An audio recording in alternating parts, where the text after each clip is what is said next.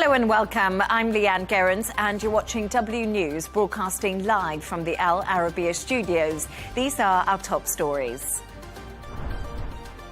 President Trump hints at progress on the US-backed peace plan to end the Russia-Ukraine war following talks in Geneva at the weekend. Israel kills a top Hezbollah commander during a strike on Beirut, despite a US broken ceasefire being in place. Italian prosecutors probe sniper tourists during the 90s Sarajevo siege, following explosive allegations against the Serbian president.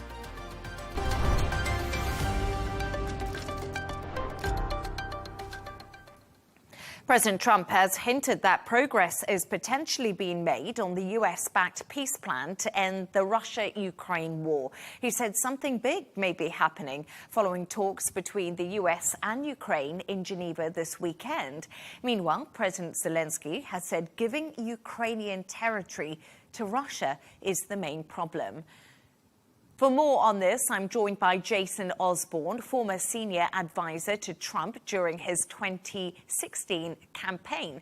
Jason, brilliant to have you on the show. Thank you so much for your time this evening. Let's just start. Thanks for having me. No worries at all.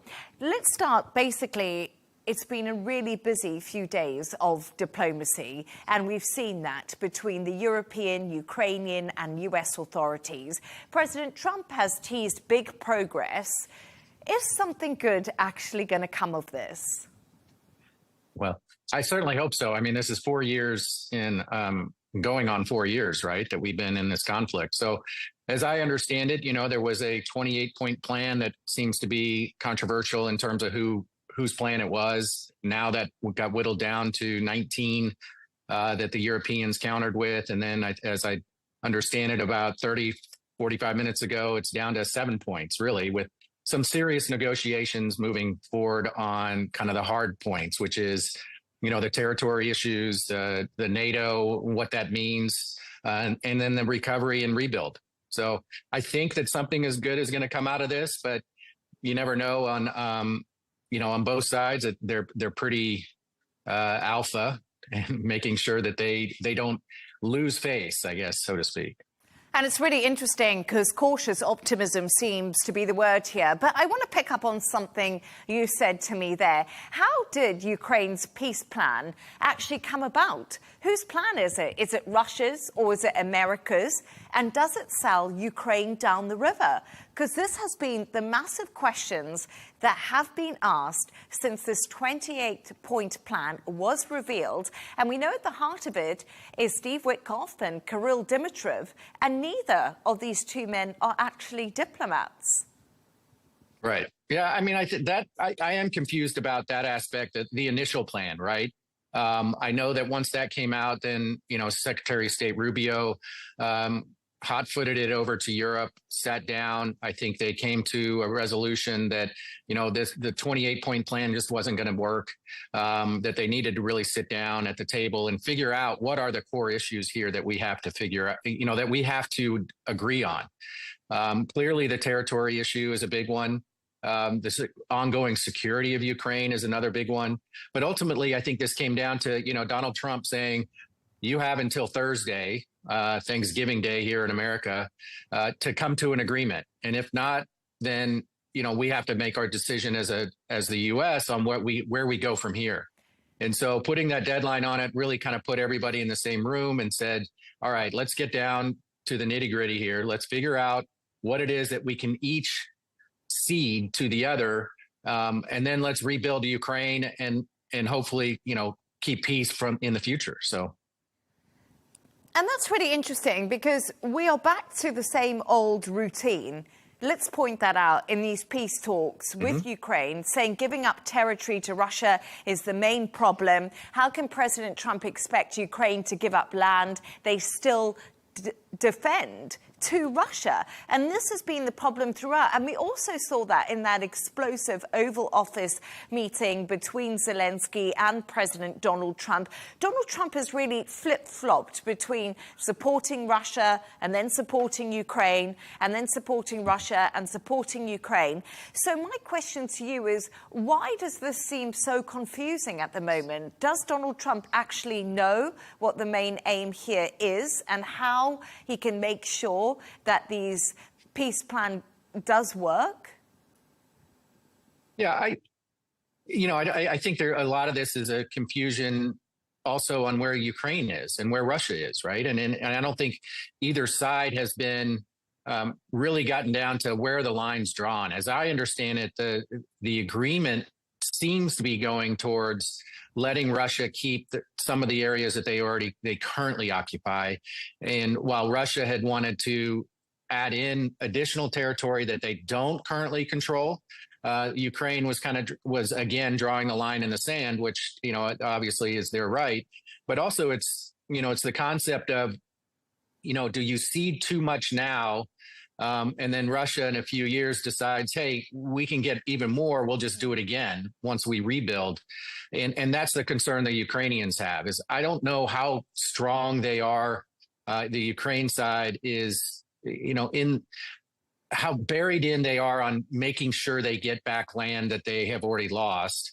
And that remains to be seen in these negotiations. But I think if we can get some of the security guarantees moving forward, not necessarily NATO membership, but at least Article 5 protection, then maybe Ukraine feels a little bit better about it. And then obviously the U.S. is going to try and get some of the money, recoup some of the money they've invested already, as well as the Europeans. So I think we are moving in the right direction, but, this is no different, I think, in many ways from a conceptual standpoint of the issues that we've had in the Middle East in terms of peace in Israel, et cetera, that it is multi-year, multi-decade and generational struggles, and you just have to keep on top of it. And it's really difficult because you said when it comes to land, you were talking about Ukraine worrying that Russia could maybe rearm and carry on its effort to take more land in Ukraine. But that's also a big worry for the Europeans. And they have seen Russian aggression in their airspace and in various different areas. But Jason, my question to you is, why is all the pressure being applied to Ukraine and not to Russia? And is President Trump just doing this to win back support at home?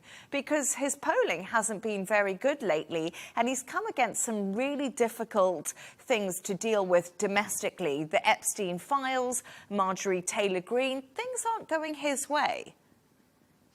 Yeah, I mean, I think to your first point, I think you have to look at, I wouldn't say it's pressure on Ukraine and no pressure on Russia. Russia certainly has had its share of pressure. They aren't, I guess, as expressive about the pressure. They act like that the sanctions aren't having an impact, that the, not being a part of G8 isn't having an impact, but it is. It's clear that it is if Russia is actually still at the table. And Ukraine, I think from the standpoint that, Ukraine and the U.S., Trump's job right now is to try and end the conflict and get us out of the region and focus back on home. And so that's where the pressure point is to finally say to Ukraine, all right, do you agree with this? And then the collective will of Ukraine and the Europeans, the U.S. to push pressure on Russia to accept it, I think becomes greater. In terms of back home and sort of the pressures that Trump is having, yeah, there's no question. I mean, we're in kind of the silly season of politics. We're a year out from, the midterm elections. There's a lot of things that need to go well in the coming months. But in terms of what Trump has done since he's been in office is exactly what he campaigned and said he was going to do. And so he is focusing on trying to fix the economy, get it back moving in the right direction. Some of the noise that some of the members of Congress and Marjorie Taylor Greene dropping out, I mean, it's only expected to have certain fissures within the party moving forward. But I think he recovers from it well. And we start the new year, hopefully with a peace plan and the economy back on the right track. Jason Osborne, I think a lot of us hope that we'll start the new year with a peace plan. Thank you so much for your time. Great to speak to you. Thank you. Let's continue this conversation with defence and security analyst Tobias Alwood. Tobias, thank you so much for joining us. It's been a lot of diplomacy happening, but we have heard from the British Prime Minister Keir Starmer, and he says two words matter most in peace talks: just and lasting. We know the UK is set to hold a coalition of the willing call tomorrow. But will anything meaningful come from these talks? Because they've had so many talks about talks. Well, good evening. Yes, it's interesting you use that word, diplomacy. Diplomacy isn't what I would call that's been coming out of America recently. The world is certainly very unstable. It's getting worse. It's getting more dangerous. And that's in part thanks to what Russia is doing in Eastern Europe. And it's frankly bewildering to sit on this side of the Atlantic and see America's solution is to threaten Ukraine, our ally, with an ultimatum. This 28-point pro-Russian plan that Kyiv has had no say in crafting, or America walks away. And when you strip away those 28 points, and it comes down to three things, really. It's Ukraine's security, which would deliberately be downgraded, long-range missiles removed, foreign troops barred, not even able to join NATO. And the second aspect is that it would cede land, not just the territory it's lost already, but also further lands that Russia doesn't even own now. And then finally, Russia is expected, I should say, not obliged, not to invade neighboring countries, and NATO would not be allowed to expand further. It really is baffling capital cities, everybody here in Europe, as to why America would promote such a capitulation, if you like. So it's no surprise that voices have come together, this coalition of the willing that you spoke of, to say, we've got to try something else, because this isn't going to be long-lasting. It won't be secure. It's not in Ukraine's interests. It's not in Europe's interests. And it's not in America's interests either, because if Europe is distracted, America might need help 5-10 years down the line. And if we're busy still dealing with Russia, we won't be there to help America. Tobias, it's really interesting because I think a lot of the conversation that's been happening since we all saw this 28-point plan that did come out is, how did Ukraine's peace plan come about? Whose plan was it? Was it the Russians? Was it the Americans? And there even seems to be confusion in Europe where this original draft came from. And many people say it just basically sells Ukraine down the river. And why do you think the Europeans were iced out and Donald Trump just went ahead with this method? Do you think he's just desperate to get this war over? Or is there something deeper to that? Well, I think it's two things that you just touched on there. Firstly, wanting to get this war over. He's clearly frustrated, Donald Trump, that he's not been able to conclude it. I remember all those big promises prior to him getting elected. Where did this come from? Well, I understand, but it's yet to be confirmed that this was an agreement between Witkoff and Kirill Dmitriev, his Russian counterpart. Many say that it's actually just a copy of what Russia's requests have been. But ultimately, as the UK Prime Minister has hinted at, it isn't lasting peace. It would provide a lull in activity, maybe even a ceasefire, but it doesn't address the long-term objectives of what Putin is trying to achieve. And that's greater control in Eastern Europe, to create a buffer, if you like, from growing prosperity that we see in the EU, in Eastern Europe particularly, because Putin doesn't want his own nation, his own people, to see what a thriving economy actually looks like. So he needs Belarus there. He needs a failing Ukraine there as well. So this put all together leads to a wider challenge that we're seeing, a geopolitical challenge of our global order crumbling, of Russia and China aligning themselves to challenge our global order. And that's the bigger concern, that America seems to be backing away from any interest in supporting international governance and rule of law. And Tobias, the Defence Committee over in the UK says the UK must reject Russian calls for Ukraine to give up land. And you obviously agree with that, just from the conversation we've been having. I'm suggesting you do, but I hope you do. But what can the UK and Europe realistically do to prevent this from happening? Because if the US backs this plan and Ukraine is backed into a wall and signs it, that's the concern. Could Russia rearm, reinvade, and what does that mean? Is there any way anyone can stop this at this stage? Yeah, I mean, you summarize the dilemma that we've been facing since Donald Trump got elected. We've been very patient with this American president that's wanted to court President Putin, bring him in from the cold, trust the Kremlin that they would honor a deal. We've known all the time that this was never going to happen. We've been waiting for America to catch up. And then you now pose this very important question. Well, if America does walk away, if Trump says, I've had enough, I don't want anything to do with this, we are left alone. And perhaps that's where Europe needs to look at itself, because collectively we are powerful militarily. Certainly we could have imposed secondary sanctions ourselves as a European bloc. We could have actually got hold of those frozen assets. Easily done, but we blinked at that moment when it was discussed only a few weeks ago. So there are absolutely ways that we can place greater pressure on Russia's finances, greater pressure on the battlefield as well, to finally give the lethality that Ukraine is asking for to be able to hit targets at range in Russia. These are all things that Europe could do alone. We don't need America for that, but America and Europe on the same page absolutely makes more sense, which is why so much effort has been made to stay close to Donald Trump. But maybe that point is coming where there's this split.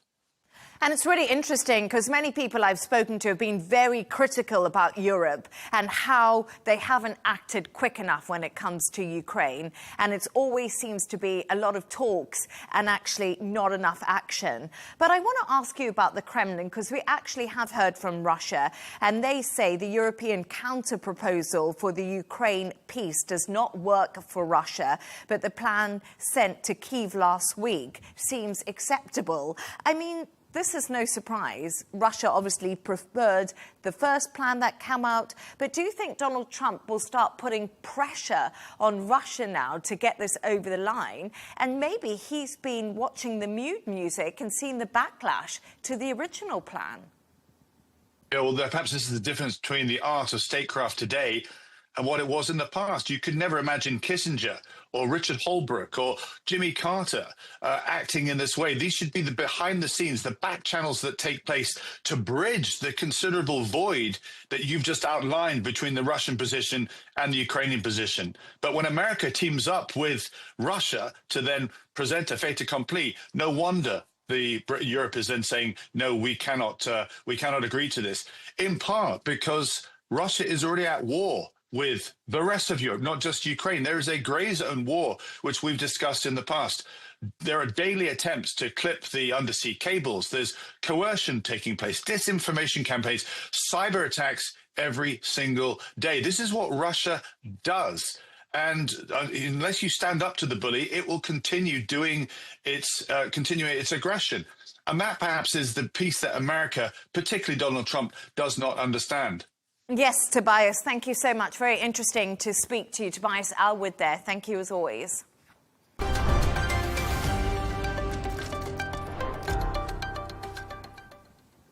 Israel has killed a senior Hezbollah commander in a airstrike on Beirut's southern suburbs, despite a US and French brokered ceasefire. Hezbollah confirmed the death of its second-in-command, calling the attack a red line, while Lebanon says at least 5 people were killed and dozens wounded. For more on this, I'm joined from Beirut by retired Brigadier General Khalil Helou, Professor of Geopolitics. Brigadier General, it's a pleasure to have you on the show. Thank you for your time. The pleasure is mine. I just want to start by asking you, Israel has hit Beirut for the first time in months without issuing a warning, killing Hezbollah's chief of staff. How is Hezbollah going to respond to this? Well, the alternatives of Hezbollah are very limited. In fact, in theory, you have a lot of alternatives, either targeting Israel from the Lebanese territory or using the Syrian territory or using even Yemen In that case, Iran should be okay with it, or carry out operations outside the Middle East against Israeli diplomatic delegations. But all these alternatives are theoretical. In fact, Hezbollah has a very narrow margin of maneuver because they know very well in the Hezbollah command, if whatever they do, even from Lebanon or from anywhere in the Middle East or out in the world, Israel would retaliate harshly. And we are expecting in the forthcoming weeks an escalation, a huge escalation of bombing over Israel, over Hezbollah operatives and Hezbollah positions in Lebanon. The reason is very simple. It's not a matter of an issue or of Hezbollah leader or Hezbollah military commander. In fact, the killed person, Tabatabai, is the chief of staff of Hezbollah. He's the #1 military officer. And of course, this will undermine the chain of command and control within Hezbollah. And it will create a moral strike. But the problem is not there. The problem is that Israel has a very clear strategy in Lebanon. Israel in the past was concerned about the security of the northern cities and villages in Israel. But at this time, it's not. The issue is not there. They already made deals with Hezbollah. The first one was in 2000. The second one was in 2006. And these deals were not met by Hezbollah. Hezbollah always got profit of the truce, of the ceasefire, in order to rearm and reorganize. Brigadier, is proposed. Oh, sorry. I just wanted to butt in there. I do apologise. I wanted to ask you a question about the escalation, because you said an escalation could be coming, and that's what Lebanon could be expecting from Israel. In that case, do you think the US is doing enough to restrain Israel from attacking Lebanon nearly a year after the ceasefire came into place? Now, the problem there is that the Lebanese government and the Lebanese presidents, since the beginning of the year, were asking the international community, and particularly Washington, to press Israel to restrain and to have patience, because the implementation of the 1701 resolution of Council of Security will be implemented, but Lebanese government needs time. Why? Because in the Lebanese government there is a division. The Hezbollah has 2 ministers there, and his ally, the Amal movement, has 2 other ministers. And these ministers, they refuse to disarm Hezbollah, even though the president and the prime minister mentioned that or took the decision to disarm Hezbollah and to have the monopoly of the use of force and the sovereignty of the state. But despite this, Hezbollah is maneuvering. In the first beginning, they accepted to implement the 1701 resolution. But after that, they started to get away of it, or to get back, to have stepped back from it, saying that they are a resistance, they don't accept to withdraw weapons, and so on. So the problem is within the Lebanese government, not in the Lebanese armed forces. The Lebanese armed forces are doing their duty perfectly. In the south of the Litani, they underwent 1,500 successful missions, and the American officer of the mechanism that is responsible to implement the 1701, he testified that the Lebanese army is doing well. And even Donald Trump freed $190 million in the U.S. military budget that was planned by the Biden administration and then freezed by Donald Trump. This $190 million for the Lebanese army has been freed a few weeks ago because the army is doing well. Oh, just want to ask you something about the Lebanese armed forces at the moment. So we're talking about a possible escalation with Israel and Hezbollah in Lebanon. If this does happen, is the Lebanese armed forces ready And are they strong enough to counter an Israeli attack? Or do the Lebanese armed forces need Hezbollah military support? It is out of question to have a common military coordination between Hezbollah and the Lebanese armed forces toward Israel. The reason is very simple. The Lebanese armed forces, they follow the policy of the government, the official policy of the government. The official policy of the government is to implement the 1701 resolution that stipulates to a ceasefire and to have the Lebanese state should have the monopoly of the use of force and should gather or take by peace or not peace the armament of Hezbollah. So the Lebanese armed forces are in a situation of truce with Israel, either the 1949 truce memorandum or the 1701. So it's out of question to have a war with Israel. Now, if Israel attacks directly the Lebanese armed forces positions, okay, they will retaliate. But talking about a strategy to be built between Hezbollah and the Lebanese armed forces, this is out of question, because the Lebanese armed forces are securing the positions of Hezbollah in South Lebanon.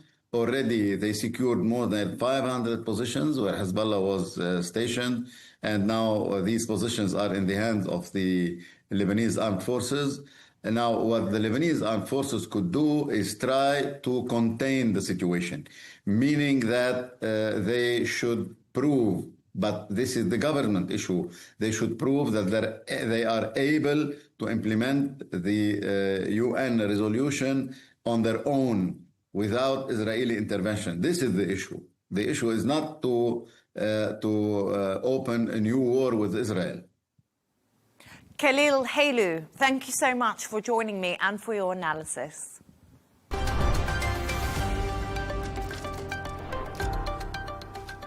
Milan prosecutors are stepping up their probe into foreigners who allegedly paid to shoot civilians during the Sarajevo siege in the 90s.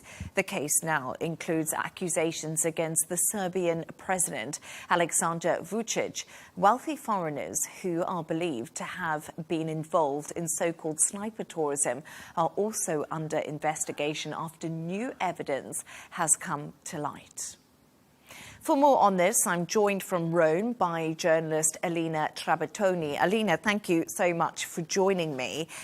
Alina, why has the scandal surrounding alleged human safaris during the siege of Sarajevo come back into the news headlines? Because there's been rumours about it for decades.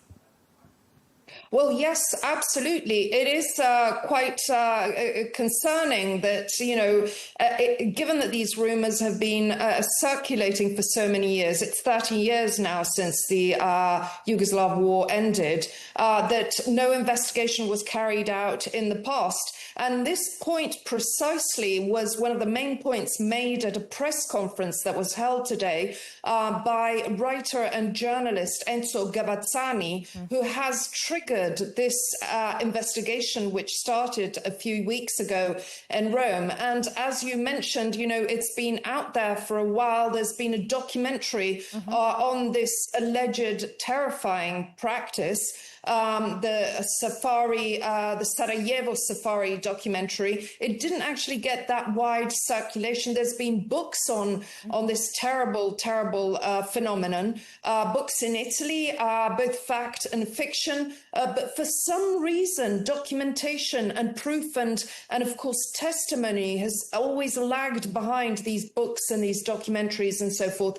And so no actual investigation ever started until Gavazzini's recent criminal filing revived the issue. And international law experts and analysts especially stressed to me that now only with cross-border cooperation especially between Milan prosecutors that are very actively taking on the case, politicians locally, survivor groups, militias, even people that were perhaps present in many of the alleged places where the alleged sniper tourism took place and saw what did or didn't happen. Only if this occurs will we be able to actually determine once and for all what actually happened back then. The investigation, though, in itself is very, very complicated because not just 30 years have gone by, but also in a current war scenario, it's next to impossible to say who shot which bullet in a situation where there's snipers shooting left, right, and centre. Alina, and that was my question to you, because if we look back between 1992 and 1996, more than 10,000 people were killed in Sarajevo. And the scenes coming out and the stories coming out of that moment are absolutely horrific. But how difficult will it be to prove these accusations against Serbia's current president and the tourists involved? How much information is there for lawyers to prosecute? Well, that's very interesting. That's a very important point. What I can say, and I'd like to point out that the filing in relation to the Serbian president only took place after the investigation started, so it didn't trigger it. But generally, investigators will need some concrete indication of facts, whether they're confirmed or not. That's their job to then pursue. But they need places, dates, testimonies, and some concrete elements in order to open up an investigation. So presumably what the Italian writer and a journalist filed with the prosecutors convinced them was solid enough to open an investigation up into it. Today at the press conference in Rome, he said that despite the many leaks that there have been in the Italian press, and we've had lots of leaks in the Italian press that has then been picked up by the international press, including nationalities of people that were allegedly involved, including the payments that were made for each individual trip. But the Italian writer and journalist Gavazzani said that only some 15% of what was in his original filing and what investigators are looking at is actually known to the wider public. And he did give some other details. It wasn't just a weekend or two. It was most weekends between 1993 and the spring of 1996, when the war ended, that this phenomenon was identified by people. And his filing was based on testimony, he said. And he also said that allegedly nationals from most developed countries were involved and participated, and also gave some background in terms of many of them being actual hunters, as in for sports. But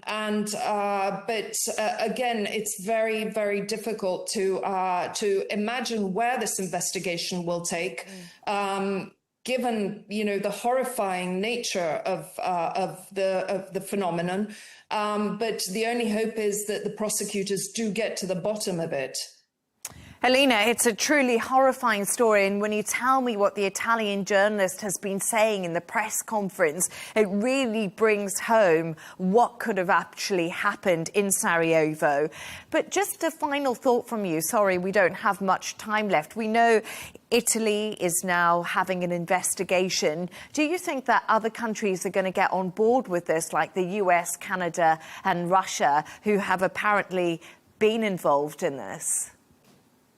Well, from what Gavazzani said at the press conference, people are starting to be called in for information in Sarajevo. Now, I have not verified that, but you'd presume that given that it's the city that's at the core of this investigation, that they will be initiating some sort of quest for information as well, with the opening up of the Milan investigation. And there are a lot of journalists covering this story. But aside from that, you would imagine that if certain countries are named, and there are some names that were leaked into the Italian press, into some of the main newspapers in Italy, in terms of countries, and this is including La Repubblica newspaper, which is one of the leading newspapers here in Italy. You would imagine that authorities there in those countries would want to look into the matter, if anything, to determine that, what happened at that time and place, and who left, who left across the borders. Presumably there will be border information out of Italy. Trieste, which is the northeastern city bordering with Eastern Europe, was purportedly, allegedly, I keep using the term allegedly because obviously this is just an investigation, and no wrongdoing has been proven, but the city of Trieste is the one where these groups were taken into Bosnia from via van or plane in some instances. Elena Trabottoni, thank you so much for bringing us the latest on that story.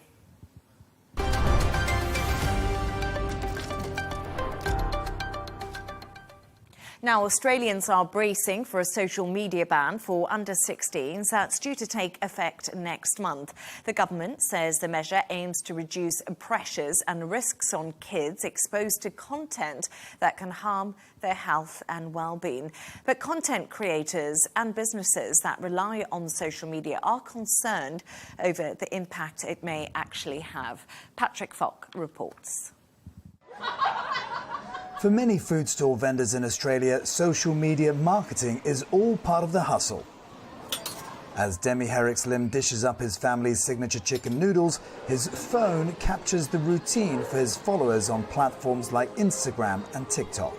They can connect with me personally. It's building the personal branding, and they can come visit me here and there. I can build a community, hopefully, one day. But at just 15 years of age, Australia's incoming social media restrictions are going to put a stop to that, at least for now. Under the new rules, under-16s can't set up accounts on social media platforms. Existing ones will need to be deactivated or removed. I just feel bad for the young generations, the one that actually want to do something great on social media. They're going to get held back for a bit here and there. Social media companies are responsible for enforcing the rules. They face fines of up to about $30 million for serious or repeated breaches. Australia's social media industry is estimated to generate about $6 billion a year. Stakeholders say it's likely to result in a drop in advertisers and revenue. Reports say some content creators are planning to move abroad. Children's musicians Tina and Mark Harris, whose La La YouTube channel has 1.4 million subscribers, say any negative impact on income is going to hurt. We don't know. We don't know what December 10 really means. I think for us in the preschool space, a lot of parents, children are watching on their parents' accounts. We live in a world where the digital landscape is real, and it's a place where kids love to play. It doesn't have to be a harmful space if it's regulated well, and I think this attempt at regulation is just doesn't fit well. Australia's Communications Minister has conceded the ban may not be perfect. Some say educating children about how to navigate social media safely would be more effective. How it plays out will be critical for other countries considering the same. Patrick Falk, Al Arabiya English. Brave and strong.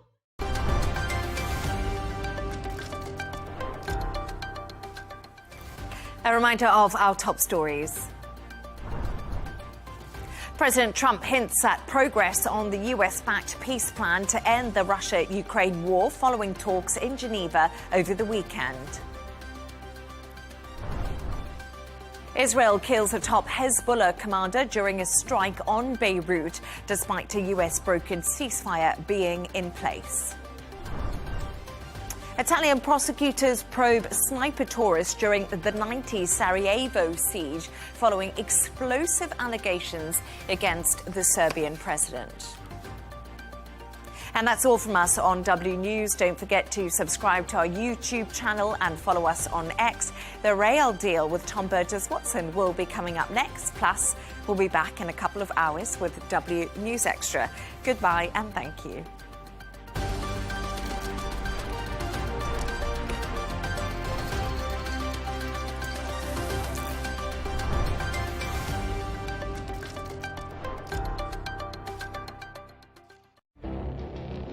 It feels like decades are passing by in a matter of weeks. Seismic shifts in the world order. Never, ever will be part of America. With so much happening and then so much noise. Whether it's political upheaval, Canada has been ripping us off for years. Economic shifts or social movements. And no one wins from tariffs. I think America can be more friendly to the rest of the world. The in-depth analysis and all the latest developments across the globe.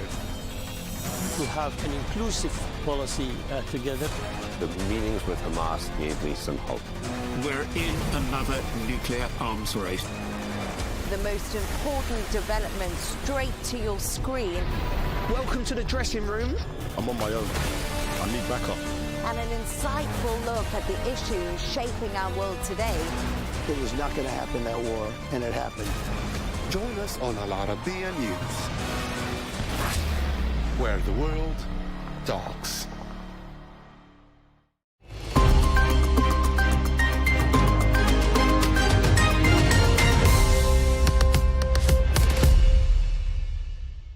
Hello and welcome to the Dailies. Ukrainian peace negotiations alongside Europe's competing proposal to the US framework took center stage across global news outlets as commentators underscored the growing divide between Washington and European leaders over the terms Kiev should accept. Coverage highlighted Europe's attempt to offer a more balanced roadmap, prompting renewed debate over the diplomatic direction of the war. Meanwhile, in the Middle East, the targeted killing of a senior Hezbollah commander drew intense regional focus, with Israeli and Arab media warning of potential escalation and the risk of a broader flare-up along the northern frontier. We'll start with American media, which portrayed the Ukraine talks as progressing but fragile, with Trump's attacks on Kiev undermining the diplomacy. They emphasized the contrast between constructive negotiations and Trump's volatility, as well as Europe's strong pushback. Coverage also framed the European plan as more balanced alternative on territory and security. Overall, outlets said Washington now faces pressure to adjust and work more closely with Kiev and European partners. The New York Times explores how Volodymyr Zelensky faces one of the most consequential tests of his wartime presidency, navigating a U.S. peace plan widely viewed in Ukraine as dangerously favorable to Russia. The analysis portrays Zelensky as a leader repeatedly forced to operate from a position of weakness, yet often able to turn crises to his advantage through political agility and strategic communication. The piece also contends that Geneva negotiations and Trump's public criticisms serve as the latest pressures. But it also argues that the plan has also inadvertently strengthened Zelensky at home by shifting attention away from a deepening corruption scandal. The piece captures a leader balancing battlefield setbacks, domestic turmoil, and also international diplomacy at a precarious moment. In Europe, the media broadly welcomed Europe's own counter-proposal as more balanced, arguing it avoids the outright territorial concessions and unilateral terms embedded in the US draft. They stress that European capitals insist on Ukraine retaining possibility of NATO membership and maintaining sovereignty, pushing back strongly on elements they see as too favorable to Russia. Top outlets note the emerging division, with European leaders demanding deep involvement and revisions to ensure any agreement doesn't undermine Ukraine's long-term security. The Irish Times outlines this bold counter-proposal from European nations to the US-backed 28-point peace plan for Ukraine, describing it as a radically different from Trump's plan. Also, the piece explains that Britain, France and Germany jointly presented a plan omitting several pro-Russia clauses in the US framework and insisting on full respect for Kiev's sovereignty. Now, unlike the US draft, the European version avoids preordained territorial handovers, instead calling for negotiations from the existing line of contact, while keeping also NATO membership on the table. The piece notes the revision increases Ukraine's permitted army size cap and rejects forced withdrawals from the Donbass. It frames the move as a coordinated attempt by European capitals to recalibrate the shape of negotiations and also preserve long-term European security norms. The Telegraph published an investigation portraying the Trump administration's early Ukraine peace proposal as heavily influenced, even shaped, by Kirill Dmitriev, Vladimir Putin's sanctioned money man and longtime emissary. The piece reconstructs the unusual chain of events: Dmitriev's discreet arrival in Miami, his meetings with Trump's envoy Steve Witkoff, and also the accidental tweet suggesting the draft originated with K. Also, the analysts cited by the paper argue the plan bears unmistakable Russian fingerprints, depicting it as a deliberate influence operation aimed at normalizing Kremlin's demands. It emphasizes how senior US officials, European allies, and even parts of the White House were blindsided, raising serious questions about who was truly driving the negotiations. The result, it concludes, is a diplomatic fiasco that destabilizes trust among Western partners. Back to the New York Times, which offers a vivid, sharp look at how Zohran Mamdani's unexpectedly cordial meeting with President Trump sent shockwaves through the online MAGA ecosystem. Instead of the anticipated ideological clash between the two, the Oval Office encounter was amicable, leaving conservative influencers scrambling to recalibrate their narrative. The analysis captures the fractured responses. Some MAGA loyalists praised Trump's charm, others portrayed the moment as strategic restraint, and a handful of far-right figures accused the movement of hypocrisy. The piece illustrates widening rifts within the right, where infighting and ideological confusion overshadow any unified message. Politico captures a dramatic reshaping within the MAGA movement as President Trump publicly rejects Representative Marjorie Taylor Greene and embraces New York Mayor-elect Zohran Mamdani. The analysis argues that this marks a dramatic shift beyond personality politics, spotlighting internal fractures in the conservative coalition. The report also explains traditional hard-right voices are shown scrambling for a response, revealing deep ideological dissonance over strategy and also messaging. The piece suggests that the MAGA brand may be entering an uncertain phase of redefinition, centered more around personal loyalty to Trump than rigid factional loyalty. Another story grabbed attention in the US was the resignation of Marjorie Taylor Greene, which many outlets saw as marking a rare public crack in Trump's dominance, with some Republicans beginning to openly break ranks. The Washington Post sketches this rare moment of fracture within the conservative coalition, showing how President Trump's embrace of the tech industry and deregulation in artificial intelligence is rattling his base. The piece explains that while Trump pushes a pro-tech investment agenda, repeals regulations and moves to block state law on AI, key Republicans and grassroots MAGA supporters, including also governors like Ron DeSantis and lawmakers such as Josh Hawley, are indeed pushing back. They're warning that this rapid growth of AI threatens jobs, threatens energy costs and family stability. The report captures the tension between the president's pivot towards Silicon Valley and the populist instincts of his working class supporters. To the Middle East, as Israeli media scramble to cover the recent assassination of a senior Hezbollah commander with a tone of strategic caution. Outlets reported that the IDF is on high alert for possible retaliation, but emphasized that Israel's zero-tolerance policy remains intact, with no immediate large-scale escalation evident. The Jerusalem Post provides a concise but detailed profile of Haytham Ali Tabtabai, identified as a senior military commander within Hezbollah, who was reportedly killed in the Israeli strike.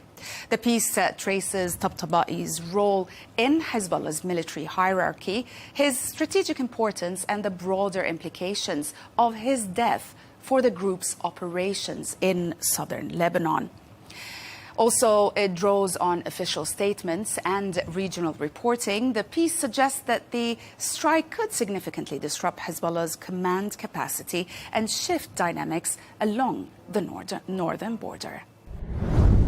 The Times of Israel reported that the chief of the military officially dismissed the senior intelligence officers responsible for the Southern Command following the catastrophic events of October 7. The decision is portrayed as a dramatic accountability move as the leadership seeks to rebuild trust and address operational failures. The piece outlines how the dismissed officers reportedly failed to anticipate or prevent the breach, prompting institutional shakeups in the defense establishment.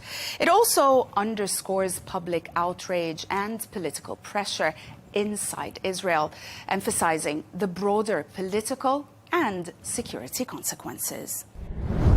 And we'll stay with the Time of Israel, where we will end with this striking report, which shows that nearly 1 in 4 Israelis are considering leaving the country, according to a recent poll reflecting mounting concerns over security, political instability, and also economic anxiety. The report explores how the findings reveal widespread disillusionment across demographic groups, including younger voters and long-standing residents. Analysts cited in the piece link the sentiment to the ongoing conflict, political polarization, and fear over the future of democracy and governance. That's it for today. Thanks for watching the dailies, only on Arabiya English.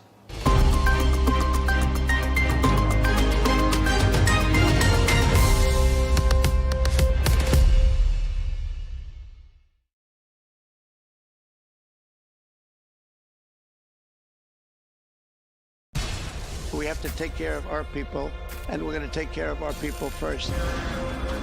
For in-depth analysis and all the latest developments across the globe, make sure you join us every weekday. President Trump is trying to negotiate a ceasefire. With so much happening, so much information, and so much noise, International law will have no part in his administration. it can be hard to keep track. Tariffs will just fuel inflation. We're going to fight these tariffs. But you can count on us to tell you what you need to know. We stand by your side. Join me, Tom Burges Watson, for Global News Today, right here on Al Arabiya News.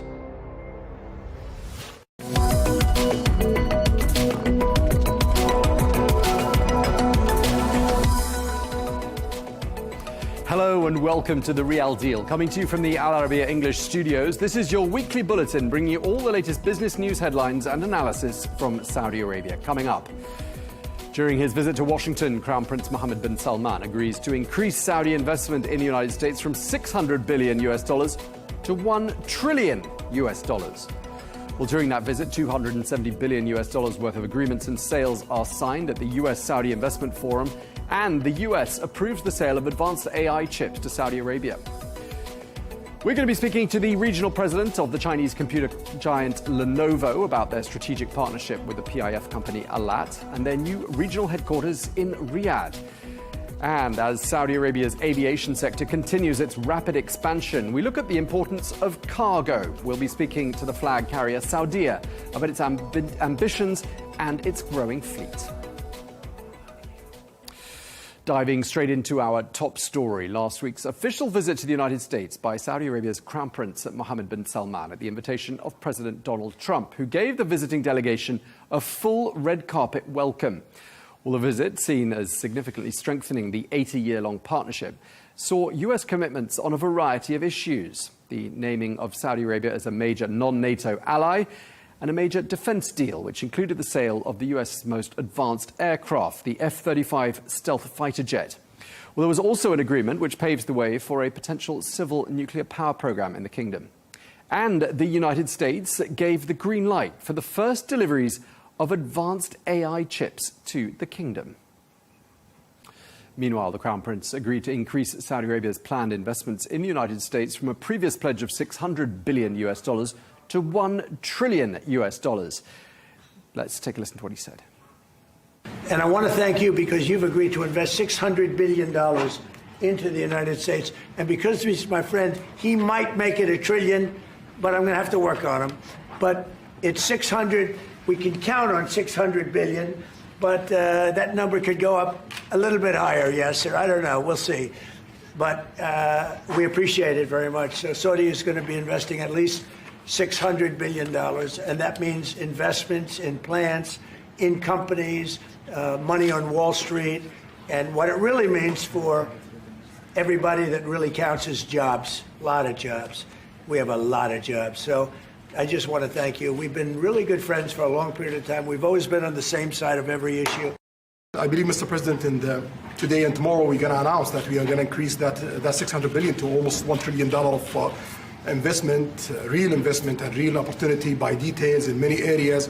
And the agreement that we are signing today in many areas in technology, in AI, in earth materials, magnet, etc., that will create a lot of investment opportunities. The Saudi Crown Prince Mohammed bin Salman speaking there, and before him, the US President Donald Trump. Well, at last Wednesday's US-Saudi Investment Forum in Washington, which was attended by top executives from both countries, Saudi and American firms signed some $270 billion worth of deals. Well, the oil giant, Saudi Aramco, alone signed 17 MOUs and deals with major US firms, with a potential value of more than $30 billion. But many of you in the room are playing a key role in making these projects happen, and we're told that $270 billion in agreements and sales are being signed between dozens of companies, and that's just happening today, $270 billion. That's big stuff.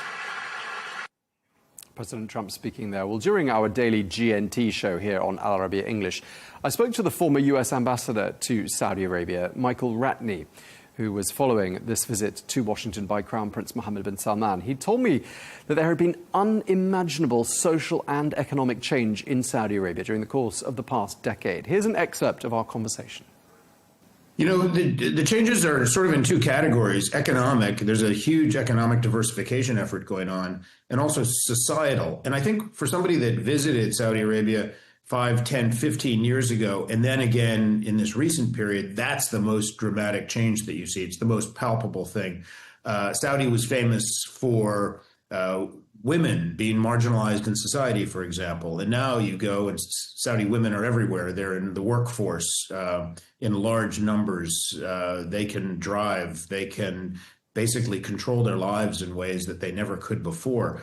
So I think that's the most obvious thing when you step off a plane and visit the country. But there's a lot of other things as well. Saudi was never a country where you had an arts and culture scene, for example. And now there's movie cinemas and concerts and art exhibitions in a way that were once not only unheard of, but actually illegal in the country. Yeah, and I mean, it's really striking when you look at the demographics of Saudi Arabia that 70% of the population is under the age of 35. And here we're talking about the Crown Prince Mohammed bin Salman, who's just turned 40. I mean, do you attribute much of the change in Saudi Arabia to him personally and the fact that he is a leader really quite close in age to his population? Yeah, absolutely. You know, he marks the generational shift in the leadership, although he's obviously not king yet. I think he eventually will be. All of the other kings of Saudi Arabia have been sons of the founder of Saudi Arabia, and this will be the first grandson of the founder, the first generational shift. And I think part of that, he understands the demographic that he represents. Saudi's a fairly young country, and they have the ambitions of young people. They want to be normal. They want recreation. They want jobs. They want all of those things. And I think he understands that in a really kind of palpable sense. And that was Michael Ratney, former US ambassador to Saudi Arabia, speaking to us there. Well, as we've been saying, the US Commerce Department has authorized the export of advanced artificial intelligence chips to the Saudi AI company Humane, which plans to purchase 600,000 NVIDIA AI chips. Well, as the Crown Prince Mohammed bin Salman explained, demand for computer power in Saudi Arabia is huge. We are not creating a fake opportunities to, please America, please President Trump. It's real opportunities. For example, when you ask about the AI and the chips, Saudi Arabia have a huge demand a huge need of computing power, and we're going to spend in the short term around $50 billion by consuming those semiconductors for our needs in Saudi Arabia. And with the agreement that we're going to have with North America, that will allow us to focus that consuming power in the short term by $50 billion from the South of America, and long term with hundreds of $billions in the long term. So there is a lot of real opportunities that fit to our need in Saudi Arabia and fit to our investment strategy. Well, staying with computing power, the Chinese company Lenovo has a strategic partnership with the PIF company Alat, and together they're establishing a manufacturing and innovation hub in Riyadh. Well, that manufacturing facility will produce Saudi-made electronics, including laptops and servers. Production is set to begin in 2026. Well, Lenovo Group is also setting up a regional headquarters in Saudi Arabia. And I spoke to Matt Dobrojic, who is the president of Lenovo Europe, Middle East and Africa. And he told us more about his company's plans in the kingdom. We have a lot of exciting initiatives in the kingdom. Our partnership with Alat was announced in May 2024. As you mentioned, it's a subsidiary of PIF.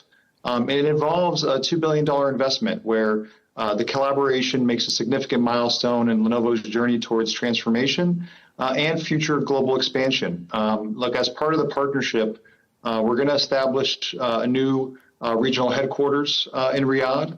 But the state-of-the-art manufacturing facility is really the anchor of our strategy in the kingdom, which is going to commence production at the end of this year, but we're going to have full volume, full-scale production at the end of next year. So this facility is going to have tremendous capacity, and it's going to be one of the most advanced manufacturing facilities in the world. It's going to be our first factory to be able to produce not just PCs, but also data center server infrastructure, as well as mobile phones. So the agility that this factory will be able to create. In addition, also reinforcing the kingdom's commitment and vision for 2030 and how we can help support that vision. I think it's an incredible partnership between our two companies, and Alat's at the center of it, helping us make sure that we're taking advantage of all the incentives and all the localization efforts that the kingdom is focused on. Now, Saudi Arabia's aviation sector has seen rapid expansion in recent years and has a central part to play in Vision 2030. Well, the kingdom's growing number of airlines have a key part to play in meeting the goal of 100 million visitors by the year 2030. Well, as well as the new entrants to the market, like Riyadh Air, which we've talked about quite a bit on this show, the flag carrier, Saudia, has also a growing global presence, currently transporting close to 3 million passengers every single month. That is in addition to air freight. Well, last year, Saudia transported some 578,000 tons of cargo, and Saudia aims to rank among the world's top 10 air cargo carriers by the year 2030. Well, I'm joined here in the studio by Hashim Al-Sharif, who is the Vice President of Strategy and Business Development at Saudia Cargo. Thank you very much indeed for coming to see us. It's an absolute pleasure. Good to be here with you. Thanks. Now, they say that cargo numbers offer you some insights as to what the situation is looking like later on down the line on the passenger side. So how is the situation for cargo right now? What are your numbers looking like? We're seeing an increase in the demand in the last few years since the pandemic, and that there's a correlation between the increase in demand because of the large number of aircrafts and recovery after the pandemics. The movement of goods has been steadily increasing in the last few years, and we've seen a growing demand across the globe, not only in Saudi Arabia, but also beyond, and that's helped us to connect the world together. Okay, so tell us which are the sectors that are really fueling the growth in demand. Nowadays it's about e-commerce. E-commerce has changed the shape of air cargo. We used to wait for months to get the shipments. Now it's a matter of days or even hours in some cases until you get the shipment from country to a country until the doorsteps of the clients. Okay, so e-commerce is really giving operators like Saudia a massive boost when it comes to cargo volumes. I will give you an example. Between now and 2023 and now in 2025, we have seen almost 39% growth between in 2 years only. And that's mainly driven by the young population of Saudi Arabia. And we have seen the demand of e-commerce is growing into the kingdom and even beyond the kingdom. Right, so that's a massive boost to Saudia Cargo. Certainly. You've got a young population in Saudi Arabia, which you mentioned as well, hence the correlation and the interest I expect with e-commerce. Yeah. What are your other strategic advantages, would you say? What part does geography play? Location, location, location. We play in a strong part when it comes to connecting the world. We're sitting almost 6 hours from everywhere. We're connecting the east to the west through Saudi Arabia, and this is one of the parts we play to enable the kingdom to be a logistic hub. We transport goods from the east, from the far east, the likes of Indian subcontinent, into Europe, US, and beyond. Okay, so let's talk about your fleet and your capacity. What have you got at the moment, and where are you planning to take that in the years ahead? If we want to link it back to the increasing demand, we are sitting at 8 freighters today, and we have actually 2 more coming up in the next few months. So we're going to have 10 by Q1, and we're increasing demands, and there is an announcement coming soon of our plans to expand our fleet. That's when it's come to the air freighters. But we have access to over 170 belly aircrafts from Saudi and through different partners such as Sky Teams, which plays almost 20% of the world capacity when it comes to air cargo, with over 850 destinations. Okay, so you got the freighters, you got the passenger planes, and this alliance that you mentioned in the form of Sky Team. Tell us about some other partnerships you've got there at Saudia Cargo. We have just announced a few months back our partnership with the China Cargo. They're flying to the kingdom, and we were partnering with them to ship beyond KSA. It's a huge movement to our strategic partnership going on from the east to the west and linking them together. And we are working on more signings and partnership in the future coming up. As soon as we sign them, we will announce them shortly. Okay, and you're right in the middle, aren't you, of that traffic between east and west, 100%. Very strategically positioned. Now, I know that specialty cargo tends to carry pretty healthy yields, high yields, I think it's fair to say. Yes. Some pretty unique requirements, especially when it comes to transporting pharmaceutical products and so on. What sort of an evolution, what trends are you seeing in that area? Pharma has been always a constant, but it's required high specialty, as you have mentioned. We are certified to move pharma, lithium, dangerous goods from IATA, and that gives us an advantage when it comes to specialized and customized solutions. Pharma is becoming, it's a bit of a trend, not only now, but it's always been trend because of the sensitive time it has to be transported in. And usually it was transported from certain markets. Now we've seen an expansion when it comes to pharmaceutical from different parts of the globe, be it from raw material, be it from distribution perspective. And we are part of that, basically enabling those routes to be active throughout the world. Okay. We talk a lot about Vision 2030 on this channel. Where do you see Saudia Cargo fitting into that and supporting that vision? Well, we're one of the biggest enablers. We're responsible for half of the volume coming to the kingdom. And we played a major role in last year's numbers. We, as Saudi Arabia, as a kingdom, surpassed a million tonnage, 1.2, if I can be more precise, throughout the kingdom. We have helped transform almost nearly 0.6 million of that volume throughout the kingdom, and we're expanding with the expansion of the fleet in the near future. We will help to reach that target a bit and in line with the goals of the kingdom, and also to enable the GDP of the country by moving and basically the whole supply chain when it comes to goods from real estate, from all of these elements, because of the transshipment of goods is all over the place. Okay, so you're playing a really big part in that vision. We talk a lot about AI on this show, and I was thinking to myself as you arrived, what role does artificial intelligence play when it comes to your kind of operation? Are you finding a niche for it, a purpose for it when it comes to cargo ops? Definitely. It's part of our basically strategy is to integrate AI in everything that we do. But we're doing it with basically in phases out. We're trying to utilize AI into basically calculating the profitability of a route, understanding the markets, reading the trends, where is basically the supply is going to take, how long is going to take the supply, and matching the demand from different countries, which areas that we need to focus on when it comes to developing countries versus already established market. All of these elements with AI, it gives you an advantage because it gives you time, speed, and accuracy, and access to different multiple databases. And pricing models as well? 100%. Pricing is dynamic in our industry. So you have to be always on the run when it comes to pricing. What's your overall outlook for air cargo when it comes to the region and more broadly for the rest of the world?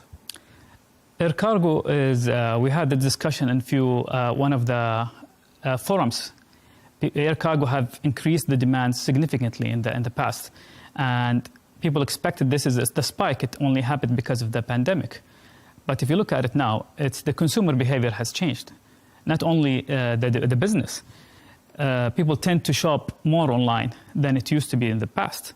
There are more apps, there are more platforms, there are more companies emerging every single day to enable e-commerce across the world. So the demand will always going to be in the rise when it comes to air cargo. There are subshipments that are becoming very sensitive to time. And the speed is a very crucial part of what they do. And this is the advantage of air cargo plays in when connecting the world together. Yeah, when we order something online, we want to get it tomorrow at the latest. 100%.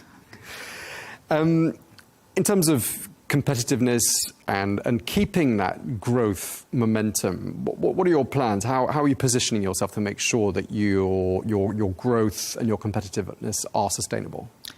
We are in the region where everything is growing. It's not only Saudi Arabia, but if you look at the top airlines and the top air cargos around the world, it's basically within its neighboring countries. And it's all have the logistics advantage of the location as well, but also they have ambitious goal as us. For us, we are trying to ensure that we are developing and connecting the world together by improving the services that we do, and we offering unique products. One of the things that we are focusing on is to enable Saudi export to be available at the world shelves.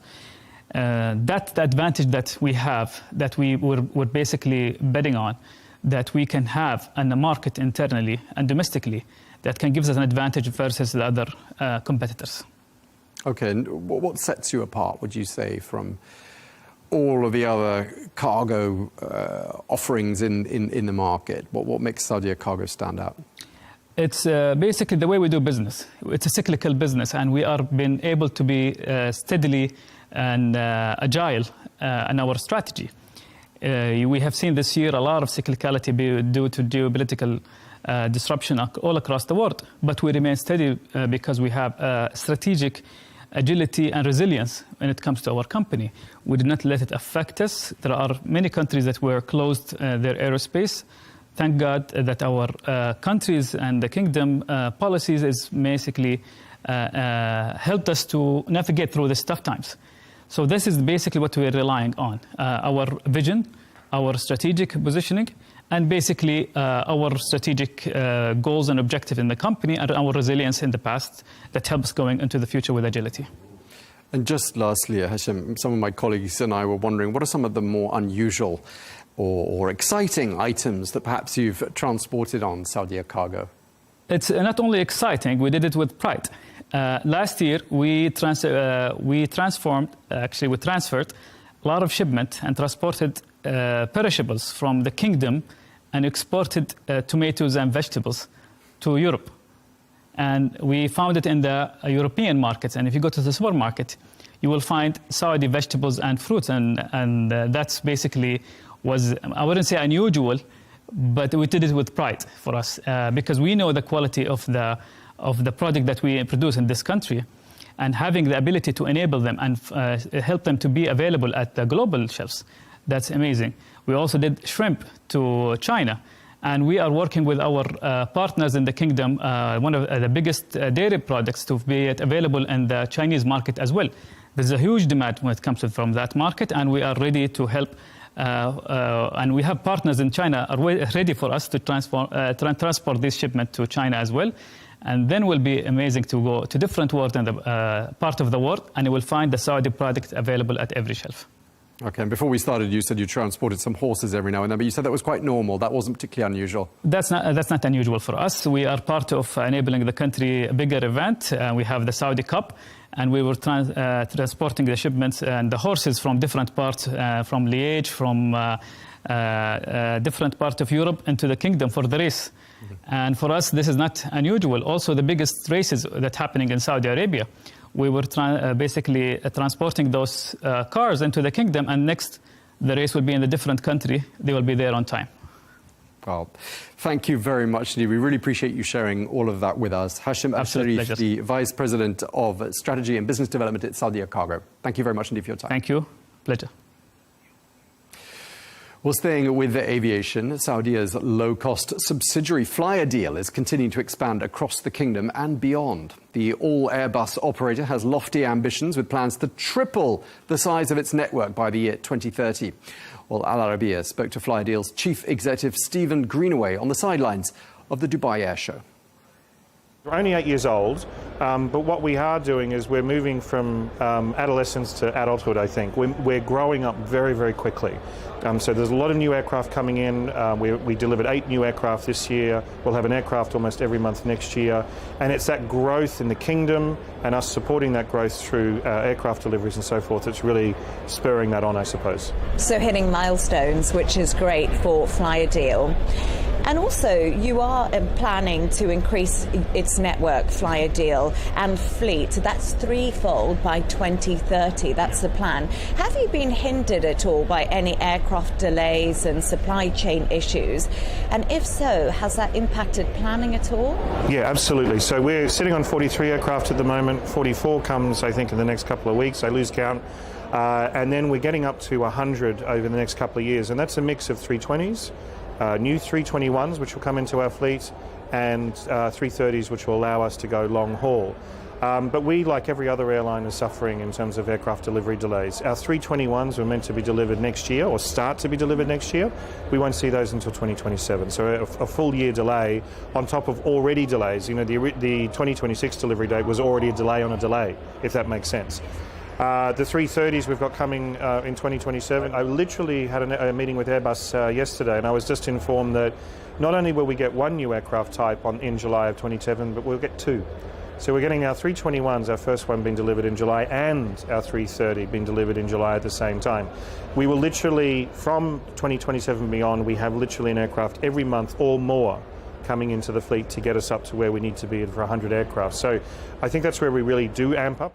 The CEO of Flyer Deal speaking to us there. We're also speaking to us at the Dubai Air Show, the CEO of Dubai Airports, Paul Griffiths.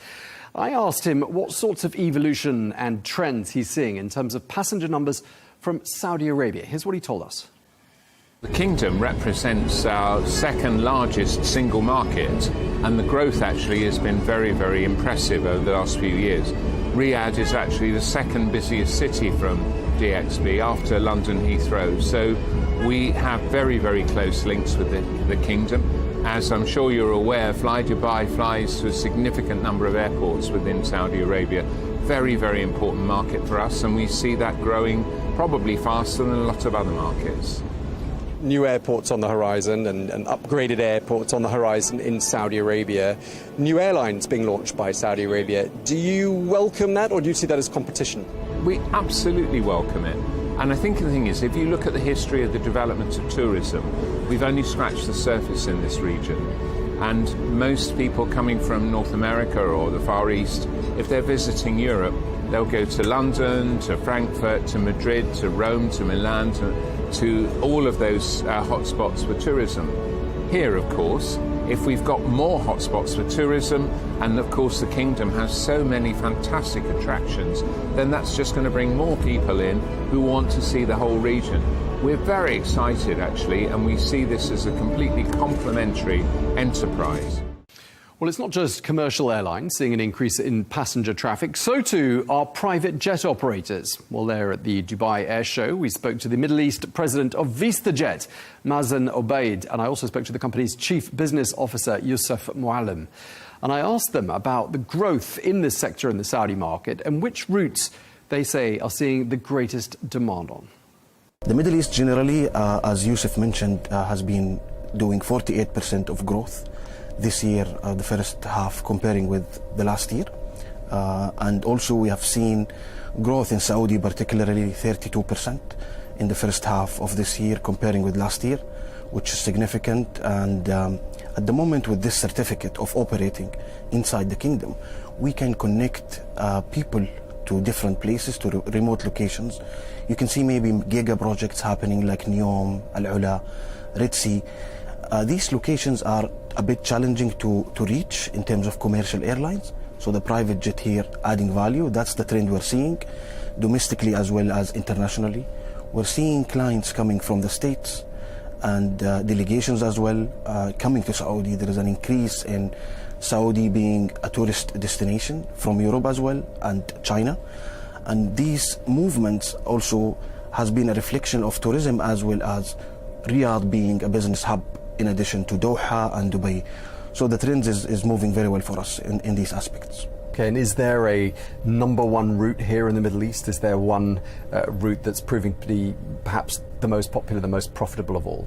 I think in terms of this region, in the Middle East, domestically in Saudi, Riyadh, Jeddah, Jeddah, Riyadh, and international in the Middle East, I would say Riyadh, Dubai, Dubai, Riyadh. In terms of Middle East, I think internationally, I think London, Riyadh remains one of our busy routes as well. But we're seeing this uptick of demand locally between Dubai, Riyadh, Jeddah is probably the triangle of flux. Senior executives of VistaJet speaking to us there. Well, also on the sidelines of the Dubai Air Show, we spoke to the CEO of Oman Air. His name is Kon Korfiatis, and he told us about his vision for transforming the Omani carrier into a more agile, profitable airline. I also asked him how Saudi Arabia is performing as a market, both inbound and outbound. Saudi Arabia is a bit of a juggernaut, right? So, and I lived there for nearly 8 years before coming to Oman. It's got the largest local population in the GCC, the largest population in the GCC as well. It's a huge market, and it's a market that I think has very recently started its own campaigns in terms of aviation growth and the like, and the industry and the world, I think, is well aware of the targets that they have. We're not immune from that opportunity sitting in Oman, because my view on the GCC is it's actually an advantage to us to be sitting in a hot region with some of the biggest mega hubs and with markets like Saudi, in that there's a halo effect. I don't think traffic to and from the Middle East and within the Middle East is a mature market. unlike many other parts of the world which are mature markets, and our growth rates therefore at the very high end relative to other parts of the world. And that opportunity, we tap into that as well. Our own flights into Saudi Arabia, at the moment we serve, just doing a quick head count, 5 destinations. We plan to expand that, and we also plan to expand our frequencies to the ones we're currently flying as well. Those routes are doing really, really well. There's really healthy traffic between the two, so we're pleased with our services. I think, the airline, from what I've ascertained, has had various strategies over the years, and one of them was trying to be a significant transit player. And when you look at the size of the mega hub carriers that are just next door to us in the Middle East, that wasn't really a wise strategy. And that's probably the area we've made the most significant change in on the commercial side of the organisation. We've said, well, what is the USP of Oman Air and Oman itself as a destination relative to everything else that we have in the region? And the answer is it's Oman itself. Oman is an absolutely stunning country. Its tourism assets are unique and complementary to other things you will find in the Middle East, but they are unique to Oman, and they're beautiful. And for the people who know it, they're return visitors, and they speak, and they're preachers of what we represent. So we said, well, with that in mind, we need to move more to a point-to-point solution. The country itself is on an economic transition program. One of those pillars is to build tourism, and then we're building a lot of infrastructure to support that tourism growth. And of course, they need a healthy, strong national airline which will bring more visitors to Oman. And finally, Syrian artisans were amongst those taking part at the Saudi International Handicrafts Week in Riyadh. Well, this is the latest sign of many that ties between Riyadh and Damascus are warming, and Saudi Arabia has signalled its readiness for investment in Syria's reconstruction. Well, this event is also in line with Vision 2030, which highlights the economic potential of the craft sector and the role of cultural industries in international cooperation. Let's take a listen to what the Saudi organiser, Dalia Al Yahya, had to say about this event. For the first time, the Syrian Arab Republic is participating with us, and we are delighted by this presence. They showcased a variety of crafts, including wooden and metal works, among others. One of our goals in this edition is to create intersections between different countries and to allow local and international artisans to benefit from each other's experiences, modern techniques and designs. Well, according to official data, the handicrafts market in Saudi Arabia is worth around $405 million. Well, that's all we have time for. Thank you very much indeed for watching The Real Deal here on Al Arabiya English. Look forward to seeing you again next week. Meanwhile, stay tuned.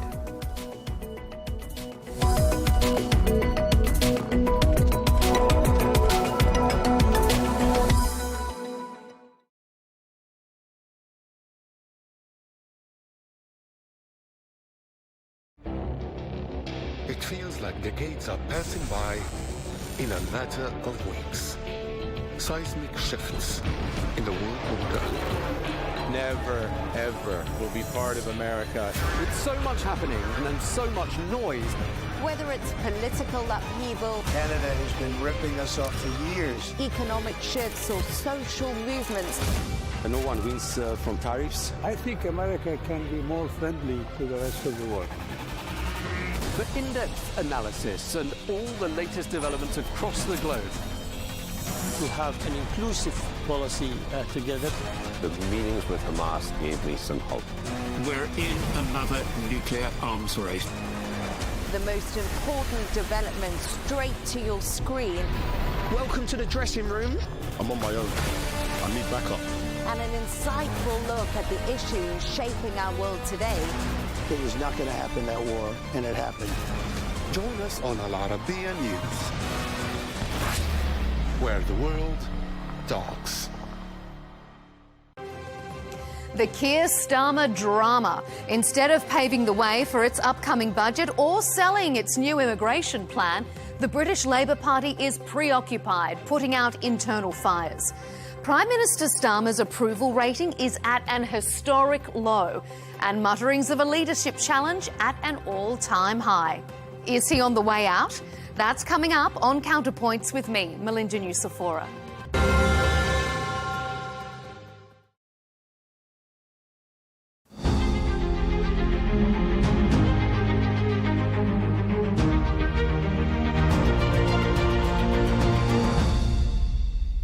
Mr. Casper, thank you very much for this interview. The rising global debt is causing many to sound the alarm about a possible crisis looming. The US is no exception, and just a few days ago, billionaire Ray Dalio warned that the situation in the US right now when it comes to public debt is casting a very similar shadow to that pre-World War II. How worried are you? Thanks very much for a very complete question that allows me to give you an overview of our views about public finance, public debt, and public debt risks at this point in the world economy. One of our headline messages for the annual meetings is that debt is high, and at this point in time, global public debt is rising fast and is projected to go above 100% of global GDP by 2029. Risks are also on the upside, which means that it's more likely that debt will grow even faster than it is that it will slow down. Part of the reason for this development is that we have changed the macroeconomic environment quite severely some years ago when interest rates start rising. For a long period of time, debt was rising, but interest rates were coming down so that the burden on budgets was more or less steady. But since 2021, interest rates have increased, and from 2023, public debt also turned up. So we have this coincidence of public debt rising, interest rates rising, the burden of interest payments on budget is increasing as well. In the world, round numbers, rough numbers, in 2020, the interest bill on budget was about 2% of GDP, and now it's approaching 3% of GDP. It's a very large pressure. Now, if you look at financial markets right now, you see that assets have their valuations stretched. You have a situation where spreads are narrow, credit risk spreads are narrow. In such a situation, financial risks can materialize. And in a situation where governments are in a vulnerable position, one of the scenarios that we worry most about is one in which there is a fiscal, financial, adverse feedback loop. And we have shown some years ago that when countries have fiscal space, they can manage a financial crisis to minimize impacts on employment and economic activity and make sure that the recovery comes fast. Countries that are constrained, that don't have fiscal space, that don't have fiscal buffers, on the contrary, have to suffer, have to endure falls in employment and economic activity that are much more pronounced, and a recovery that takes much longer to come. How problematic for you is the global push into spending more on military? So we use a frame to look at the political pressures on the budget right now, and we call it a fiscal policy trilemma. Part of the trilemma has to do with spending pressures. The spending pressures at this point in time come first from the increase in interest burdens on budget that I've already referred to, and then you have other pressures that are different across countries in the world. For many countries in the world, population aging, having to do with spending on pensions and health, is a pressure. For others is priorities that are put on security and defense, like in your example. Still for others, it has to do with spending which is necessary to promote growth and development. For others, it is competitiveness. But in any case, most countries around the world are facing spending pressures of different natures. At the same time, countries face resistance to increases in taxation, to new taxes. If you have a situation like the one I described, where you have relatively high debt, relatively high deficits, if you have pressures on spending and you cannot increase taxation, you will have a perpetuation of deficits that push public debt up, and that threatens fiscal sustainability and financial stability. That's the trilemma.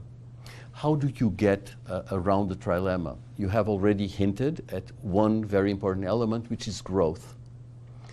Right? So if one can deploy fiscal policy as structural policy with other structural policies to promote growth, one eases the trilemma, because growth endogenously generates additional revenues which create fiscal space. The fiscal monitor looks at public spending composition and public spending efficiency, and shows how these two dimensions are very important for the growth performance of countries.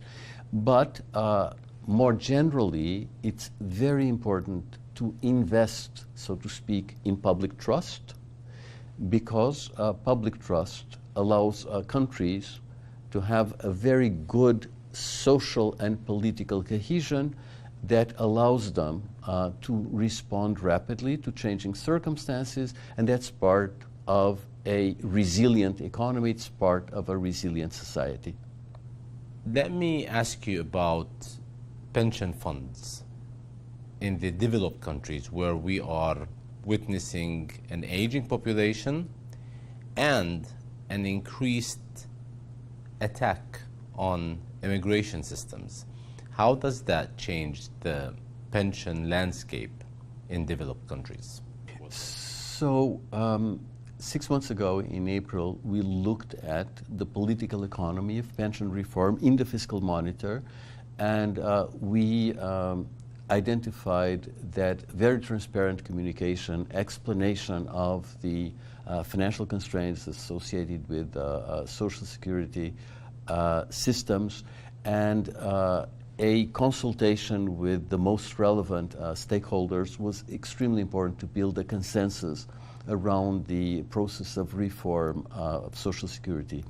This very morning, I had I participated in a panel, I moderated a panel on pension reform, and in that context, the panelists were very much emphasizing that the political elements of the process of reform are crucial, and they were arguing that the reform of the pension system should be thought through in terms of a social contract, one generation to the next, and should be put in the context, in the broad context of economic and financial development. For example, when one makes a transition to a fully funded defined contribution system, one can mobilize the savings that are accumulated in the system to foster capital market development, and so the financing of, say, innovation, as you were emphasizing a moment ago.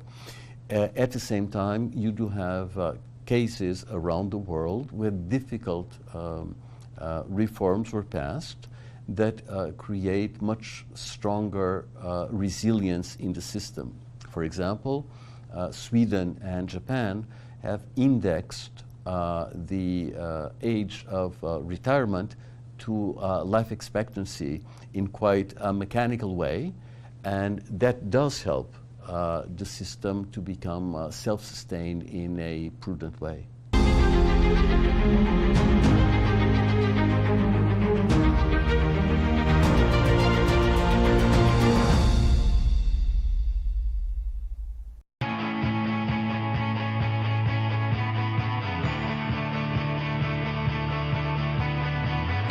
Welcome to the metropolis, the big city. This is where tech, trends, and culture meet. Meet the people. See the sights. Walk the city streets. And experience the lifestyle.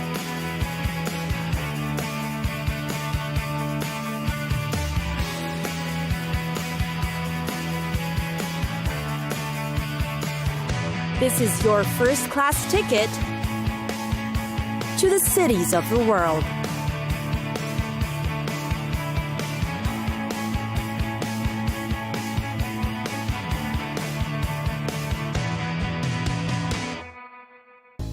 New Orleans. New Orleans, a city of jazz, Mardi Gras, and Cajun cuisine. It's alive and buzzing with activity for adults and youngsters too. The largest city in Louisiana is located along Mississippi River and has one of the largest inland ports in the United States. It is considered a melting pot of cultures, with French-speaking Cajuns, including Creoles, Italian, Irish, and German residents. As a result, the city's cultural diversity can be experienced through many things: its music, food, and its schedule of fun festivals you should definitely be part of. To some, it's called the Big Easy. For others, it's referred to as the Queen of the South. New Orleans is foremost known for its regular festivals, the most famous being the Mardi Gras. Come carnival season, which begins in January, flocks of people visit the city, but that's not all. A host of other events take place throughout the year. The Jazz Fest, perhaps the next most popular, happens every April. It offers visitors an event with local musicians together with other big names in the industry. And of course, there's the food. What makes up the unique New Orleans flavor? It can be described as diverse, unique, and easily recognizable. The Central Grocery is perhaps the most famous place to sample their authentic dishes.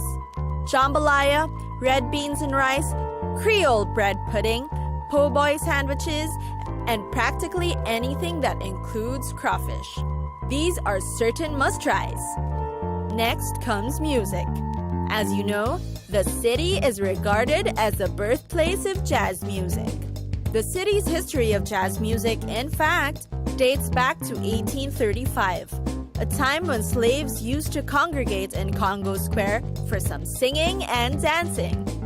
Over time, the jazz and brass bands formed and expanded throughout, and have even influenced each other. Now there are Creole contributions, ragtime, Dixieland, and soon blues and rock. And then, of course, there's shopping. It's got everything from old world antiques to the latest in fashion.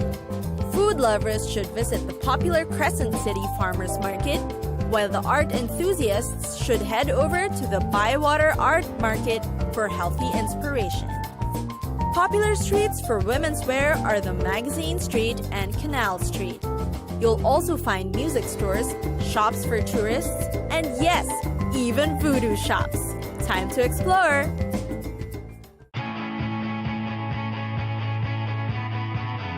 It's time for us to go! Pack your bags and get your tickets ready. And we'll see you on the next destination. Catch us again next time on Cities of the World.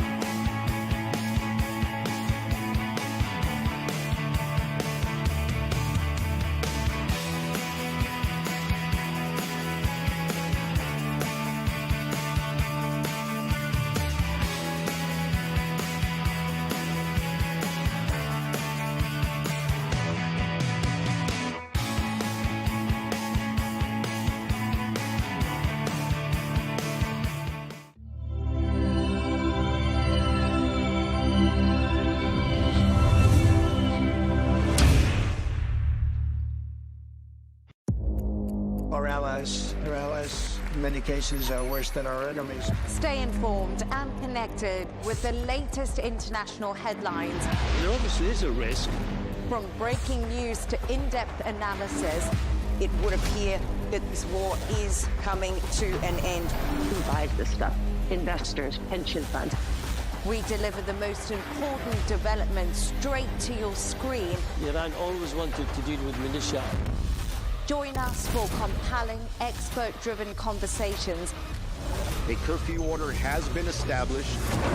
And an insightful look at the issues shaping our world today. There are lots of proposals about European architecture for security. I'm Leigh Ann Gerrans, and this is W News. We dealt with this when I was Chief of Staff in the first term. Where you don't just hear the headlines,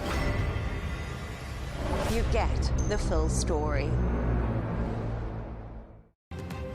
The Keir Starmer drama. Instead of paving the way for its upcoming budget or selling its new immigration plan, the British Labour Party is preoccupied, putting out internal fires. Prime Minister Starmer's approval rating is at an historic low and mutterings of a leadership challenge at an historic high. Is he on the way out? You're watching Counterpoints with me, Melinda Nucifora.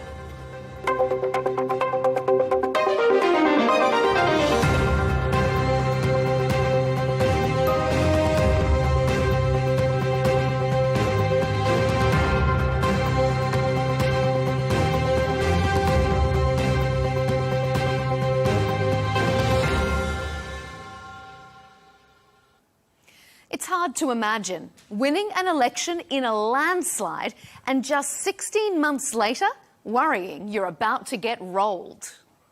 The real scandal is that 2 weeks from a budget, the government has descended into civil war.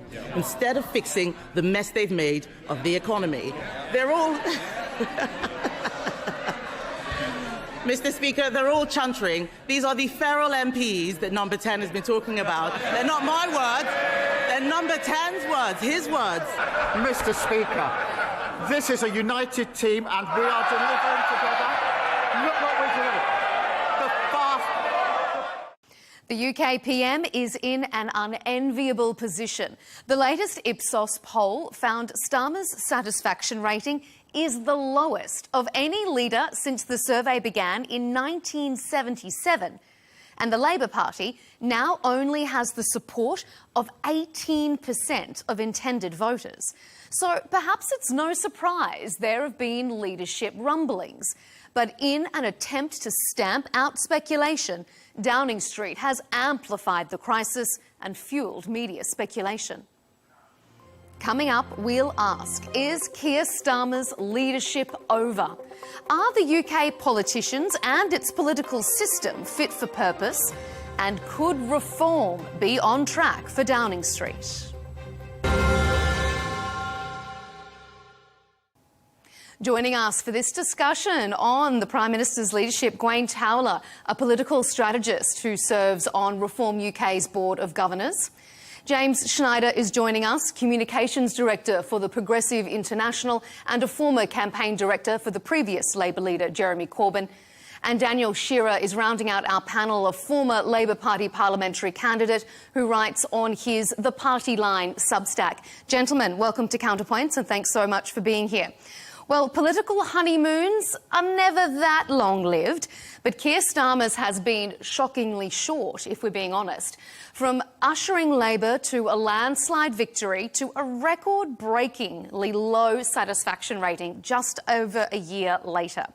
The PM has been blamed for failing to pull the UK government out of gloom and reduce the number of small boats crossing the Channel. He's also been criticised by some for being abroad too often and neglecting domestic issues. So, Daniel, let's start with you. Is Keir Starmer's leadership over?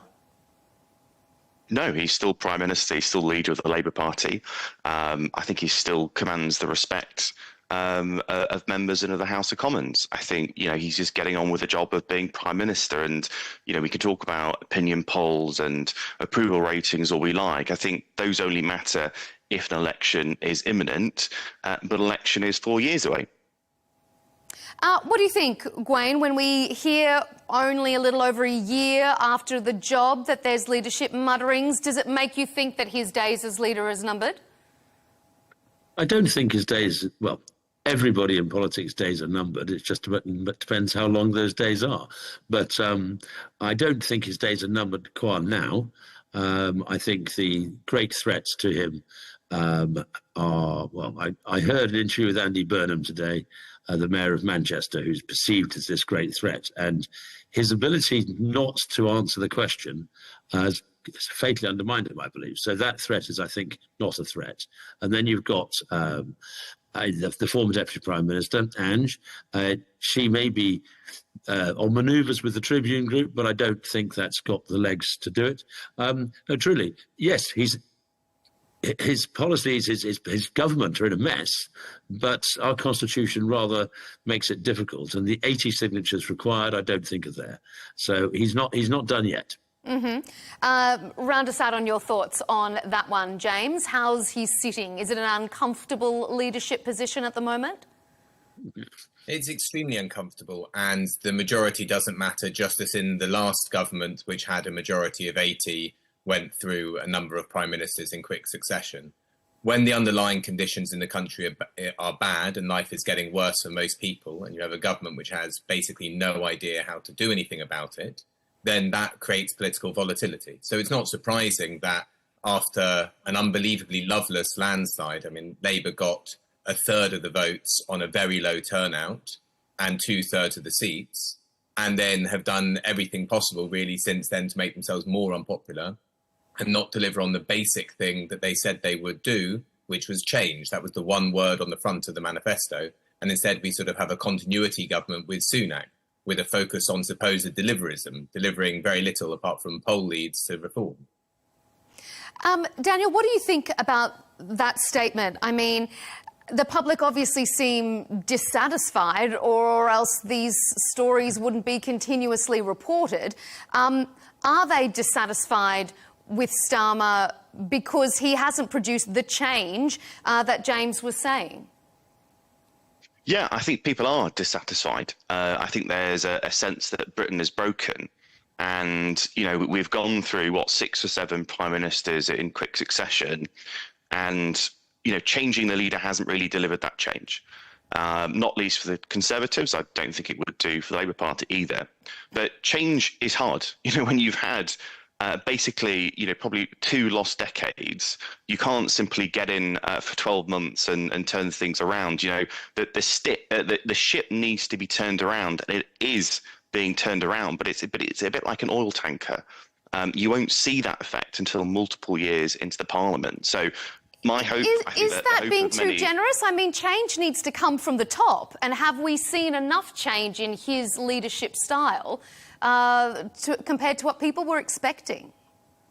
Well, I think it's less about style and more about substance when we were talking about change. And I think we have started to see some of that change coming through already. I mean, just last week we had the news that police and crime commissioners were being scrapped. That money is going directly into frontline policing. I think that's a change that everyone would agree with. I think, you know, we've got things like the New Deal for working people that are going to enshrine greater rights for people at work. I think that's a change that people want to see from a Labour government. We've had, you know, record investment into the NHS. Wes Streeting is doing a great job on getting NHS waiting lists down. So, look, we are starting to see some of those quick wins come through, but the longer term change will take time. Gwen, what do you think? Change in slogan or change in deliverables? I think what I think is one of the disasters of this government is its complete inability to send a straight message. You have, this week was a classic case in point. The Home Secretary makes a statement that's not popular with everybody in the Labour Party, but is wildly popular in the country at large about asylum and immigration. And in the midst of all that, Number 10 puts out a message saying, I'm keeping my job, I'm not going to stand down, completely undermining the positivity that is built in the country. And the reason we are currently talking about a possible leadership thing is because the Number 10 itself put out a statement saying people are after my job. the first rule in political PR, as far as I understand it, is do not advertise bad news. And he has a number 10 that seems to be like Charles Saatchi advertising at the top of their voice. I don't know. Are they going for a job with the Coca-Cola Corporation? It seems to me that their messaging is a disaster. So are, frankly, in the last year, so have their policies. According to one opinion poll, the Prime Minister is less popular than Prince Andrew. Well, that's a stark comparison, isn't it? It's extraordinary in a politician, particularly one who's only been in government for a year and a half. James, what do you think about this idea of change as a slogan versus change in actual deliverables? Do you think the Labor Party has lived up to that with Keir Starmer at the front, or is a year just not long enough, as what Daniel was saying, to re-steer the oil tanker? Daniel's right that after basically 2 lost decades, it's going to take some time to bear significant fruit. But I think he's being hugely overgenerous because you'd have to have actually started moving the ship significantly, and scrapping police and crime commissioners, while maybe something that we all agree with, is hardly a particularly significant thing. We haven't seen efforts by the government to fundamentally take on the entrenched wealth and power of the very few, which is what is going to be needed in order to boost living standards for the majority. In those 2 lost decades that Daniel points to, where we have seen pay for the majority of people not rise, where we've seen public services be underfunded and fall behind, where we've seen our infrastructure creak and groan under age, where we've seen our rivers and seas pumped full of excrement by our rip-off privatised water companies, the wealth of the super rich has gone up dramatically. And unless you have a government which is willing to engage with that central point, which our government is not, as you see on issue after issue, take an issue which probably the 3 of us would actually agree on, because our actual position is in line with about 85% of people in the country.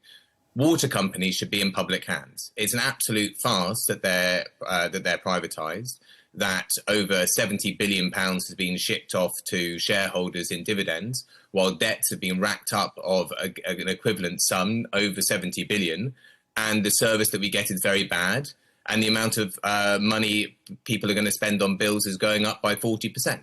Mm-hmm. It's completely obvious to take over these companies, but the Labour Party will not put forward that policy because it is captured by corporate lobbyists. So the change that is needed, which is big change, and that will take some time, you actually have to start doing it. Labour have no policies to do so, really, fundamentally, or very few, and don't have the will to do so either. Dan, I want you to pick up on some of what James has said there. I also want to circle back to what Gwaine was saying about briefing against ministers coming out and saying that my leadership is not under threat, when no one else was really talking about it that much until Downing Street started talking about it. Has this been a mishandling by the Prime Minister that has shown that perhaps maybe he doesn't have the leadership chops that people were expecting? Was this a big own goal? Well, I don't think it came from the Prime Minister. I mean, allegedly it's said to have come from number 10. So we don't even know where these rumours came from in the first place. So I don't think it would be fair to say they came from Keir Starmer somehow. But I do want to go back to James's point around nationalisation of water. I think many people in this country understand that natural monopolies should belong in common ownership. What form that takes, I think we can have a good, strong debate about. But fundamentally, I think you need the money to do that, right? And I think at the moment, if we were to say, right, what are our priorities? It's not that we wouldn't want to do nationalisation of water. It's that, other stuff would take precedence. Already we're in a really dire fiscal position. Any extra borrowing is likely to be met with an increase in gilt yields. That's going to mean that we spend more as a country on debt interest.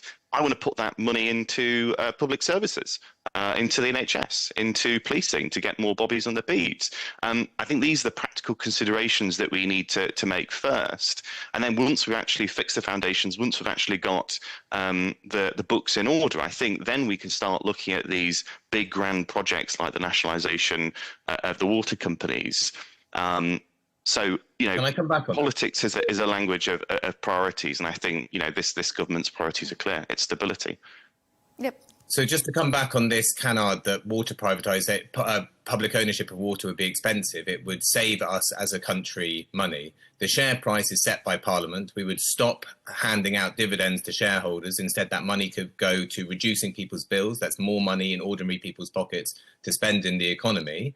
Or it could go to upgrading the services that we need. The price at which we would pay for it would be set by Parliament, like in all other nationalisations.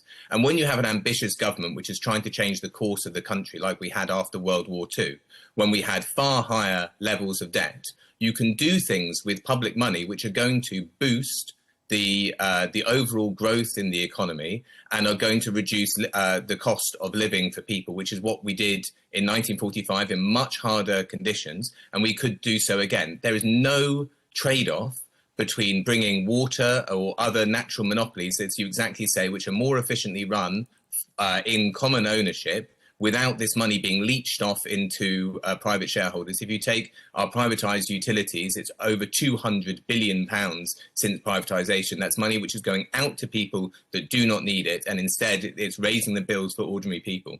Mm-hmm. That doesn't cut across putting money into social care or the NHS or anything else. Gwen, what do you make of this talk of putting these things back in the people's hands? I'm not 100% opposed to the water. I think that may well be a natural monopoly, but I'm a little bit wary about various other nationalisations. Though I think one thing that was said earlier that is very telling. We have a government of it's not possible. You cannot inspire a people, but when a question is, can you do this? You want to do this? No, we can't. There's the imagination required, the planning required, just does not seem to have taken place. And so we're going back to the idea of this government, Keir Starmer's leadership. Leadership actually requires a plan, and to follow that plan and to stick with that plan and to take people with you. And it is transparently obvious that this government did not have a plan. It thought that Sue Gray had a plan. She didn't have a plan. Everybody in the country, everybody knew that Labour was going to win 2 years out before the last general election. And it seems in that time, they maintained campaign mode rather than plan mode. And in fact, to a certain extent, they tried to continue campaigning. But you can't campaign once you're in government. And what you seem to have, there is this, can you do this? No, we can't. The civil service tell us we can't. And there doesn't seem to be that drive and that ambition from various departments in government. And it's not just the Prime Minister, it's across the board, where there's the no can do attitude rather than a can-do attitude. And that dispirits the public. It certainly dispirits those people who voted for Labour. The polling rating has fallen off a cliff, not just for the Prime Minister, but for Labour as a whole. And I think that's largely due to the fact that there's been a no can-do approach. I think this is the issue that we maybe see with reform at the moment, that they're stuck between two attack lines. The first is that Labour has no plan, they have no direction, they don't know what we're going. And the other attack line is that, the stuff that Labour is doing isn't working, that it's not good. Which is it? Winter fuel allowance? It clearly was something that you weren't planned for, and a whole bunch of promises made at the general election that you've rescinded on. You've got a budget that has gone in the direction before it's been announced. So, and it's hard. Just tell me one example of where we've broken the manifesto. Well, you said you weren't going to increase taxes on working people. Well, in fact, the NIC on employment does increase tax on working people, and everybody accepts it. It wasn't a clever little get-out clause. But that's paid by employers, not by employees. I mean, people, wouldn't have seen their pay. And the little clever little, oh, aren't we clever attitude at the time. No, it affects working people just as badly. And so just because we think we've been smart because we use a slightly different combination of words, doesn't come across that way. The farmers were told they would not be hit. They were. Up and down, across the board, there have been these problems. Now, look, it's a tough job. You came in, it's difficult. I actually think that the Labour Party still has a bit of time blaming the Tories. It doesn't have an entire 5 years, but it certainly does. The Tories made a hash of things, and Labour's trying to pick up the pieces. We get that. But it doesn't seem to be making a very good fist of it. And those blaming others only works for so long. And that often does work if you can see successes in other areas. And I don't think we've seen them. So the public's patience has run out very fast with this government. We've been talking about Keir Starmer's leadership and speculation around that, but our conversation has moved on to the Labor Party itself. So let's move ahead to the second sort of chapter of our debate, where I think I want to pick up exactly on what you were saying there, Gwen, whether or not Labor has direction and they're pulling their voters with it, because perhaps changing leader isn't really going to solve Labor's problems here. As a party, people say that they're not living up to the groundswell of support they received at last year's election. There have been revolts within the party over proposed welfare reforms, tax policies, its new immigration plan, and what's been described as a toxic culture at number 10. Labor's slogan, as we were talking about earlier at the election, was "Change begins." But some voters are saying that as a government, the party has failed to change anything and address these pressing problems. So, James, are these issues that the UK is currently facing, economy, immigration, are they too severe for our current political system to address? Does it need to be rebuilt, or is it just the case that politicians themselves aren't up to these challenges?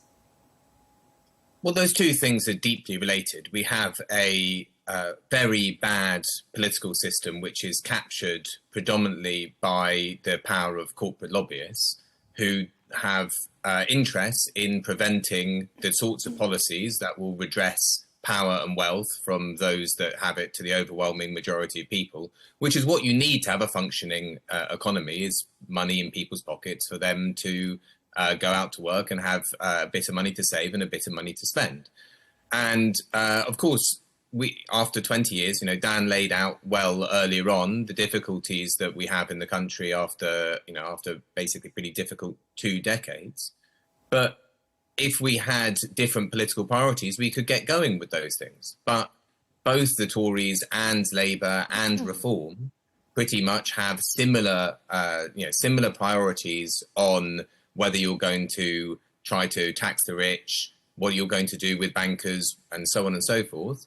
And their priorities are quite clear, and they're not ones which are going to alter the trajectory for most people in the country.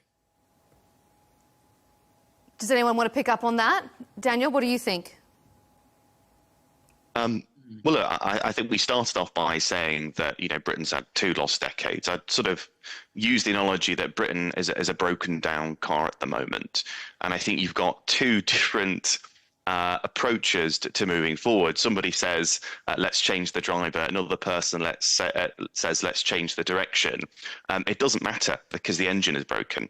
And it's only by fixing the engine, of doing the long, hard, difficult work of steering the oil tanker, of getting the fiscal position in order. It's only by doing those things that we can then start to move forward. And I think once we fix the engine, then we can have better conversations around the direction, about the momentum, about how fast we go. But fundamentally, I think we need to be honest with ourselves as a country that things aren't great. It wouldn't have mattered to an extent who would have come in. They would have all faced the same challenges. And I think that the difference between the parties, I think this is the point where I disagree with James. I do think there were different choices on offer at the last general election. I think you had a clear stall set out by all 3 parties. And I think, the public knew what they were voting for. They knew they were voting for the change that Labour was bringing. But at no point have we ever said, day one, everything's going to be all singing, all dancing, just get rid of the Tories and it's all going to be fine. I think, Rachel Reeves spoke about fixing the foundations in her first budget. I think that is a really key line that I think is going to define the first few years of this government, because you can't move forward if you haven't fixed the engine. You can't move forward if you haven't fixed the foundations first. Is there an issue, though? Go ahead, Gwen. Well, I would just say, you're talking about this with this metaphor of fixing the engine before you decide what direction you want to drive. I would have thought you want to know which way you want to go before you fix the engine, because what's the point of bothering to fix the engine if you don't know where you're going with it? It seems to be that the cart is literally before the horse, or in this instance. I think you need, in order to take the country with you, you've got to show a vision of what you want the country to look like. And I cannot, and I don't know anybody who can tell me what that vision is with this current government. And so that, I think, is a fundamental problem that you're facing. And even on things which are positive, the government has decided to not jump up and down about it. I remember in the first week of September, the previous government, the previous Conservative government, had a good but limited policy to expand free childcare, but wasn't able to implement it. And then the Labour government came in and has been able to implement it. And the first week of September was the first time when I was getting, WhatsApp messages from non-political friends and seeing it in football team WhatsApp groups and stuff, of people taking their toddlers to nursery school and getting something good, a good thing for the first time happening, first time in a long time, something good. And what did Labour spend that week talking about in its grid? Migration. It didn't spend a week going on about nursery and early years and childcare and making sure that they had, a day on all of the troubles, how difficult it is to recruit staff, but here's what we're doing about it, and having Keir Starmer out in a creche talking about this, that and the other. They went totally driven by what they see as reform's priorities and obsessed with not losing votes to reform. The way in which they're obsessed with not losing votes to reform is getting more votes to reform and making, when they do some things which are good, nobody, they don't take credit for them. No, I'd say the deal with India was a good deal, but they allowed it to be ruined by one paragraph. But James, I think in a way you've kind of answered your own question there, which was, you saw people talking about the great things that the Labour government was doing. I think we can all, debate over the style and the comms strategies of this government, but you can't argue with the substance. It's getting cut through. And I think regardless of how you dress up a policy, at the end of the day, what people are going to vote on in 4 years' time is, have their lives got better?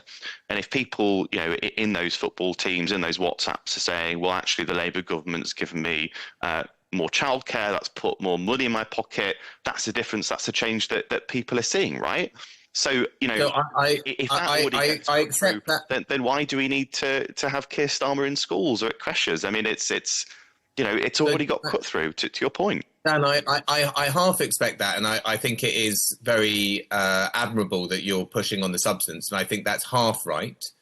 But it falls down on 2 points. One, you do need to have a story which knits together the different things that you're doing to give people hope that lives will get better, especially in the context where objectively living standards are set to continue falling for the majority of people until the end of this decade.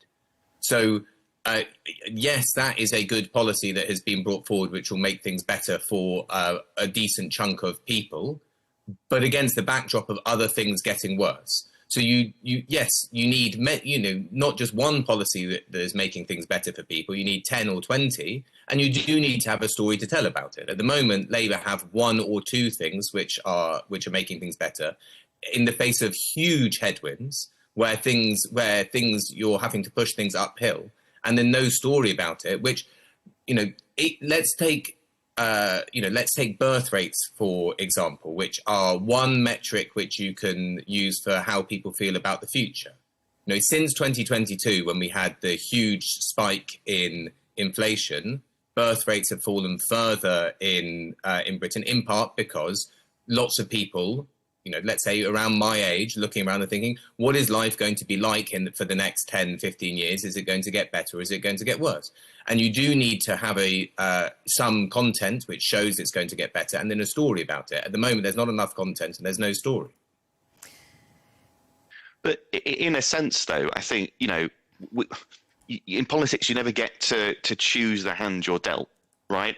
And I think with this particular government coming at this particular time, loads of different things are broken. And that's why Keir Starmer's story isn't anything specific. It has to be quite broad. And that's why we hear more about this phrase national renewal. It's a admission that, there are deep-seated problems in this country, in our economy, in our society. The only way we can fix those problems is through institutional reform, is through national renewal. We are starting to see more about that, but we're not telling a short story here. We're telling a three-part novel. Dan, can you lay out some of those policies which are doing national renewal? Because I'm interested, and also the government don't lay it out very well. You're doing a more convincing job. What are these big building blocks for national renewal that we're supposedly seeing? Well, I think, it goes back to what we were saying before, which is you need to have stability in the public finances. We are spending £300 million a day in debt interest. I want to see that money going to public services instead, and potentially to get taxes down as well. We need to fix the foundations first. That's the immediate challenge before us. That's fixing the engine. Once we've fixed the engine, then we can decide where we want to go on holiday with the car. But until we actually, fix the engine, then I think discussions of whether we go to Lanzarote or Skegness are kind of moot. Well, and surely, you talk about economic stability. You literally are having a laugh. This government is as unstable as Liz Truss's was. The gilt yields are worse and have gone on for longer. The problems we've got at the economic level are absolutely terrifying. And the fact that the government has flip-flopped 3 or 4 times in the last 2 weeks over suggested ideas in the budget gives nobody confidence. Not me, not you, not the bond market, nobody. No business is happy. Nothing is comfortable about investing in the future. And James is right. Look at birth rates. People aren't choosing to have children because they do not see a future as something they wish to bring children into. That is terrifying for society. And the very idea that Rachel Reeves is making the economy stable in some way is for the birds. What do you think is at the root of those economic issues that the UK is facing, Wayne? Well, we're spending more than we're taking in, and have been doing for an awfully long time. And you have 2 choices. Either you tax yourself to prosperity, which we all know is impossible, or you reduce the amount of things you're trying to spend. And Labour tried to reduce the increase in spending, and its own backbenchers wouldn't let it do so. So it is caught in a trap of its own making. We've got to stop spending so much. So, it does sound like there is an identity crisis. Daniel, if no one knows which way this car is pointing, how is anyone going to follow along? Well, that's a great question. And I think, as I said, Labour is at the moment taking the unpopular decisions. And I think that's kind of what you're seeing at the moment play through. But those unpopular decisions are in the national interest. That's what is driving national renewal. And I think, Gawain, you're right in the sense that either we need to raise taxes or we need to cut spending. That's a decision that Rachel Reeves is making, and that is a direction of travel. I think the direction of travel is clear that we're not returning to austerity. That is a political choice. We are looking at ways to raise taxes in a fairer, more progressive way, as Labour governments have done previously. So I think, you do see a direction of travel, you do see a vision, but you see that vision portioned in pragmatic optimism. Pragmatism in the sense of doing what is going to work, but optimism in the sense that we are doing these decisions because we believe that they will pay off and make us all richer in the long run. When we talk about the policies and the internal bickering about these policies, the immigration policy is another one that's caused an internal division. It's raised eyebrows about the identity of the Labor Party. Gawain, do you think this is an example of the Labor Party trying to sing from Reform's playbook, as what James was saying? Are they trying to steal some voters back? Is immigration really that big of an issue to people at home? Yes, it's a huge issue, and it really is. And there is a very good reason why Reform are 10, 12, 14 points ahead of Labour in the polls, and that is largely because people are very worried about immigration. But I think James might even agree with me on here. They can't chase in both directions. They are not just losing votes and support to Reform, they're losing votes and support to the Green Party under Zach Belansky. They're losing the possibility of your party as well. You've also got the independents, the Morgaza Independent Group. And so Labour are in a very, very difficult position. The rhetoric is pointed in the direction of people like me and the Reform on migration, on things of this sort. But their spending plans, it's something that the great cost is the welfare state.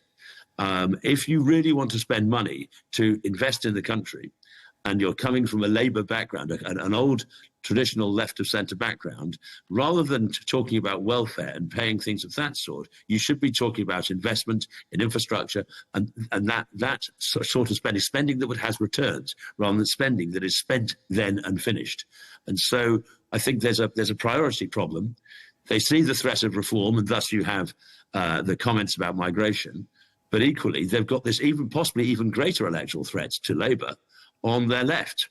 And they're at a crossroads and their eyes are spinning. I don't think they know where they're going because they cannot see a way out of this problem. Now, obviously, I have my perspective, but I'm not the person in government. Government is hard. Government choices are difficult. We all understand that. But currently, it's rabbit in the headlights time. I don't think anybody knows which way they're going to go. James, do you think that immigration is as much of a problem as Gwaine is saying there? And do you think that the Labor Party was right to be focusing as tough on it as they have? No and no.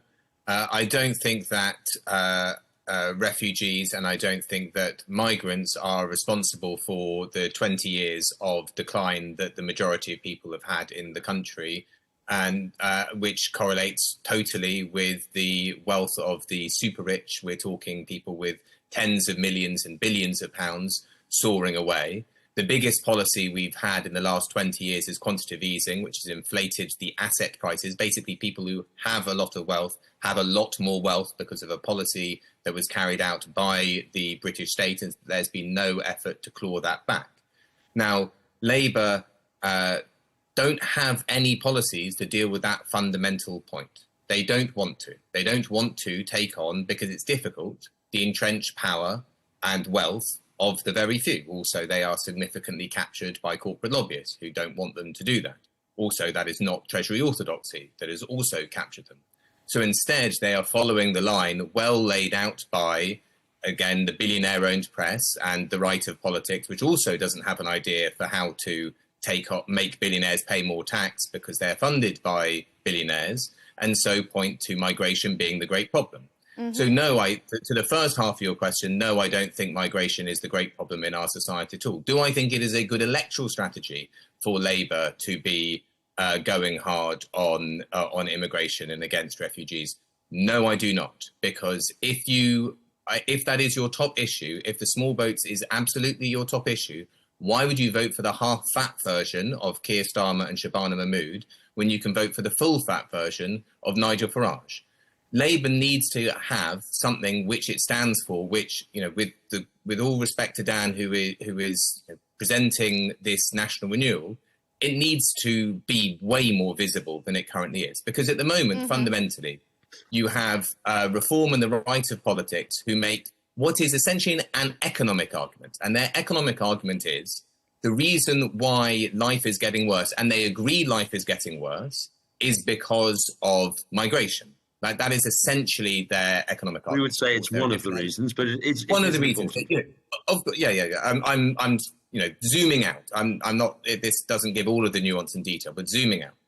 And Labour's is similar to the previous Tory government. Oh, well, it's very difficult, and actually things are actually maybe getting better, and we don't really know.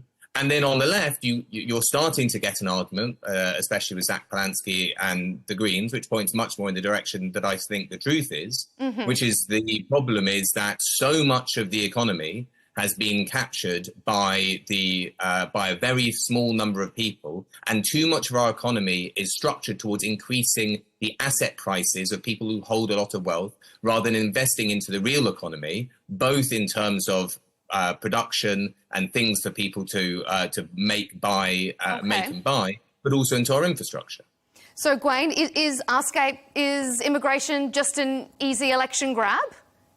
Obviously, you even said yourself it's more nuanced. It's a very important matter. It's an extremely important matter, but it's not the only matter.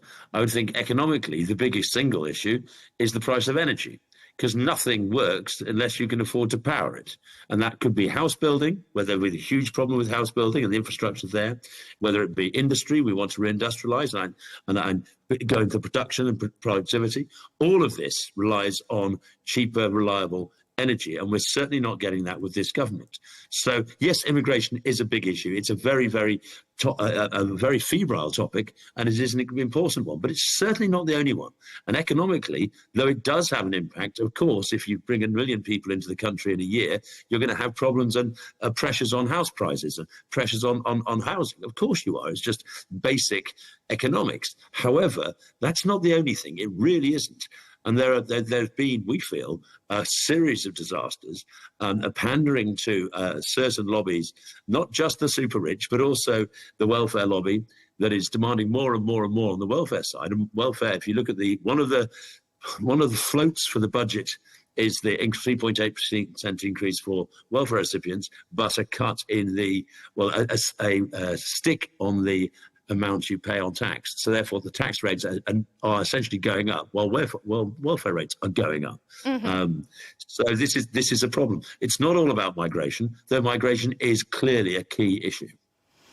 We've started talking about reform and its policy, so let's round out our debate with that as our final chapter, because if the polls are to be believed, the one party that people do feel as if it has a plan to deliver change is Reform. It's polling, as you've said, Gwen, well ahead of the two major parties right now. So, Daniel, are the polls correct? Is Reform on track to de-seat Labor and secure government?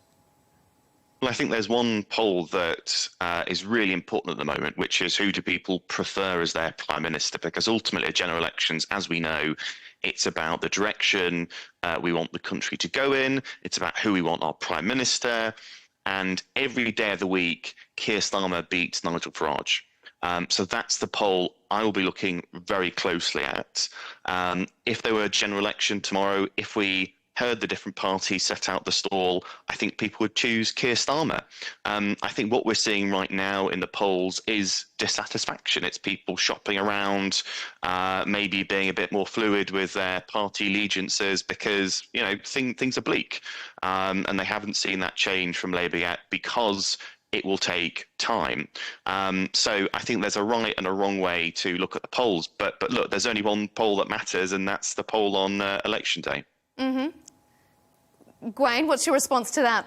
Well, yes, of course. Hubris tells us not to be fat-headed about things like this. It's a long, long way before a general election. It's 3 years, I suspect, at least. As all those financial... Do people prefer Keir Starmer to Nigel Farage? Is he a problem? I think is he a problem? The polls on that have been narrowing fast over the last year, so I wouldn't be too complacent about that either. Daniel. But look, Farage is a Marmite figure. I suppose you might say Vegemite, but he is a Marmite figure, and but that is changing. There was a very interesting thing said by Luke Trill a couple of days ago when I heard him speaking. He's a major pollster. And he was talking about this infighting in Number 10 and the leadership squabbles and all the rest of it. And one of the things he said is, it doesn't make that much difference in polling, but what it does, it takes away the risk factor in voting for somebody like Zach Polanski or Reform, the Greens or Reform. Because the risk factor is, look, we don't know who these people are. They've never done it before. Do we trust them? Bit risky. And so people don't necessarily vote for Reform or the Greens. But if the current government is already tearing shreds off each other, only a year and a half into their term in office, then that risk, well, you know what, people might say, is the risk of voting for Reform.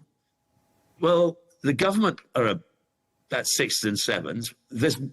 How can they do worse? And so what you're seeing, and the spectacle of Labour at each other's throats, the ferrets and the sack stuff, doesn't necessarily mean people will vote for reform, but it does mean that voting reform is no longer the risky option that I think people have thought before. It becomes less risky because the government is in such a mess.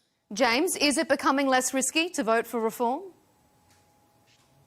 All the Greens. I would never advise anybody to vote reform, but Gawain's analysis is certainly correct. I mean, the idea that the grown-ups are in charge is, of course, rendered absurd every single day you look at what's happening in the news.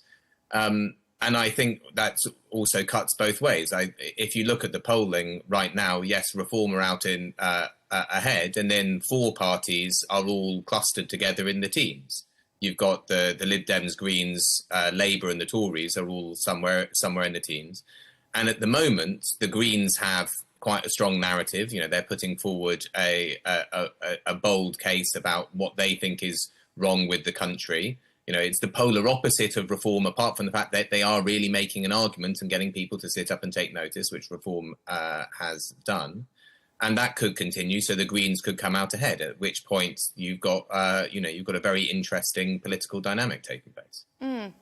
Gawain, Danny Kruger, recent defector to Reform and current MP, last month described the party as a bit of a pirate ship with an ill-disciplined crew and a buccaneering captain. If even he is describing the party as that, are they really a safer option as you've described them? Well, Danny was describing what we were and how we were in the past, and I think there was some truth in that. I mean, there's no doubt that I would say buccaneering rather than pirates, privateers, more Drake than that guy with a great... Drake was a pirate too. On his beard. But no, it is absolutely the case with Reform that we are well aware that we need to develop a policy platform properly. We need to have far more and more respectable and more recognisable personnel. But this is a hole in our armour that we are in the process of filling, and that's the whole point. Being aware of your failings is a good start to improve upon them, and I think that is what he was highlighting. He was looking at the past rather than today. Okay. Daniel, has Labor, has their infighting, their focus on immigration, have they played into Reform's hands here? Are they promoting something that isn't their core policy? Well, I think people care about immigration. We live in a democratic country. The Labour Party is a party of government, and it's a party of the people's priorities.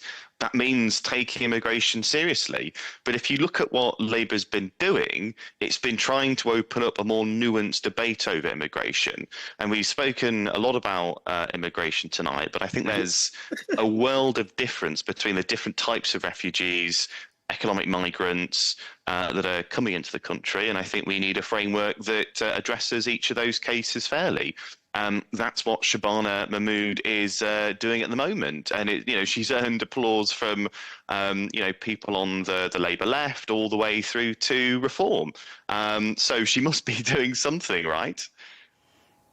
Who on the Labour left has she earned applause from, and in what way is she, in a nuanced way, carving out the difference between different things? I mean, that's taking the wristwatches and rings off people. It's clearly a nuanced way. Well, look, I think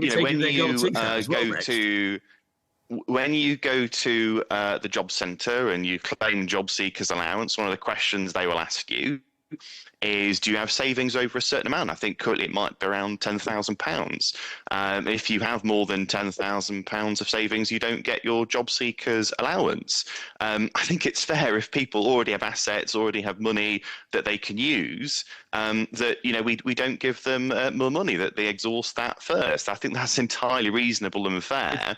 The alternative is getting working people to pay. I don't think that's fair at all. Why couldn't you let people work so they can pay for themselves and pay taxes and pay into the system rather than? And also, it's a ludicrous thing. I mean, first of all, we're told it's going to be jewelry, and then obviously people get very upset because, you know, for example, my family, my great-grandparents and great-great-grandparents fleeing pogroms in Europe, you know, obviously brought some jewelry or whatever they could with them, and the idea that you would tear that off them is absolutely sickening. So then they said, oh, no, what we're talking about is e-scooters, you know, as if people are bringing over expensive e-scooters that really is the thing that they're going to mortgage to pay for accommodation or the £49 a week people get. Look, if you want to bring down the number of people that we're paying for, you need to process their cases quickly, and we also need to allow people to work so they can contribute to society. At the moment, people are not allowed to support themselves, and they're held in this ridiculous limbo where no cases are processed within 6 months. Gwaine, what did you want to add? Well, we have obviously a clearly different approach to these things than Labour. We believe that anybody who arrives illegally should not be given leave to return and should be deported, period. End of story. That's just how it is. But I don't think we've been nicking their rings off them as they arrived and sending them back. I think that if you look at the Danish model that the Labour Party have looked at to a certain extent, the amount that people are offered to go back is significantly greater than that which the government is suggesting. Obviously, Denmark being a smaller country has a smaller problem, but our concern is that particularly the Boris wave that came in under the Tory party after Brexit, where they basically stitched up the system, that is going to be coming into the ability to earn, or not earn, to take benefits. And that we think is a deep, deep concern. So we want to and need to stop that. But I think that the Labour Party is rhetorically speaking in a reformy type way on migration, on asylum, on refugees and the rest. But I do not believe that it has the bottom or the bottle to do it. I can't see this Labour Party being able to put the stuff that the Home Secretary was saying through the House of Commons, through the House of Lords, through the Judicial Review, with the ECHR still in place, with the Human Rights Act still in place. And she talks about sending people back to when their country becomes safe. If they're refugees, the country becomes safe, they should go home. Well, I don't think that's an arguable case. Of course, they don't need to be refugees if their country is safe. But who defines what is safe? And it's not going to be the Home Secretary, it's going to be the courts. And the courts are not going to allow that to happen. We're almost out of time, but let me just get a response from our other two panellists on that. Daniel, is it going to go through? Is this going to be claimed a great success? Well, I think it's still in development. I think there'll be loads of discussions within the Parliamentary Labour Party around the shape that takes. So it's in the pipeline. I think a lot of what's being discussed around that has been quite sensationalist. All this taking jewellery off people is a bit ridiculous, if you ask me. I think what we're talking about is if you have the assets to back yourself already, you shouldn't be getting more money from the state. And I do want to pick up on this point that we should just let everyone through and you know, make them work. You know, loads of people coming over are undocumented. Migrants. You know, there's a reason that people come across the channel in small boats as opposed to more official routes. It's a variety of reasons, but one of the main reasons is that they don't think they'd be passed through the ordinary channels. So I think there's something there that letting that type of person work, undocumented migrants, potentially with criminal backgrounds, isn't going to be a smart idea. Okay, we're almost out of time. James, just briefly, final word from you on that. Well, the vast majority of people who are crossing in small boats are granted eventually refugee status because the three largest countries they come from are Afghanistan, Sudan and Eritrea. I don't see why, and the reason why they don't come another route is there is no other route to come.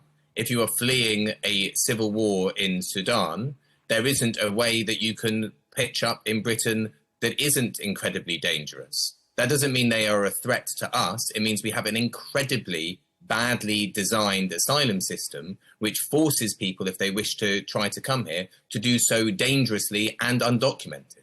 That is the problem. The problem is not with the people trying to come here.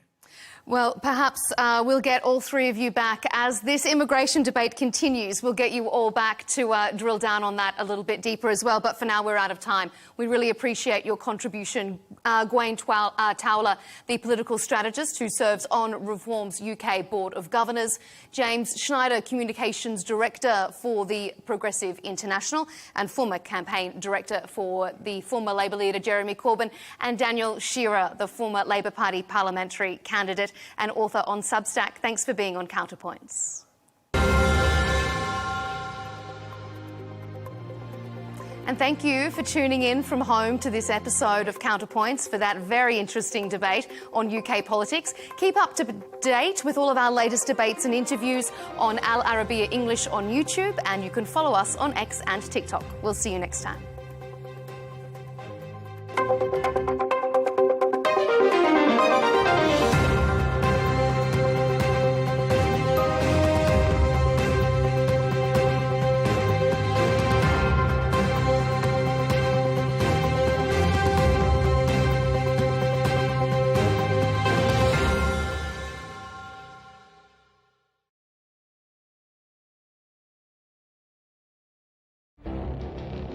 It feels like decades are passing by in a matter of weeks.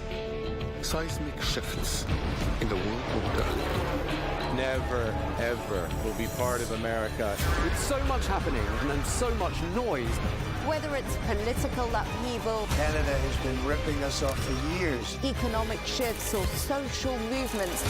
And no one wins from tariffs. I think America can be more friendly to the rest of the world. The in-depth analysis and all the latest developments across the globe. To have an inclusive policy together. The meetings with Hamas gave me some hope. We're in another nuclear arms race. The most important development straight to your screen. Welcome to the dressing room. I'm on my own. I need backup. And an insightful look at the issues shaping our world today. It was not going to happen, that war, and it happened. Join us on Al Arabiya News,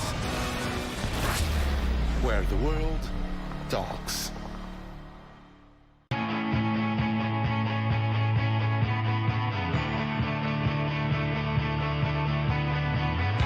Welcome to the metropolis,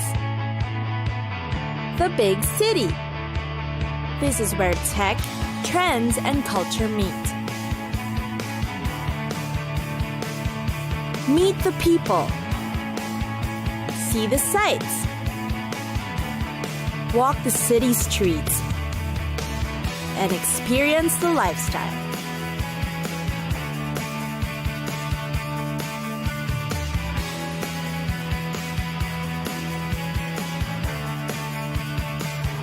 This is your first-class ticket to the cities of the world.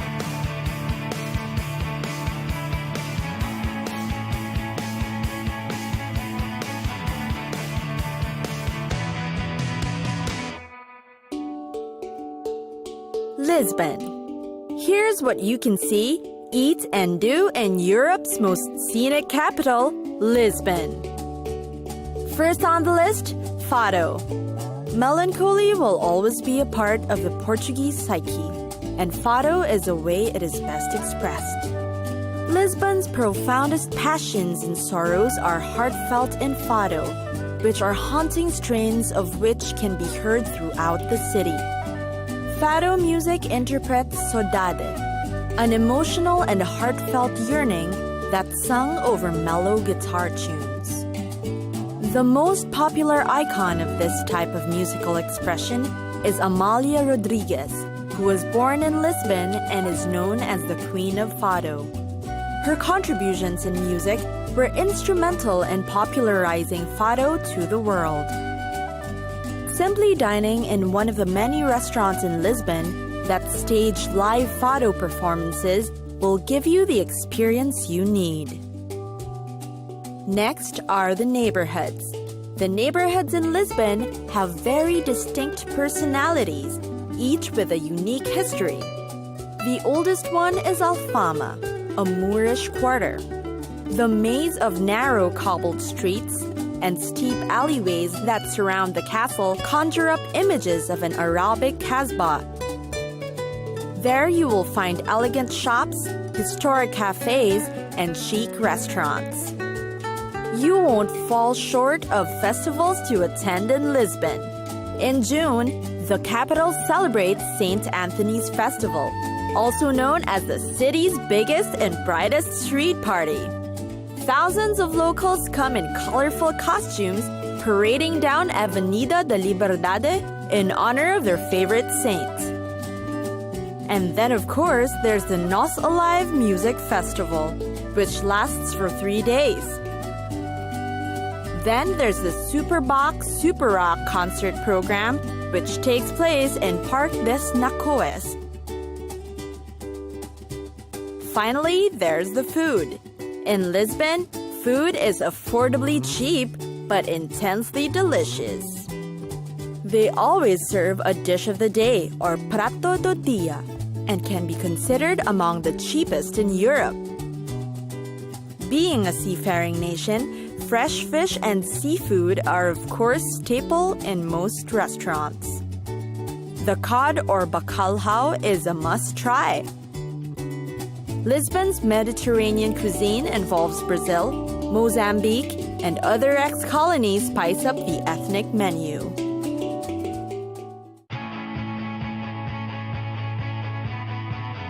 It's time for us to go! Pack your bags and get your tickets ready. And we'll see you on the next destination. Catch us again next time on Cities of the World.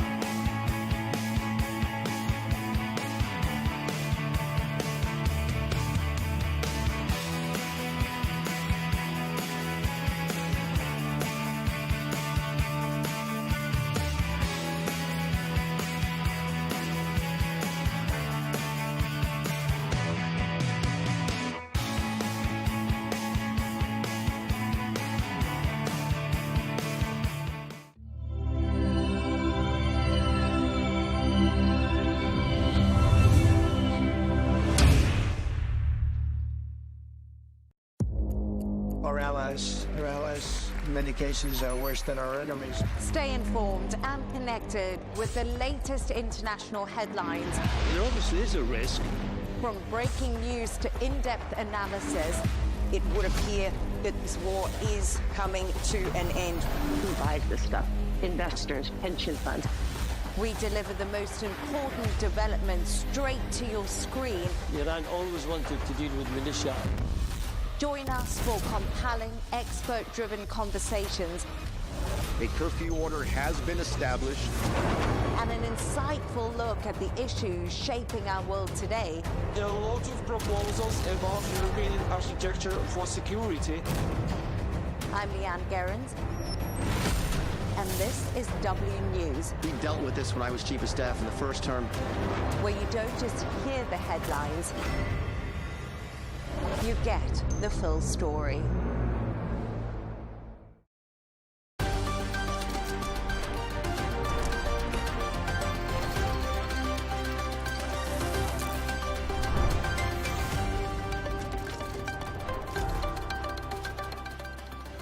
Hello and welcome. I'm Leigh Ann Gerrans and you're watching W News Extra, broadcasting live from the Al Arabiya studios.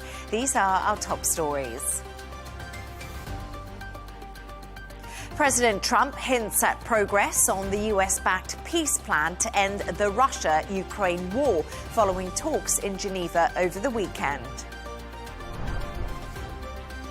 Israel kills a top Hezbollah commander during a strike on Beirut, despite a US-brokered ceasefire being in place. And Milan prosecutors probe sniper tourists during the 90s Sarajevo siege, following explosive allegations against the Serbian president.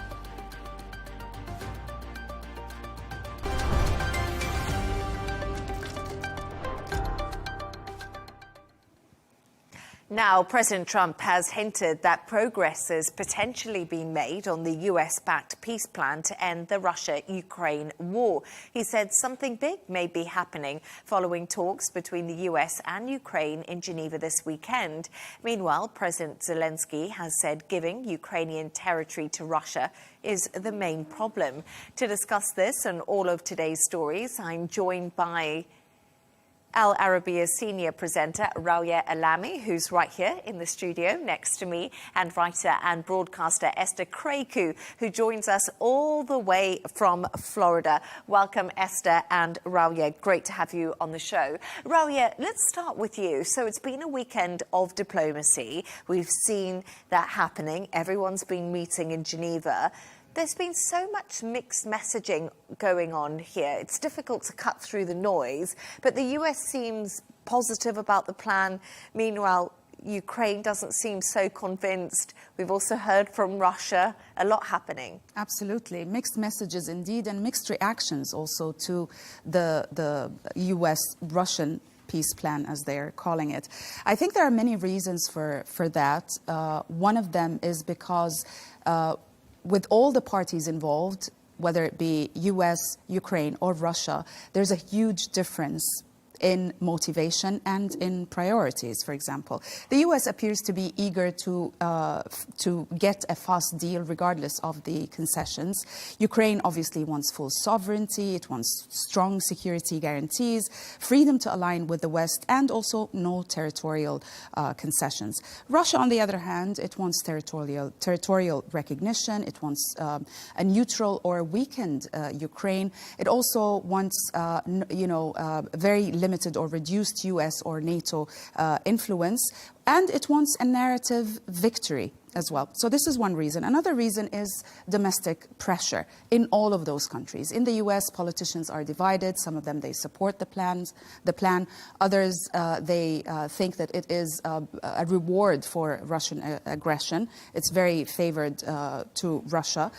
In Ukraine, Zelensky is facing a lot of pressure internally to not accept any deal that carries any concessions, land concessions, or even security concessions on security or sovereignty.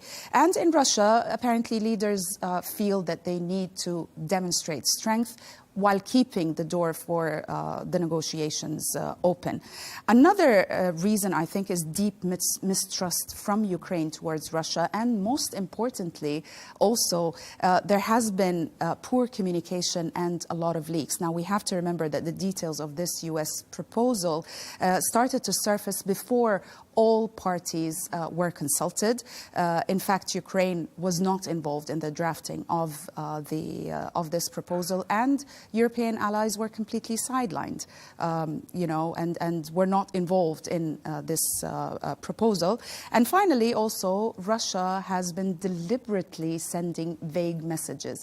It signals positiveness and openness 1 second or, one day, and then the next, it kind of signals caution or, they're not really on board as initially thought. Some would argue that that was Russia's typical playbook. It is. Rawiya, but thank you so much. And Esther, let's come to you, because we have seen Zelensky really under pressure here. He's in a difficult position, but he's continued to refuse giving up territory to Russia. This has always been the red line when it comes to Ukraine.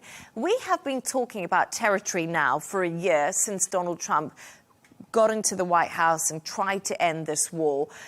Do you know, without giving up territory, is Ukraine just going to be in this forever war? Do they need to make some sort of concession? Well, right now, the concession isn't so much something that's like a military reality. So giving up territory, for example, the military situation on the ground has basically calcified. Occasionally, you might see territorial boundaries move a kilometer here and there. But really, both sides have dug in. And what becomes the territorial integrity is basically which side has which troops that basically control that area. And so the question is, isn't what you want. It's what are you willing to do to get it. And so we're now entering this space of what it seems like is going to be managed ambiguity, in the sense that the Europeans would obviously like a Ukraine that comes out of this with strong security guarantees from the US and from Europe, a real repellent for Russia so that they don't continue this or continue into other neighboring territories. And it looks like what they're willing to do to get it is some sort of coalition of the willing, which I can assure you now will not amount to much, and really kind of just winning the linguistic battle. And for the US, I think this is the longer this goes on, the less and less this becomes important for the Trump administration, not because they don't care about Ukraine, but because Trump is facing some pushback here at home about the success of his own domestic agenda. So really the only winners for maintaining the status quo are the Russians. And you can see that in a lot of the kind of the media that's coming out of Russia via the newspapers and state broadcasters. While there is a fair bit of sort of plurality amongst media outlets in Russia, there are obviously red lines that they cannot cross, and that's dictated by the Kremlin. Once you start hearing all the major outlets saying the same thing, like, we don't want to accept a ceasefire which will allow the Ukrainians to regroup without any real concessions towards us, Russia, and the success of this special military operation, which is what they're calling it in Russia, then we're not interested. So at the moment, the Kremlin has been very vocal in the sense that they're willing and perfectly happy to keep this war going because it just calcifies and entrenches their position. And at the end of the day, the biggest losers are, of course, the Ukrainians that are facing severe infrastructure hits, particularly towards energy infrastructure. I mean, the latest reports is that Ukrainians log into an app and see how many, what their allotted 3 hours of electricity morning, afternoon, and evening is going to be. That's no way to live. So at some point, there has to be the cost of saying no has to be a lot more than what they're actually losing on the ground. What I suspect is going to happen is this kind of space of managed ambiguity, which is clearly no red lines will be crossed, and those red lines will be agreed by the Americans, by the Europeans, by the Russians. I think in all but name, the territories that have been taken by the Russians will function as, if nothing else, some sort of vassal state of Russia. I don't think they're going to get what they want by Russia being an official language, because I think that's an insult and a step too far. But unfortunately, the Ukrainians are just going to have to settle with some sort of linguistics battle, which is who can say that they technically own the territory, but in practice, it will remain in the hands of whichever military has managed to keep it up until this point. The difficult part is the more this diplomacy goes on and these arguments go on, more and more people are losing their lives. There's been huge loss of young men and all men in this war. They say that Russia may have lost in the region of 1 million men, and that is a huge amount. And I know, Esther, we talk about Russia keep fighting is what they're possibly going to do, but they're also being crippled by sanctions. And I don't know, Rawiya, you first and then Esther, I don't even think Russia is able to keep on this war footing for much longer. There's got to come a time where everyone's got to come to the table and say, okay. That is definitely logical. I mean, nobody can withstand the costs of war for years on end, basically. But if you take, I think, you look at Ukraine in comparison to Russia, especially even with the support of the West, which doesn't seem to be as it was promised, at least at this stage, I think Russia has more of a chance to withstand those costs of the war. But in whichever case, I don't think this can be sustainable for years on end or more years to come. So, I mean, this is a start, let's say, about this deal. Amendments apparently have been made to the plan in Geneva during the negotiations. And even though, the White House has quoted the Ukrainians saying that now with the amendments, the plan addresses their national security concerns a lot more. Even the White House in a statement said that the Europeans also seem to be happier with the plan now, not just the Ukrainians. But then you have the problem of, okay, are the Russians, does it work for the Russians with the amendments, the plan, would it be acceptable? It doesn't seem to be. So even though it's a start, at least there are negotiations, there are points that they're negotiating. It's a good start, yet I think it's very hard to predict whether it's going to turn into something material or not. Final thought from you, Esther. By Thanksgiving, do you think that we'll see any sort of signature, any deal at all? Thursday's Thanksgiving, of course. Yes, I think the Russians are going to get on the ground. They're going to get their way. But I think in terms of sort of the PR battle, I think the Ukrainians and the Europeans are going to insist that the language remains loose enough that they can still save face, and that you don't have a complete collapse of the Ukrainian political system. And unfortunately, that's what most people are going to have to settle with right now, because I don't think any side is really willing to put in the blood, sweat and tears that it requires to meaningfully shift the narrative on this. And you have to remember that even though Russia obviously can't keep this going indefinitely, they have partners and allies in this war that don't play by conventional rules of law. They're happy to use North Korean soldiers, for example, and send them into this meat grinder to meet their objectives. That's a completely different type of enemy that you're describing. And unfortunately, the Europeans and Ukrainians need to come to terms with the fact that they're the ones that are going to be losing more by perpetuating this. Thank you so much for your thoughts on that. Stay right there as we move on now to another story. Israel has killed a senior Hezbollah commander in a rare strike on Beirut's southern suburbs, despite a US and French brokered ceasefire. Hezbollah confirmed that the death of its second-in-command actually happened, calling it the attack a red line, while Lebanon says at least 5 people were killed and dozens were wounded. Esther, this happened over the weekend. The Israeli strikes on Lebanon are nothing new. We have seen them before, if anything, ramping up of late. But striking the capitals is quite significant, isn't it?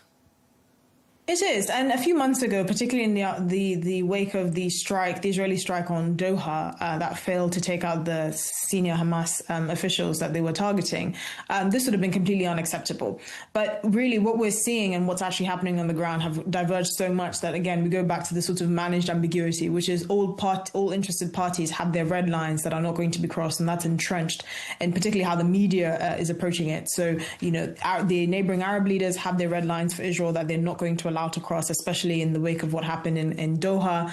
The Americans certainly at the top of this are managing the situation and also have their own red lines for both sides that they're not allowing to cross over a certain line. And certainly Hamas and Israel and the Israel's enemies in the region also have their own red lines. So what we're seeing now is not necessarily a ceasefire, and what a ceasefire actually means, which is a stopping of all hostilities.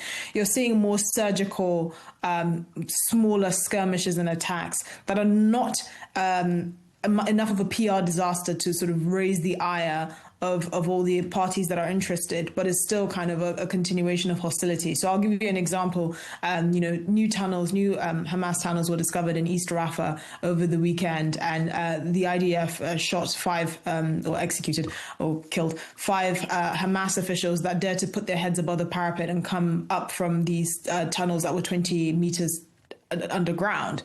Now, that's not a ceasefire in the traditional sense of things, because you're supposed to stop all hostilities. But in the same way, Hamas has also been firing artillery against Israel, even all throughout this sort of ceasefire. They've had delays in returning the bodies of the hostages, even though that was one of the conditions for this ceasefire. So you're kind of seeing this blurring of the lines and these drawing of informal rules that allows all parties to kind of tolerate the status quo without leading to an outright sort of break in engagement from either party. And that's the same thing that's happening with Hezbollah. You know, this attack in Beirut traditionally would have received the ire of the international community in a way that, you know, countries like the UAE, Saudi Arabia and all of that would just completely disengage with Israel. But because we're now operating in this grey space where the formal hostilities have died down enough for it to be tolerable for all parties to kind of continue some sort of talks or diplomatic relations, then this is what's going to happen. And I suspect this is probably going to be the status quo until some form of more permanent agreement can be agreed upon. And it's quite an uncomfortable place to be, because obviously we don't know what these formal red lines are, but the people behind the negotiating table, the people that know the kind of PR fallout from any outright hostilities, are the ones drawing the rules. And so at the moment, this war, which is still what it is, years is just evolving in a way that's not showing the kind of carnage that we've been seeing for the last 2 years. And Esther, Esther, thank you so much. Rawia, I was just thinking about this because, you know, this is Hezbollah's chief of staff. This is second in command to Hezbollah. They have been weakened significantly over the last few years. And is there likely to be any retaliation at all from Hezbollah? Because I must admit, as of late, they've been pretty quiet. They have, because as you said, they have been majorly weakened. But this assassination of al-Tabtabai is a big, hard blow for Hezbollah. They even, when they announced his martyrism, as they call it, they hailed him as the greatest jihadist commander that has faced what they described as the Israeli enemy till the last breath. So he is very significant, especially after Hezbollah has lost most of its top commanders, if not all. I think we might see a response, but I highly doubt it's going to be a big retaliation. It will probably be a measured response, probably even delayed. We won't see anything now. Also, sources close to Hezbollah have been saying that apparently there are two opinions, or there's a conflict inside the group.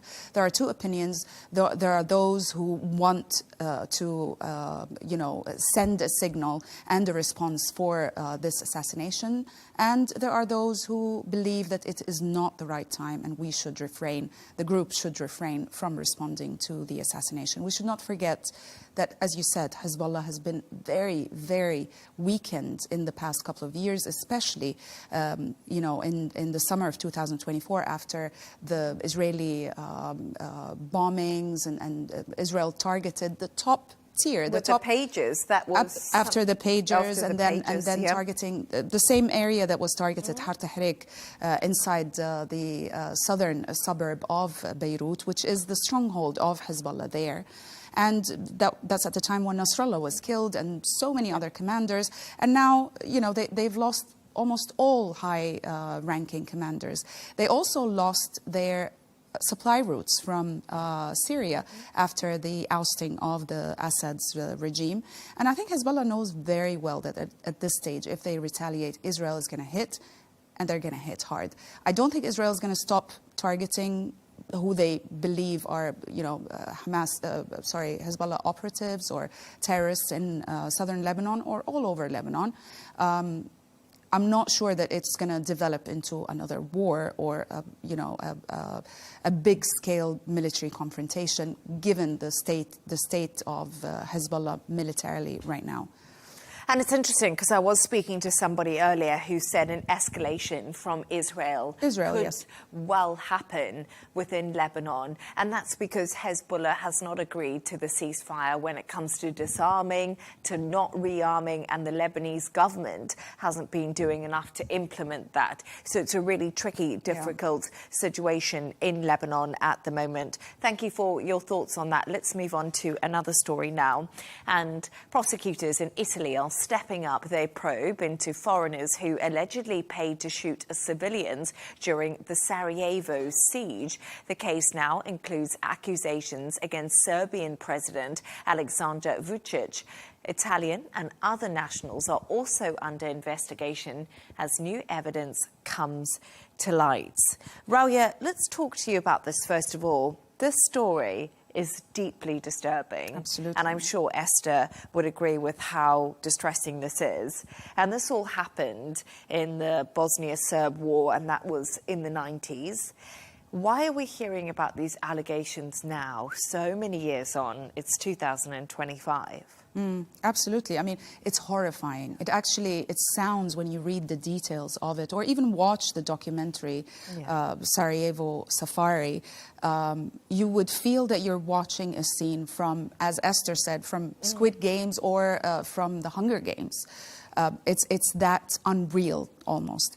Having said that, I mean, the renewed attention is not really because the international authorities decided to have a look at this and decided to deem what they were sort of describing as rumors all of those years, we're talking about almost 3 decades, more than 3 decades actually, that it's just a rumor. It's basically the hard work of a journalist who spent years investigating these rumors until he managed to prove that they were right, and also the hard work of a filmmaker, the one who made the documentary I've just mentioned, Sarajevo Safari, which actually pushed this entire issue into the global spotlight, and at the same time gave it like a visual reality or a visual dimension.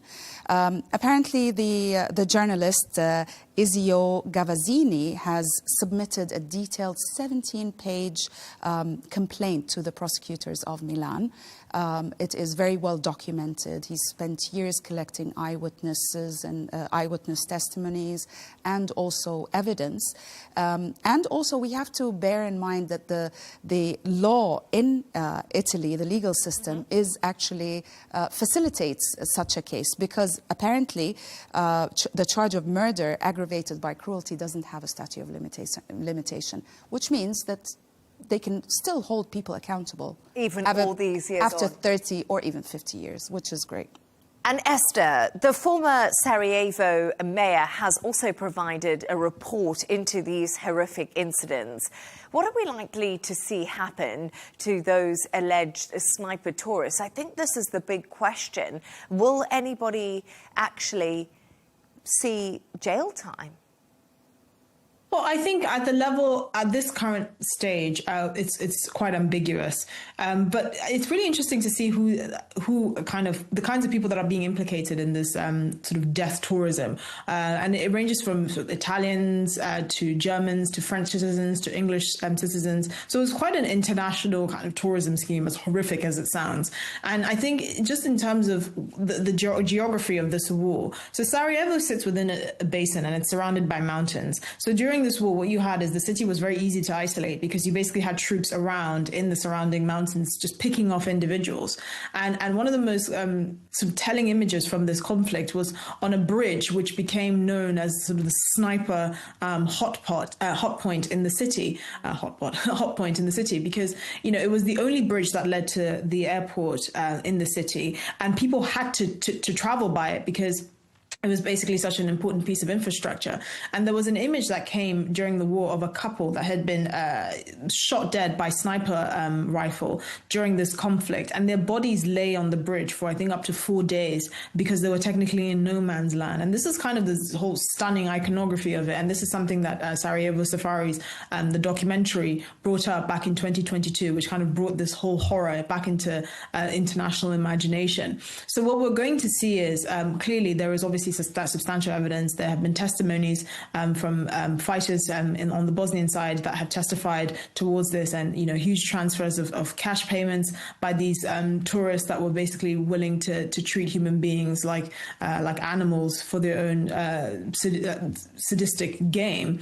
But what I suspect is going to happen is this is probably going to be elevated to the ICC. Obviously, that Serbian general who was convicted of genocide and crimes against humanity a few years ago kind of paved the way, because once you can establish there is an individual at the top of this who was convicted of such heinous crimes, then it's not outside the realm of possibility that something like this would happen, because obviously he didn't act alone. So at the moment, we're waiting for the prosecutors to gather all the evidence and identify the individuals that have been accused of this, either send extradition requests or elevate this to the level of the ICC, where it would be uncomfortable for states to refuse to extradite their own citizens who have been implicated in this. But it's just such a horrific thing to even consider, the fact that something like this could have happened in the 90s, where you had militaries that were basically acting in such a rogue state that could have facilitated such a horrific act of violence and brutality for what looks like significant sums of money. And the sad thing about it is it's taken years and years, and for these journalists to fight for justice for these people. So also credit to them. You know, we speak about the Sarajevo Safari. We also speak about this Italian journalist who has gathered this evidence himself, and he's desperate to get justice for those people. But Rabia, like Esther said, it was the people involved in this. It was wealthy men, if you want to believe the allegations. Absolutely. Wealthy men, not just from Italy, not men, I mean, wealthy people. I don't know if there were women involved, but I mean, wealthy people not just from Italy, but from all across the world. They paid big amounts of money to be able to do this. And they would fly and then, you know, to the closest area, and then they would be escorted by these soldiers to the mountains of Sarajevo, so that they can literally, you know, they're treating it as if it's a video game, you know? Like Esther chasing did say, people, exactly. It's almost the Squid Games in real life. It's pretty horrendous. Terrible. But thank you so much for your thoughts. Stay right there as we move on to another story now. And London could introduce a new tourist tax on visitors staying overnight in the UK's capital, following the example of other cities like Paris, New York and also Tokyo. The UK's Chancellor Rachel Reeves is expected to give London's mayor the authority to impose a levy which could raise up to £240 million a year. OK, Esther, let's get into this. You lived and you worked in London exactly like I did. Is this a good idea to raise capital in the capital, basically? Well, the argument from the likes of the mayor and other cities that are eyeing up this tax with dollar signs in their eyes or pound signs in their eyes is that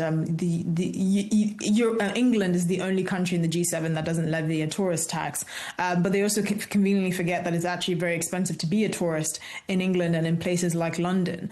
The argument that this is going to help repair some of the wear and tear that is inevitably done by tourists doesn't take into account certain realities, one of which is the fact that the hospitality industry in the UK has been battered relentlessly from years of these strikes, from the increase in national insurance on employers, which has made it more difficult to hire full-time staff. So you have people that are sort of a double whammy of insecure employment in the hospitality industry, but also employers within the hospitality industry finding it difficult to recruit because they just can't afford it. Now you're going to add this tax, which we don't know if it's going to be a progressive tax or if it's a flat fee, which is some of the things that some of the ways that these taxes manifest themselves in other countries like Spain and Croatia, for example. But the overarching point is it's not in the hospitality industry's best interest to make tourism less attractive by making it more expensive, but also it doesn't go to solve the problem of mismanagement in London. It's not going to make tourists any safer. There are many tourists in London and many people who live in London in general who cannot walk around with their phones out, for example, because it's going to get snatched, and you can trust and believe that once it gets snatched, it's never going to get back. You have an increase in antisocial behavior and just general dirtiness in public spaces that obviously all of this money is not going to go to addressing, because even other forms of taxes that don't affect tourists, like the increase in congestion charge, which people like myself have to pay, it's gone up from £15 to £18. We haven't seen a change in this at all from all the kind of extra revenue that the City of London is raking in. I also think outside of London, you're going to make it a very hard case to make cities like Birmingham more attractive to tourists by making it more expensive. It's not a very attractive place to visit in the first place, without making it more expensive as well. So while I understand the argument that, you know, this is a way of raising money without it being sort of a step outside of what other countries are doing because it's particularly common, I think you also have to think of what people, not just residents, but also tourists and the hospitality industry are getting in exchange for this. And it's probably nothing. And it's just a huge money grab that the state is facilitating, which is going to make the UK, in my opinion, a less desirable place both to live in and to visit. And it's so interesting because, Esther, I would echo that. I lived in London, extremely expensive to visit. It's dirty. There's a crime problem. Sadiq Khan, the mayor, has been heavily criticised on all fronts. And also, it's a sad place right now for the cost of living crisis. We've got an upcoming budget. The hospitality sector is extremely concerned about the budget. They don't know if they'll get anything in that budget that could possibly help them. It's just been sort of chaos after chaos. Really, since COVID, Ralia, hospitality hasn't actually recovered. But you visited London recently. Do you think the city should tax people? Are they going to benefit from it? Would you go back if there was a tax? Well, the thing is, I'm in a different position. First of all, I have a son who studies in London, so I'm going to be going back and forth. Hi, Rawia's son. Regardless, regardless of the tourist tax or not. And I can see that both your point of view comes from a national, I mean, you're both British nationals, if I'm not mistaken, also Esther is. I have a tourist perspective. Right? I visited London in September. I hadn't been to London like for almost 12 or 13 years prior to that, even though I lived in London for a while when I was a student, you know. I never worked there. I saw a huge difference in the city. Honestly, the cleanliness that Esther was talking about, I was surprised and shocked to see garbage bags still on the street, on the same street that I walked for 2-3 days, are still there. And then when I came back, you were telling me that obviously they collect them once a week. I saw Britain in general, but London specifically very different from what I remember in the golden days, let's see, when I used to go there. Having said that, you walk on the streets of London, you would hear other languages way more than you would hear English. And these people, it's obvious, you can tell that they're tourists. I don't think, forcing a tourist levy or a tourist tax on tourists is gonna really affect that much the tourist influx coming into London.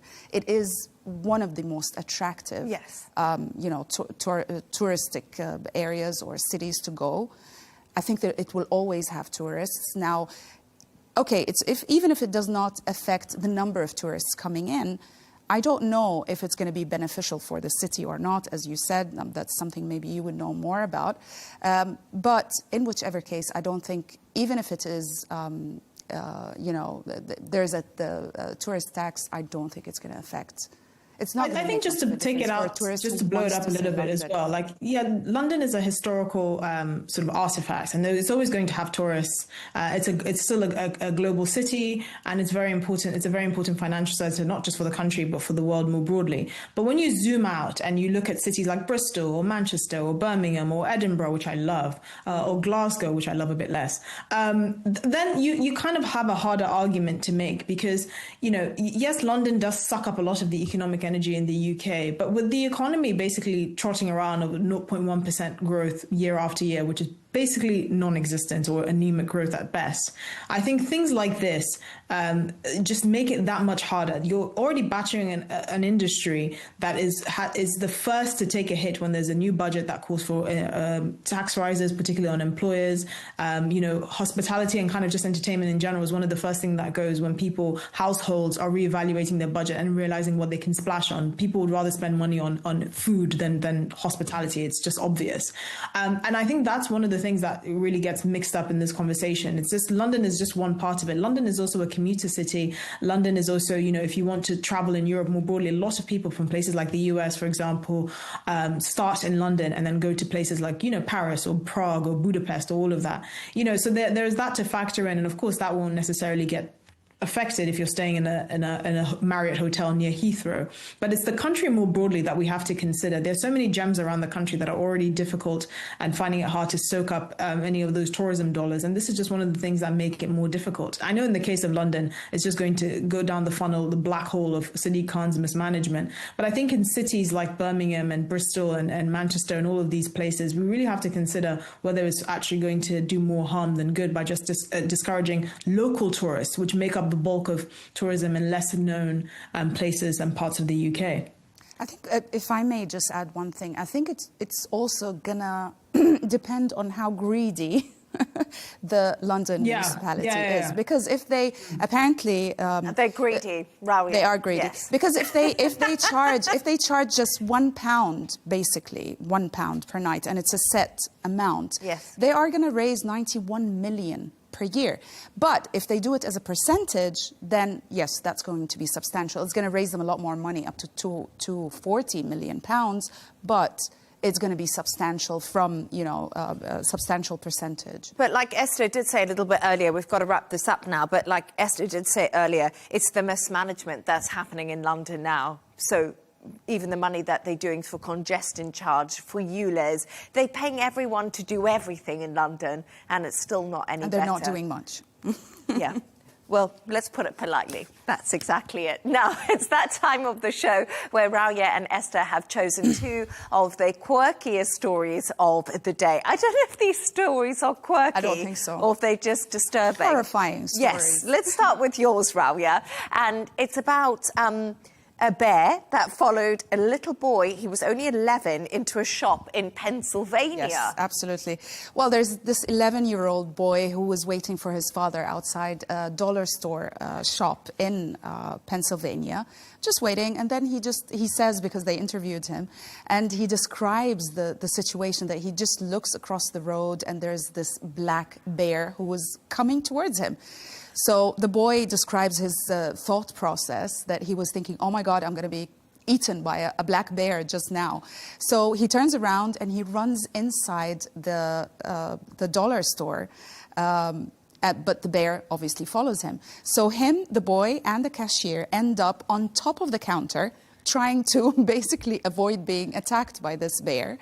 The bear comes in, and then for some reason they manage to escape. They manage to grab their things and just run out of the store, leaving the bear inside, who actually climbed, as you can see in the footage, on top of the same counter the boy and the cashier were on, but then just wandered around in the store and left on his own. Not to sound trivial, but Esther, we're looking at the pictures there, and to me it looked like the bear just wanted some cigarettes from behind the counter and a little bit of chewing gum. I think what's happening, the bears are becoming pigeons of the Midwest. Yeah. Yes. In that, they're becoming increasingly socialized around human beings. And he may not have been looking at that little boy as food, but I think he might have clock that the little boy can direct him towards food like Cheetos or something. Yeah. And so you're seeing these bears that are increasingly comfortable around human and human activity, and they're figuring out that they can get food in certain areas usually by just making themselves closer to humans. My sister lives in Los Angeles in a woody, sort of foresty area,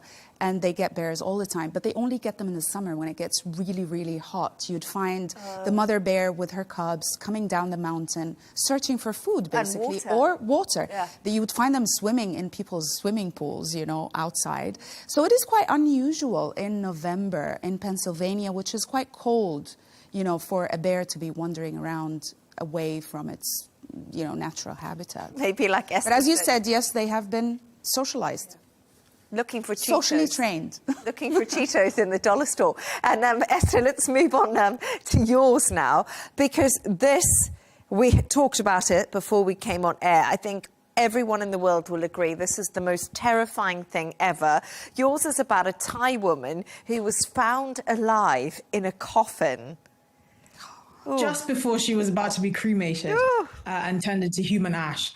So what led to this was apparently her brother found her lifeless body in her home and decided to take her to a funeral home, put her in a coffin, and then get her cremated 2 days later. Now, I think there must have been some sort of family spat here or some sort of disagreement, because I don't understand why he wouldn't at least ascertain a medical certificate that would say that she was actually dead. And this is kind of my worst nightmare, to wake up confined in a box. And her timing was impeccable, because if she'd waited a few moments longer, she wouldn't have been alive to tell the tale. But she just before she was about to be cremated, she woke up and emerged from this coffin, I'm sure to the horrified faces of the people that work there. And it's just one of those stories that you just can't make up, because other than the fact that I don't think this is as innocent on the part of the brother as he says, what are the chances that someone is not only found alive in a coffin, but all the kind of procedures that you go through to make sure that someone's actually dead are skipped? And it kind of reminds me of a story of an old lady who didn't have a do not resuscitate order on her medical files, and so every time she kind of coded on the bed, she was resuscitated by having a jolt of electricity shot through her, and she actually woke up. So you'd have her family members around her, getting emotionally ready to mourn the loss of their loved one, and they all gathered around and they're like, clear, and then she wakes up and she actually is alive again. And it happened about 3 times, and they just thought, enough, something needs to be done here. Maybe they've just had enough. For the death of your loved one, and then it's being a false alarm. Can I tell you what's really interesting? Have you ever heard the saying dead ringer? You were telling us, yeah. He's a dead ringer. No. Okay, well, there's a saying that... Well, I've heard the saying. Yeah, dead ringer. But you know where it comes from? In the Victorian times, it was actually quite common to be buried alive.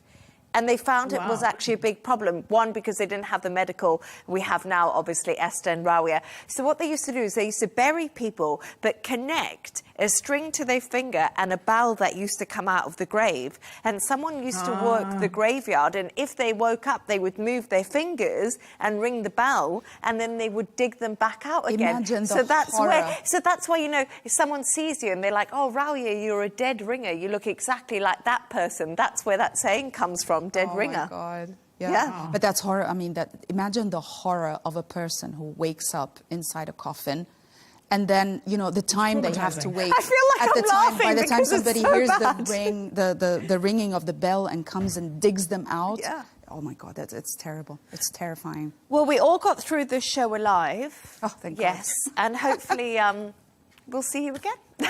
No dead ringers. No dead ringers here. Yeah. Thanks to tonight's guest, Al Arabiya senior presenter Rawia Alami, who was with me, of course, in the studio, and writer and broadcaster Esther Kraku. And she joined us all the way from Florida. And that's all from us on W News Extra. Don't forget to subscribe to our YouTube channel. Of course, follow us on X. G&T will be coming up next with Tom Burges Watson. Goodbye and thank you.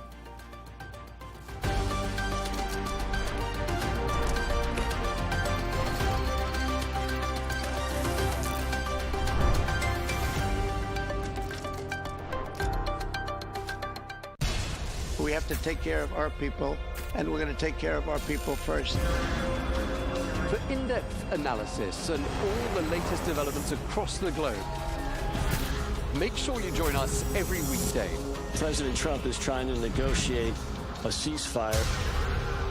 With so much happening, so much information, and so much noise, International law will have no part in his administration. it can be hard to keep track. Tariffs will just fuel inflation. We're going to fight these tariffs. But you can count on us to tell you what you need to know. We stand by your side. Join me, Tom Burges Watson, for Global News Today, right here on Al Arabiya News.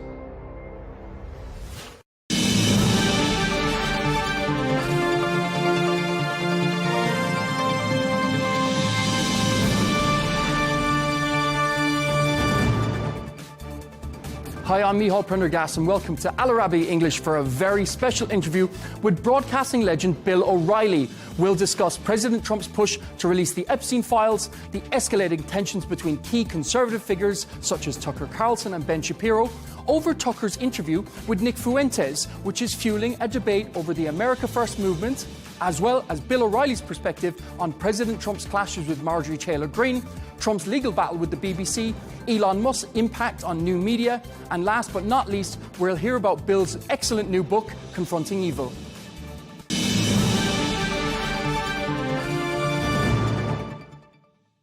Thanks so much for joining me, Bill. It's a pleasure to have you with us here at Al Arabiya English.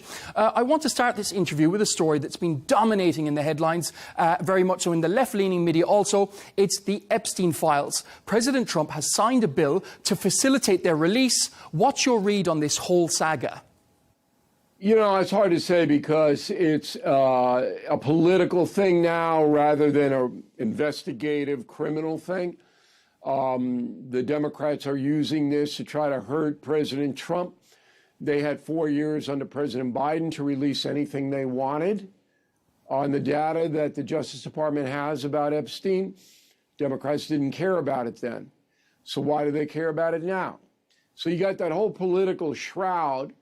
My point is that if you do release things, and I did talk to President Trump about this eye to eye, I was at the White House and he asked me about it. I said, look, if it's vetted, if the Justice Department is convinced that there was an incident involving Epstein and whoever, you got to put it out. But if it's just rumor and innuendo and there's been nothing established, then you risk hurting, destroying maybe a human being and their family. Because Epstein knew thousands of people. And if you just were sitting in a meeting with him and then all of a sudden your name's popped out in this data dump, then your enemies are going to seize that. So, you got to be very careful. That was my take to President Trump. I don't know why he is switching now he says, release it. Then before he said, we don't want to release it. With me, he said, yeah, I'm going to release it. So it's like back and forth and in and out.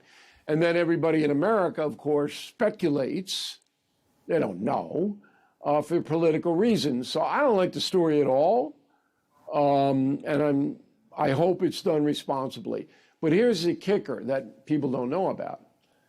Even if Congress approves, which they will this week, of the Epstein data being released, Bondi, the Attorney General, has 30 days to put it out. So it's not going to be like everybody's going to know on Wednesday what all this is about. And it raises the question, Bill, if these files were so politically explosive, then why didn't the Biden-Harris administration release them during the 2024 campaign when Trump was surging in the polls? That's the question. On a political basis, there are two tracks. There's a political track, all right, and then there's the did people get away with crimes who were involved with Epstein? I'll give you an example, Mihal. If you went to Epstein's island in the Caribbean and your name is on a manifest on a private jet, that should be put out. Okay, then the burden of proof or the burden is on you to explain what the deuce you were doing on that plane going down there. But if there is no verification that you were involved with anything other than casually crossing a path, that's wrong. So we know that Prince Andrew, whose life has been ruined because of this, was involved with Epstein and some girls. There's pictures. So that's totally legitimate. But it's the stuff that we don't know, the speculation stuff. And in America, the press is so terrible and corrupt now. They don't care about speculation. They don't care about destroying people one bit. Both sides. They don't care. And is it purely the case that due process is now out the window? Totally out the window. You're convicted by a headline. And all the tabloid and all the ideological publications know that.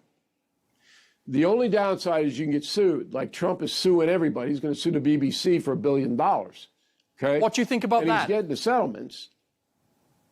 I would sue him for $10 billion. You know what they did? And then the idiot who runs the BBC goes, oh, it was unintentional. Come on. They took two separate interviews that had no relevance together, and they spliced them together to make Trump look like he was espousing violence on January 6, 2020. Come on. And the leader of the BBC goes, oh, it was unintentional. Come on. I mean, BBC despises Trump. They wanted to make him look bad. They've misled people in the United Kingdom for 10 years. They don't report honestly anywhere, and they ought to be held accountable. Is it simply a case of Trump derangement syndrome? Yeah, I mean, they don't like him. They hate him. And I understand that.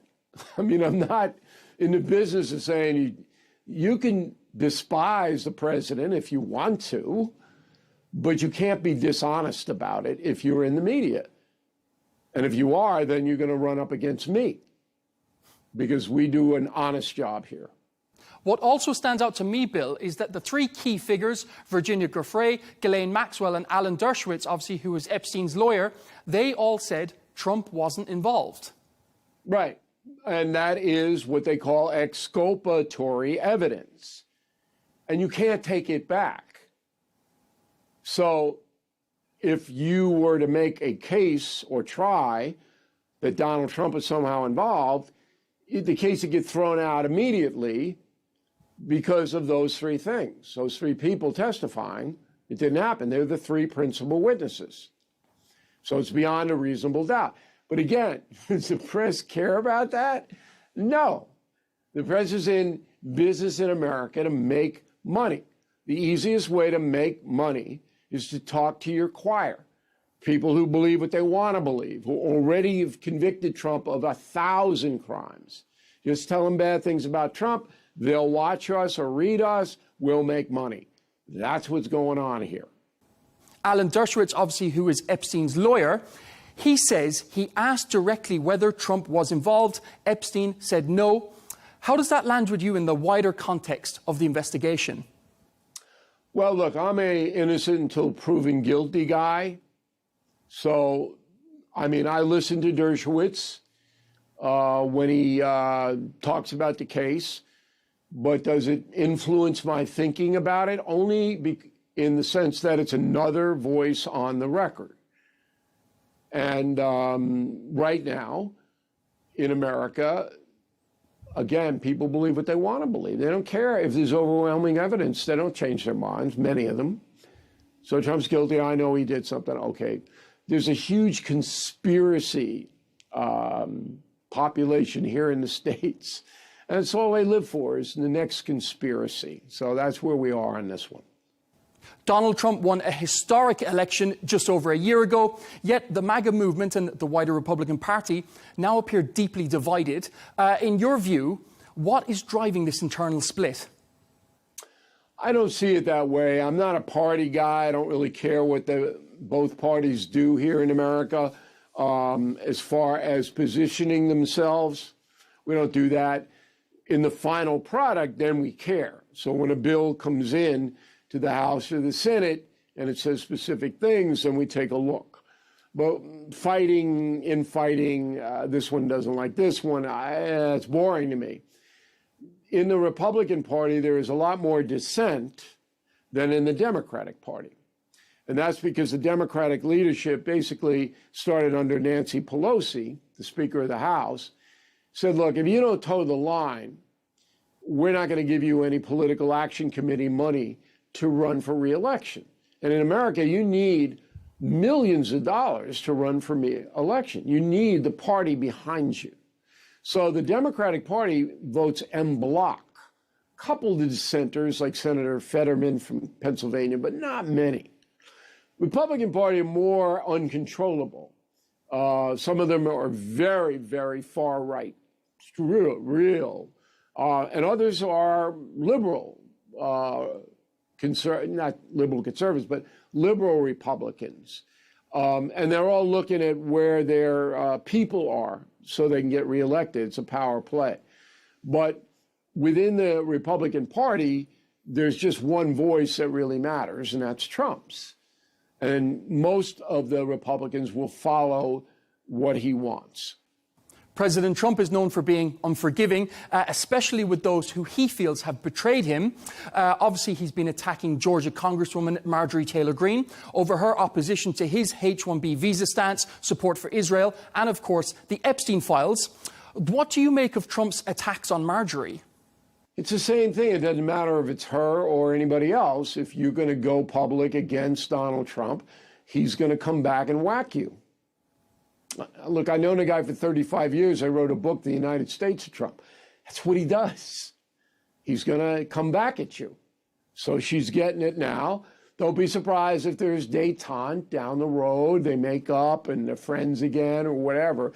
But again, I don't even care. That doesn't bother me, or because it doesn't really affect my audience. Doesn't have any negative or positive vibe, if you want to use a current word, to what people are going through every day. You know, higher prices in the grocery stores, that's the big issue in America. And then, you know, Putin in China, that's important too. But what Marjorie Taylor Greene says, I mean, people don't even know who she is. And in terms of the vibe, as you just said, is it the case that the Epstein files is a huge distraction away from these serious geopolitical topics, as you said, Russia and China? No, I don't think Trump pays that much attention. It's annoying to him, and that's why he wants to get it out of the way this week, which he will. But look, I talk to the president occasionally. I know where he is on pretty much every issue. And China is the #1 foreign policy issue. Putin is 2. And he's you know, got his strategy well thought out there. And the Epstein stuff is a trifle compared to those two. We're seeing a clear rift on the right. You've got figures like Tucker Carlson and Candace Owens and Thomas Massey on one side, Mark Levine, Ben Shapiro on the other. Surely the only winners from this rift are the Democrats. I'm a winner from the war. People come and watch me in vast numbers because they're tired of that nonsense. It gets you nowhere. So I'm the big winner because we do fact-based analysis here. We don't do all that crazy conspiracy stuff. We don't run in that circle. And I don't pay much attention to it. My staff says, oh, look at this. And I go, okay, if it's important, bring it to me. If not, I don't care. We have people in America today who make a lot of money with conspiracies and trying to get outrage and, you know, become controversial. They get a lot of attention. But I don't think that's a long-term strategy, Michal. I just don't think that's... I've been in the business 50 years, and we've done exceedingly well all over the world. I don't think that's a strategy for a long-lasting enterprise, just being a bomb thrower and just trying to create chaos every day. Do you think that Tucker Carlson has become a conspiracy theorist? I don't know. I don't see him. I mean, you know how busy I am? I mean, I don't have time to sit down and watch that stuff. I get reports of it. You know, my staff, every morning we have a big meeting and we go over stuff, but I don't see it. I mean, he's a successful guy. And this is a very competitive industry. And I don't know him that well. I know him because he was in D.C. when I was in New York when we worked for Fox. But look, he does what he does. And the American public can take it or leave it. I don't get upset about any of that unless it's, you know, damaging to the public. And just staying on Tucker for a moment, his recent interview with Nick Fuentes has prompted a lot of outrage from some conservatives, with some calls for him to be effectively cancelled and pushed out of the MAGA movement. Do you think that Tucker is being cancelled, and should he be? Well, I don't think he was ever in the MAGA movement. He was a Trump supporter. We don't believe in cancel culture here at all. We think that is very detrimental to the health of the United States of America. This Fuentes thing, you know who Bill Maher is? Do you guys get him over there? Do you know who he is? Okay, so I was on him last week, and I said to Maher, did you put him on a show? And Maher said, no. I said, why not? And he said, well, he was far out there. I said, well, let me tell you why I wouldn't put him on my program. Because if anybody who thinks, and I wrote Confronting Evil, as you know, #1 bestseller in America, and Hitler's on the cover, along with Putin, Ayatollah, and Mao, and there's 11 other miscreants inside the book, 15 all told. I said, anybody who's trying to justify Hitler or play down a guy, a mass murderer like that, is either mentally ill, emotionally ill, or he's a charlatan. He's trying to get attention. So why would I put somebody who's not in complete control of their process on? I wouldn't. You know, I can go out to Speaker's Corner in Hyde Park and grab anybody off the play if I wanted to do that. All right. And then if they're just doing it for publicity and money, why would I put them on? Why would I be part of that circus?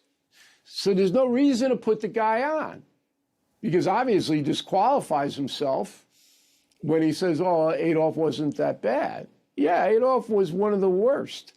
And you not knowing that disqualifies you, in my opinion. So that's what the discussion was. Do you think Tucker is being cancelled, and should he be? Well, let's put it this way. He gets on my program, he gets a lot of publicity, right? And that helps him. And my audience is a very sophisticated audience. I mean, we don't have people who are wandering around. In order to follow me, you've got to have a frame of reference. You've got to know what's going on, at least partially. So I think that putting a guy like that on is insulting my audience, insulting my audience's intelligence. And yeah, I can bring in 18,000 facts to show that Fuentes doesn't understand the Third Reich. But so what? Everybody knows that any sane, intelligent person knows it's crazy what the guy's saying. So why do I want to get involved with all this? You know, if it were a senator of the United States elected by the people who said, that Adolf wasn't all that bad, I'd put him on. And it would not go well for him. Let's put it that way. I know what I'm doing out here. And but some guy who's just trying to make some money saying crazy stuff, not going to happen here.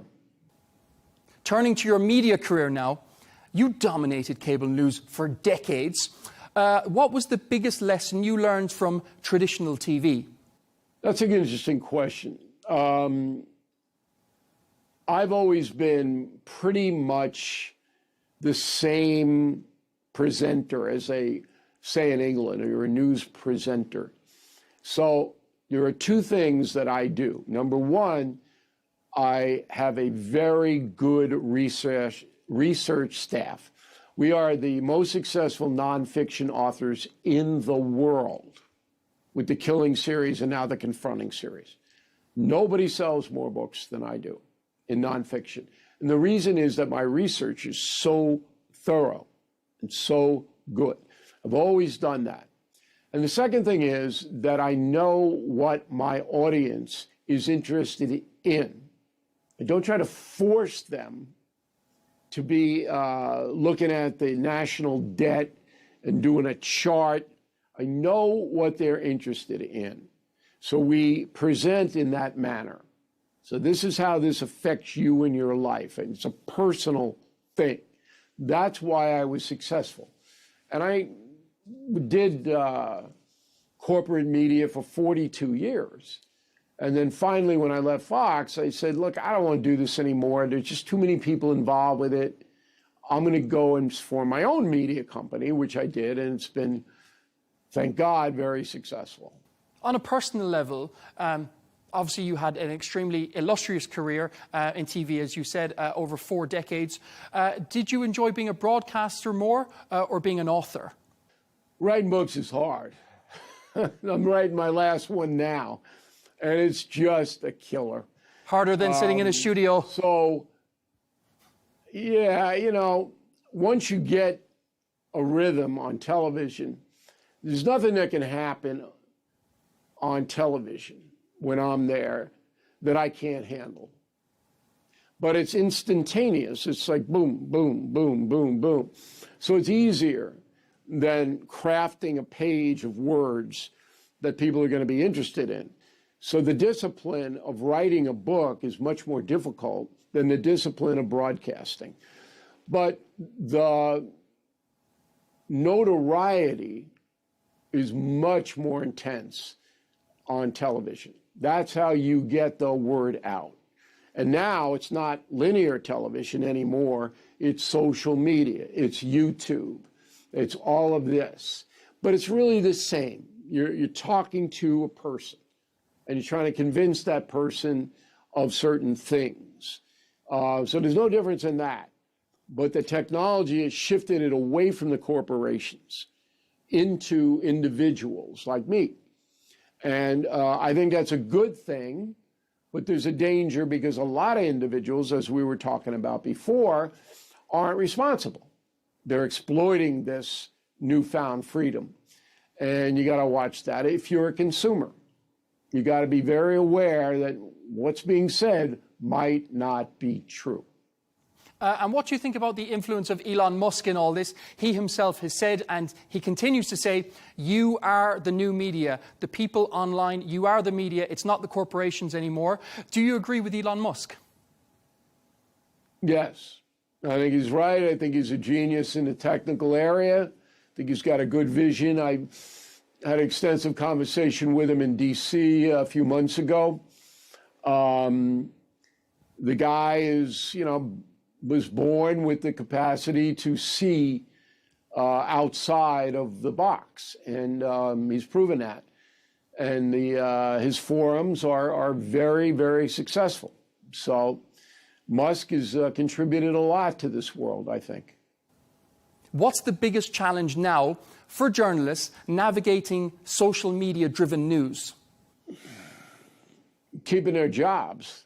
I mean, because all the big media corporations are cutting salaries and cutting jobs. And I get calls every day from people who go, you know, where should I go? What should I do? And very, very little opportunity anymore. Where it used to be when I started out, there were lots of jobs. Now there's not. So that's a big challenge. And then when you do get an opportunity, you've got to figure out, you know, I can't sell out. I got to be an honest person. And there's a lot of temptation to just go along to get along. And that's death. You start down that road, it's tough to come back. Looking back, would you have done anything differently moving from TV to digital platforms? I don't know. I took a bunch of people from Fox with me. They were all skilled. We're pretty well organized. I work way too much, so maybe I should have figured out how I didn't have to work this much, because I'm an old guy and my friends are riding around in golf carts playing pickleball, and I'm working 10 hours a day, and I go, how did that happen? So that's probably, I could have structured this so I didn't have to do so much work, because I'm the product. And, I like it. I'm not whining, but that's the only thing. Otherwise, it's been a pretty smooth ride for us and very advantageous. Everybody is prospered in my arena. I'd like to turn on to your new book, Confronting Evil. It outlines the worst of the worst in history and today. What drove you to tackle evil as a central theme, and what lessons do you hope that readers learn as a takeaway? Well, about a year ago, because the books take a year to write, I noticed a big rise in bad behavior in the United States. And then overseas with terror and Putin, you could see it. And I go, there's something fueling this rise. We've always had evil. Ever since Cain and Abel, if you read the Bible in Genesis, that story's there for a reason. But now we go in cycles. The world goes in cycles. And I saw a rise in evil, predictably among the cities and states where the law was not being enforced for whatever crazy reason. And I said, I need to write a book about the really worst people and how they got power and what they did with the power, so that people now know what the potential of evil is. And that's what we did.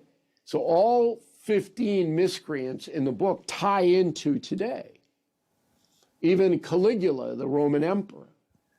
The reason that Rome fell and just vanished when it was once the most powerful nation on earth was because the people, the Roman people, allowed it.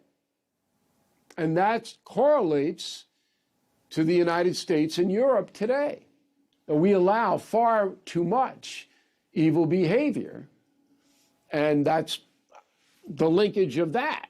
And then every other chapter links into what we're experiencing today. And that's why the book has been a phenomenal bestseller. People go, whoa, I got to pay attention to this now. I got to put my cell phone down in my own neighborhood, my own house sometimes, and confront this evil, because we just don't want it to spread. And as you said, evil has always been part of the human condition. I'd like to pose you the question in terms of the future. AI is having a huge impact. There's a lot of talk around governance, even in the way that AI it can be skewed by the information it's fed. Do you think AI is going to have a positive reaction in the world going forward in terms of rooting out evil? It's a dual track again.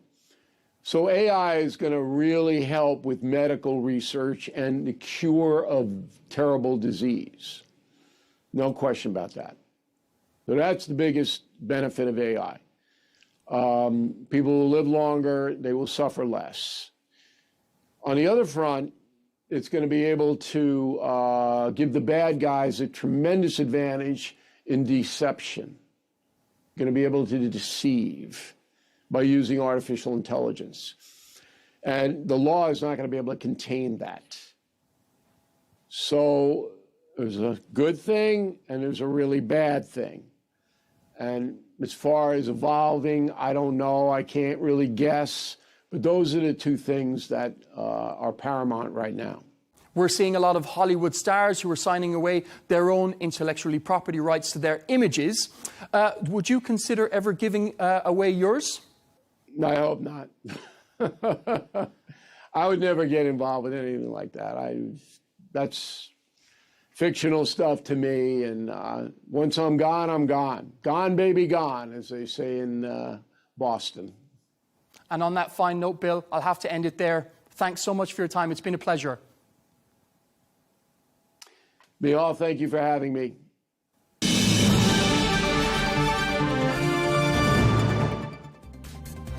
That's all we have time for on Arabiya English today. Thanks for watching, and be sure to join us tomorrow for more exclusive interviews. Until then, goodbye.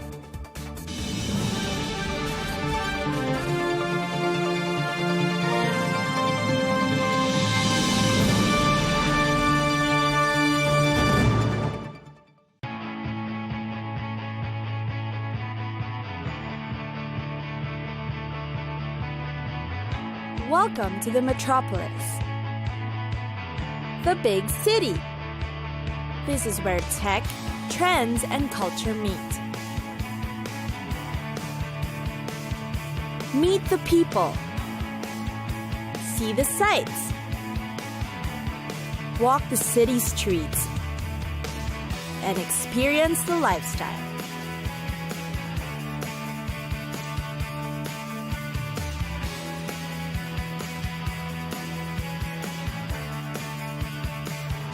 This is your first-class ticket to the cities of the world.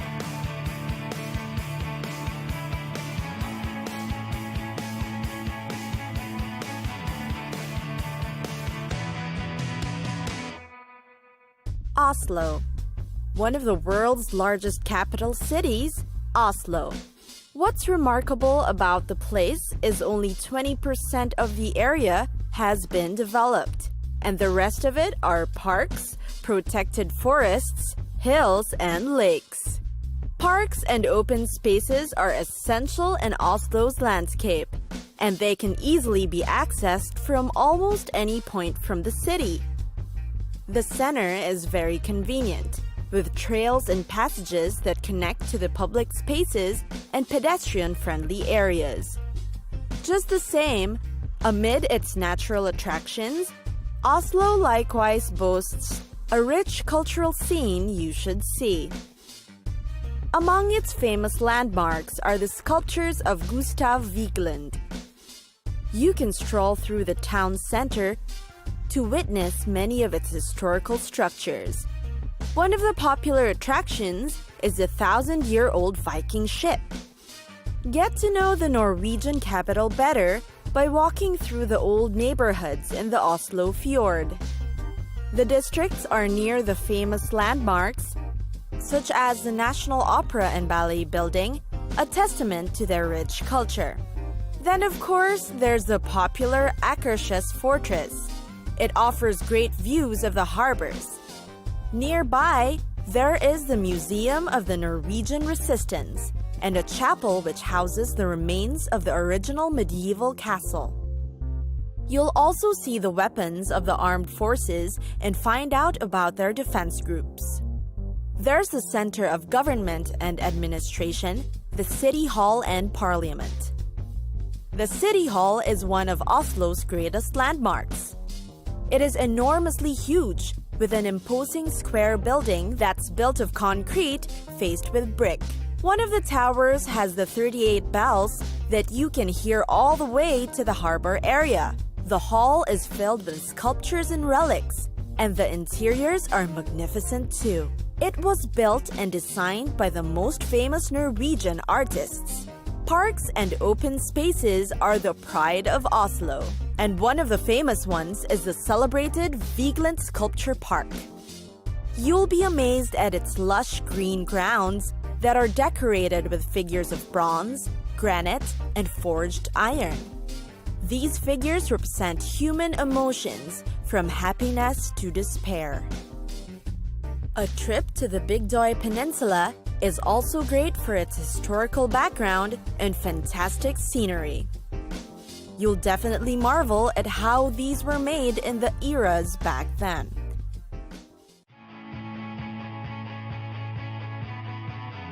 It's time for us to go. Pack your bags and get your tickets ready. And we'll see you on the next destination. Catch us again next time on Cities of the World.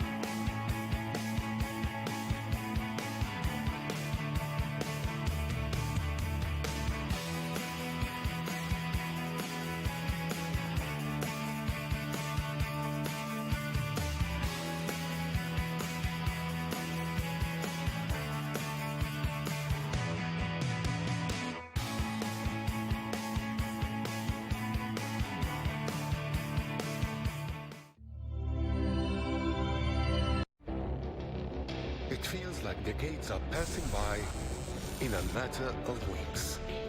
Seismic shifts in the world order. Never, ever will be part of America. With so much happening and so much noise. Whether it's political upheaval, Canada has been ripping us off for years. Economic shifts or social movements. And no one wins from tariffs. I think America can be more friendly to the rest of the world. For in-depth analysis and all the latest developments across the globe. To have an inclusive policy together. The meetings with Hamas gave me some hope. We're in another nuclear arms race. The most important development straight to your screen. Welcome to the dressing room. I'm on my own. I need backup. And an insightful look at the issues shaping our world today. It was not going to happen, that war, and it happened. Join us on Arabiya News, where the world talks.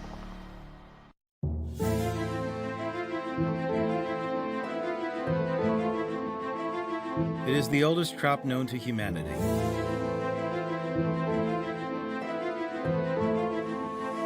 It was cultivated by ancient civilizations about 12,000 years ago and used as food and medicine for at least 2,500 years. Cannabis was once believed to be a natural remedy for pain, nausea, and muscle spasms, and was sometimes used as an appetite suppressant and for post-traumatic stress disorder.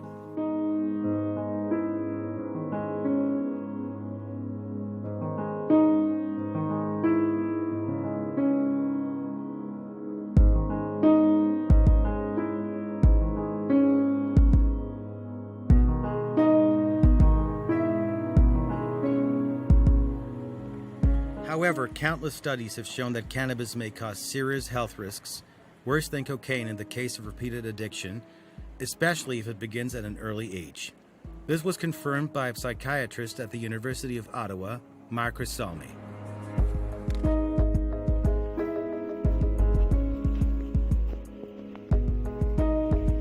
Dr. Salmi says that some people believe that cannabis is a plant that comes from Mother Nature and cannot cause any harm. But this is refuted by studies published in the British Medical Journal.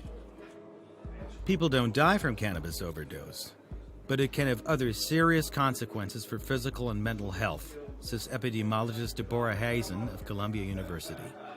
According to a study published in the Journal of the American Heart Association, people who regularly use cannabis are more likely to suffer heart attacks and strokes.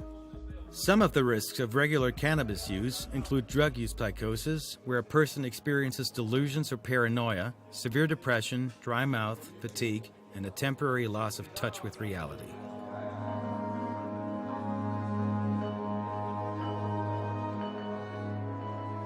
now we've noticed that people who are using cannabis are using stronger cannabis than, for example, the type of cannabis that was available in the 60s and 70s in terms of the THC content or the actual active ingredient that make people hallucinate or feel relaxed or feel that they're going through a good time. And at the same time, also people who use cannabis have been noticed to have overall poorer health and being admitted to hospital more often. They're also associated with smoking or with more drinking or with more use of other drugs. So overall, with the legalization happening in many countries, we're learning more and more about how cannabis use is developing and growing, whether among young people or older people. And I believe it will continue to be a drug that's available, and most likely a society will accept it just like we accepted alcohol. But to say it is a harmless drug that everybody should be using without worry is definitely not something that I advocate or that the medical profession in general supports. Did you know that alcohol consumption is prohibited in most public places in Amsterdam?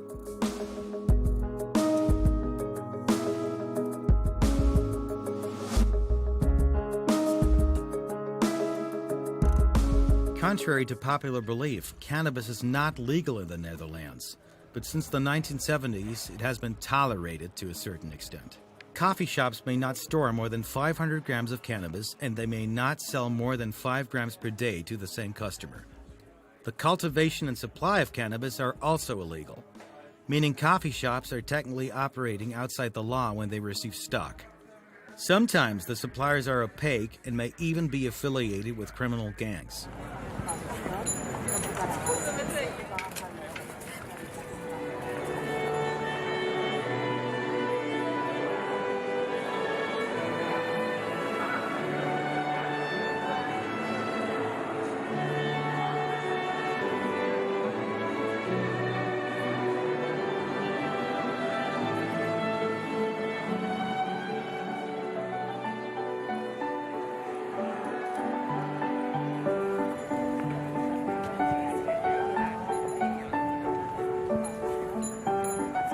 The homeland of Vincent van Gogh, Tiesto, and Rem Koolhaas.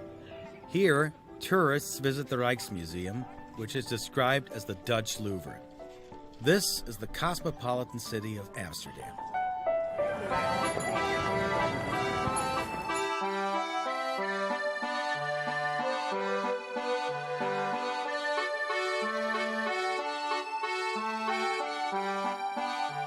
The Netherlands, despite its small size, is a global agricultural powerhouse and a major exporter, earning it the nickname the grocery store of Europe. The country serves as a major gateway to Europe, with the port of Rotterdam being the largest port in Europe and a key logistics hub.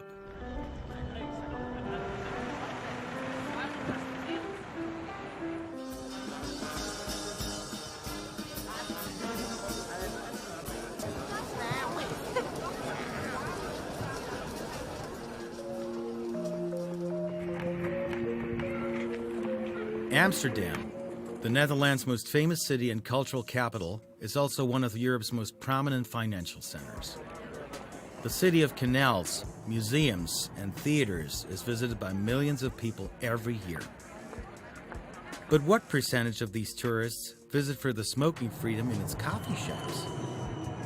While the Netherlands was the first country in the world to allow the free use of cannabis in public since the late 1970s, with conditions and restrictions, this policy was intended by the government to limit the risks of hard drug addiction. However, in recent years, the Netherlands has been plagued by the growing influence of powerful drug gangs and the violence of organized crime.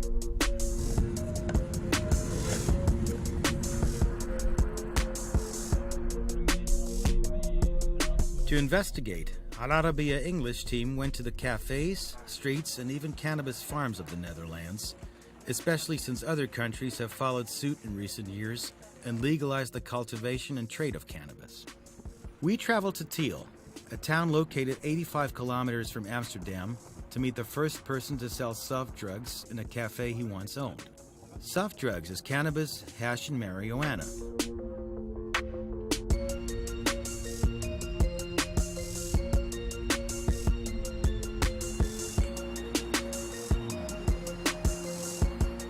Werner Brunning, who opened Malo Yalo in 1973, the first coffee shop in Amsterdam to sell soft drugs. This coffee shop system partially was set up as such that one of us would pretend he was just a visitor sitting in front of the bar and selling hash and grass. And that I, as an owner, allowed this guy to do so because he gave me a lot of smoke if I wanted and so, things like that. You can suggest a kind of a fairy tale. And that made it impossible to close the shop down because they could arrest the dealer, but they couldn't arrest me. I was the owner who was saying, oh, I don't know, I don't care either. And that was it. And then they made it, combined the two things and said anybody in that shop who is selling hash and grass is supposed to be one of the employees of that shop. So there is a link. And they said, okay, we'll leave all the shops that are existing open. We give them sort of a permit, but only under certain rules. And if you don't obey those rules, we'll shut you down anyway. While Yari studied hotel management at one of the most famous universities in the Netherlands and follows a modern approach in managing cannabis cafes that he and his brother inherited from their family in Amsterdam, Yari also confirmed Warner's words. And it wasn't really allowed, but it was the 80s, it was the 70s, and the government was looking the other way. And since it didn't do really much harm, then came the decriminalization policy of the Netherlands. Ever since, they've never changed this policy, which is weird because the conditions are very different now than they were 40 years ago. Cannabis was first criminalized in the Netherlands in 1953, following previous laws against its import and export in 1928. In 1972, the Dutch government classified drugs into two categories: more dangerous and less dangerous, with cannabis falling into the less dangerous category. Accordingly, possession of 30 grams or less was considered a misdemeanor. This approach aims to keep cannabis trafficking out of the hands of criminals and reduce users' exposure to hard drugs.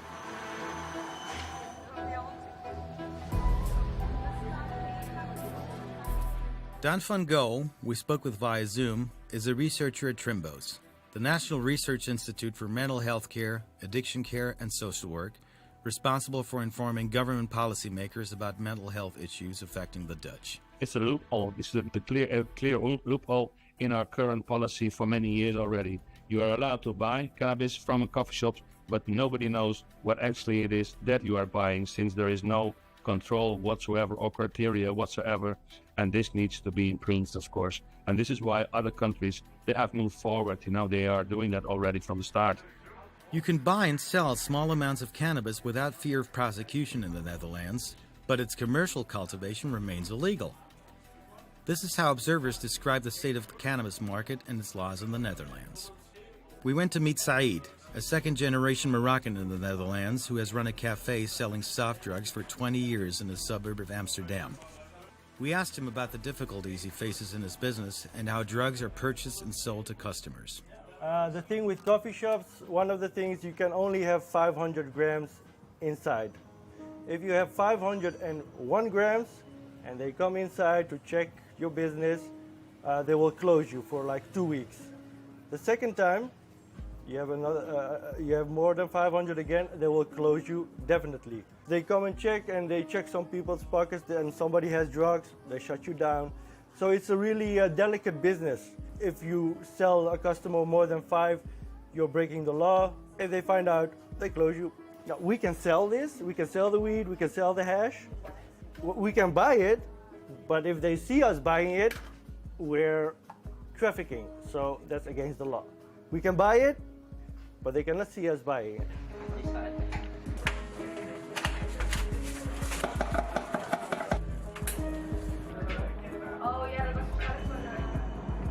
The Dutch opium law prohibits the cultivation, sale, delivery, carrying, and transportation of narcotics within or outside the Netherlands, except for the use and sale of cannabis under specific circumstances and conditions.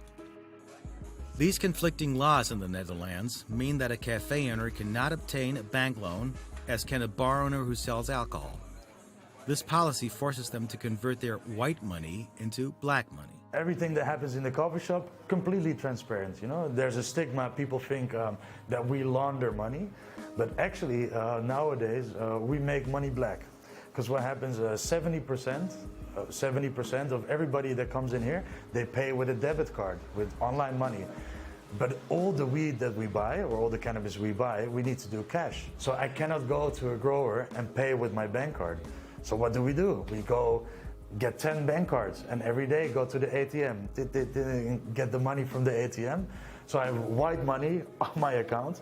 I take it out of the ATM with thousands at a time, and then it's black again, right? It's because it's disappeared. And then I can use it to pay the grower or the supplier for the cannabis.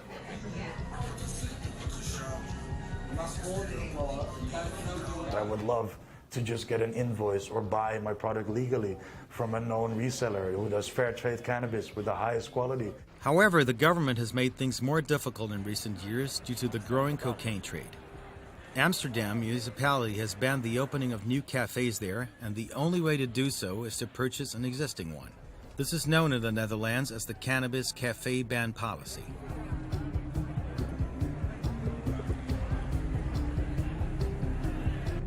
For years, they tried to extinct coffee shop.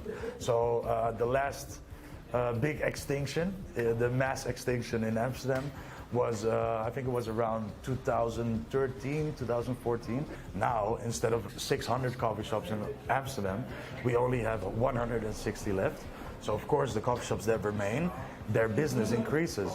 And that also means that nuisance or problems for the neighborhood also arise. Suddenly, a coffee shop with 100 guests now has 500 guests.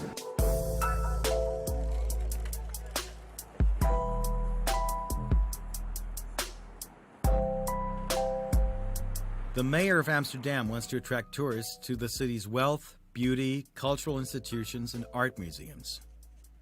She sees a large cannabis market with many links to organized crime.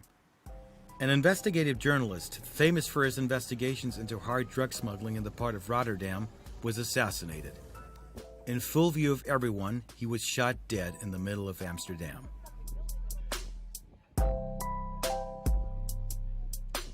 Drug policy is targeting public health, basically, so it takes care of the people who use drugs. Whereas the production of drugs is a different field. It's in the hands of the Ministry of Security and Justice, and they have stepped up in the last, maybe 10 years, pretty much to counteract the production of drugs. And yes, it's true. We are, it's not something good to be very proud of, but the Netherlands is the #1 producer of both ecstasy and amphetamine in the world. And also methamphetamine is growing in the Netherlands. So there's a lot of production taking place in the Netherlands, not for our domestic market, but for the world, basically. And this is something that, it should be attacked, but it's different. Then you are attacking the production of drugs.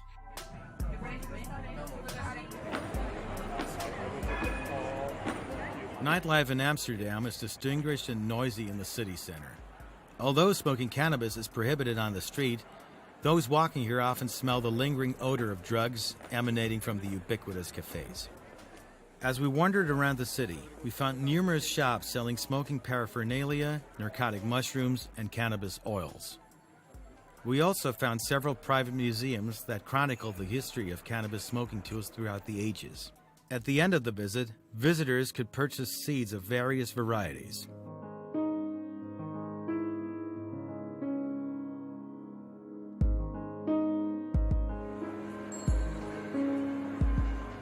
Like in Holland, here you can grow 5 plants. Yeah, but there is a but. You can grow the 5 plants, but you can grow them in your garden. So you can grow the 5 plants outside. But once you grow them inside to make good weed, stronger weed, that's more effective weed, it's not allowed.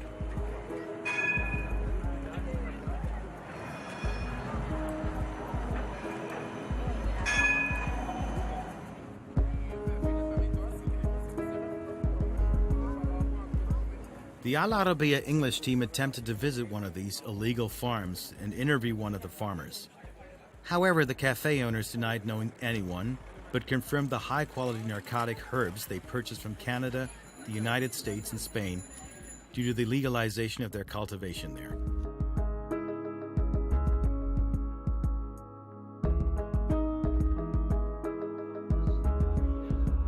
Why is it interesting to buy weed from Canada or from the United States or from Spain? Because the quality there is getting higher. If you can do it legally, the quality will automatically rise.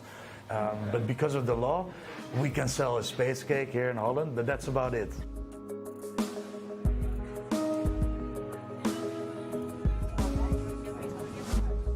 The concern confirmed by everyone we spoke with was that the Netherlands would lose its status as other countries such as Canada, the United States, Spain, Belgium, Austria, and the Czech Republic legalized drug selling and cultivation.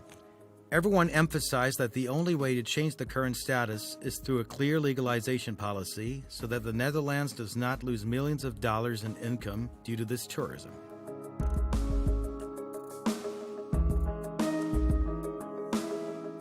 So how can a coffee shop have 30 strains on the menu with only 500 grams? It's not like people come in and bring 10 grams all the time. No, a coffee shop needs to buy kilos. So somewhere the weed is being stashed, and all of a sudden it drops out of the sky in the shop and it's legal. And all the steps that happened before that, we don't talk about in Holland. We don't want to know. But I think it's important that we do come to know and that we do check all these steps and make sure that the right steps are being taken and there's no more contamination. For a safer product, better for the client, more income for the government, and also for us as an entrepreneur. I don't want to have the risk of closing down my business by a single mistake. It's a weird law. They call it gedoogbeleid, like this, and that is the law. There's no store where you can go buy it. You just buy it from the growers. Yeah, we have to buy it from the growers. We cannot buy it from the store. And so they say, okay, buy, but don't let us see you. We didn't go far from the city center to meet a foreigner who lives in Amsterdam and enjoys going to the only bar in the suburb that allows smoking and drinking alcohol at the same time. It's close to home. I live quite close. It's good. You can smoke and have a drink here, which is relatively unique. I enjoy the fact that it's legalized here and that I can smoke when I want and whatever. That's great. That's how I believe it should be. But I think I probably prefer a system where I know the supply chain better, right? Like, where has this come from? Who's grown it? Has everyone along the supply chain been equally paid and for their labor and for how's it got here?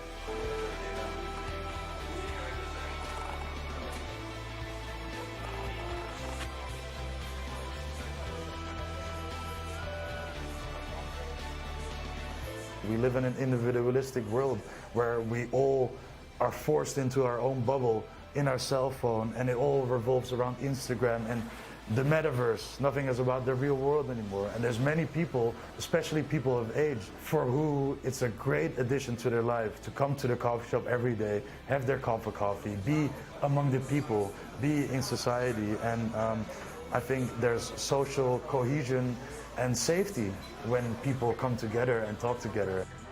This project, the legalization of cannabis in the Netherlands, represents a pivotal moment in the history of drug policy in the country, and its success or failure could ultimately shape the future of cannabis policy, not only in the Netherlands, but also in other parts of the world. We spoke with researcher Dan van Ka about the government's future policy regarding the legalization and cultivation of cannabis. We're doing experiments with the municipalities, whatever the supply of the cannabis will be regulated by a few cultivators, so to speak, and we will see what the effects will be of that.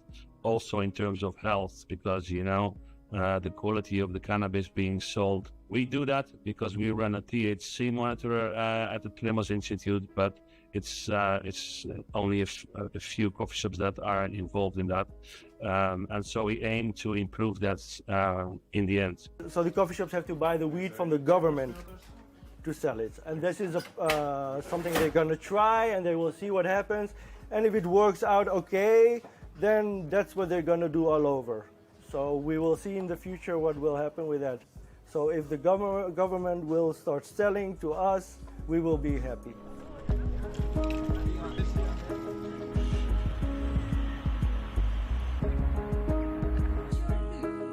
The Dutch Cannabis Legalization Project, which launched its pilot phase in late 2023, required regulating the sale of permitted cannabis. Farmers and traders demanded a law that would protect them and regulate their work in this field, but the project was full of challenges. Warner, who gave up his coffee shop business and importing herbs and bulbs for cultivation, now confines himself to treating people with cannabis oils and teaching them how to make THC oil. I do medical marijuana, and I promote the usage of medical marijuana oil because these people don't do it for fun. They do it because they have no other regular solution. This place is a place where we train people to make their own THC oil. I developed an apparatus, a machine, that's called the cannulator, and we teach people how to make it themselves. The course is 2 hours. People come to this course. We tell them to go to the coffee shop first, buy 5 grams of grass, and process it while we're here during the class. Then they've made their own oil for the first time in their life.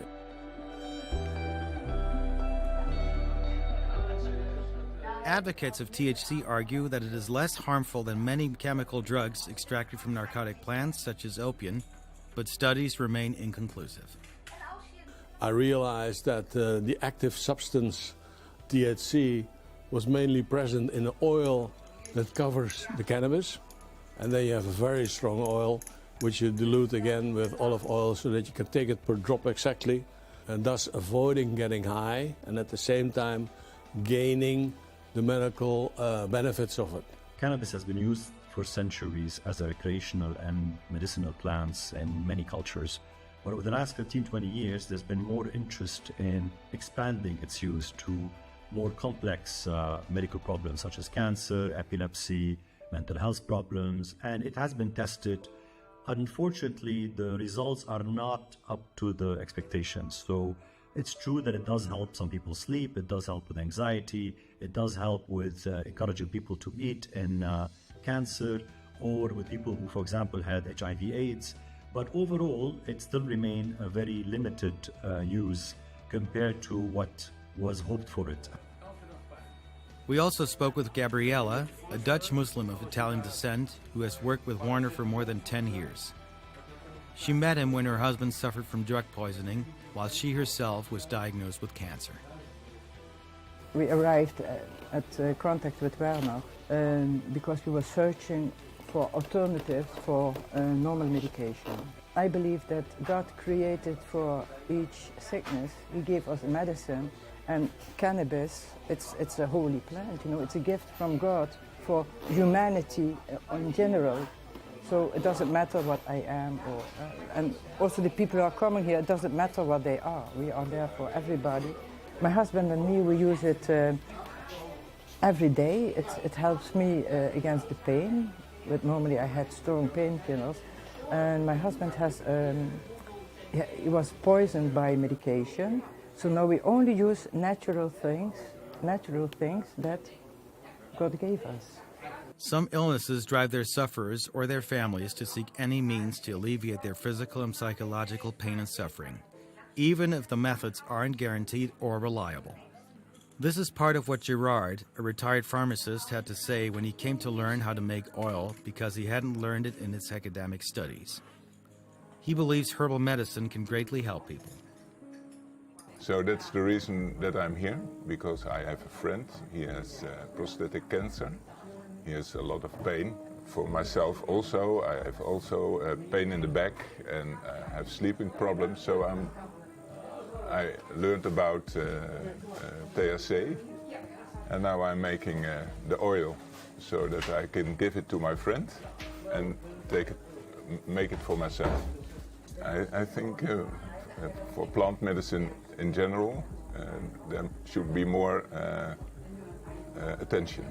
So this is a plant medicine, and it shouldn't be handled like now, forbidden.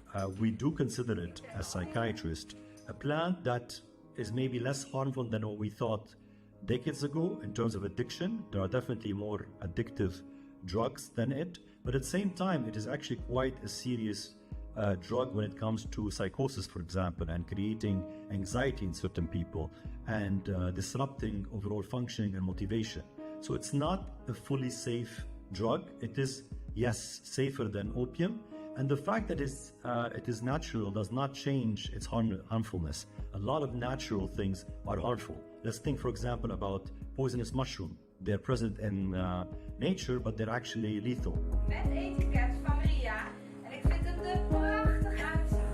Returning to the often controversial issue of cannabis legalization in the Netherlands, although everyone hopes for legalization, Yadi expressed his concerns about the future.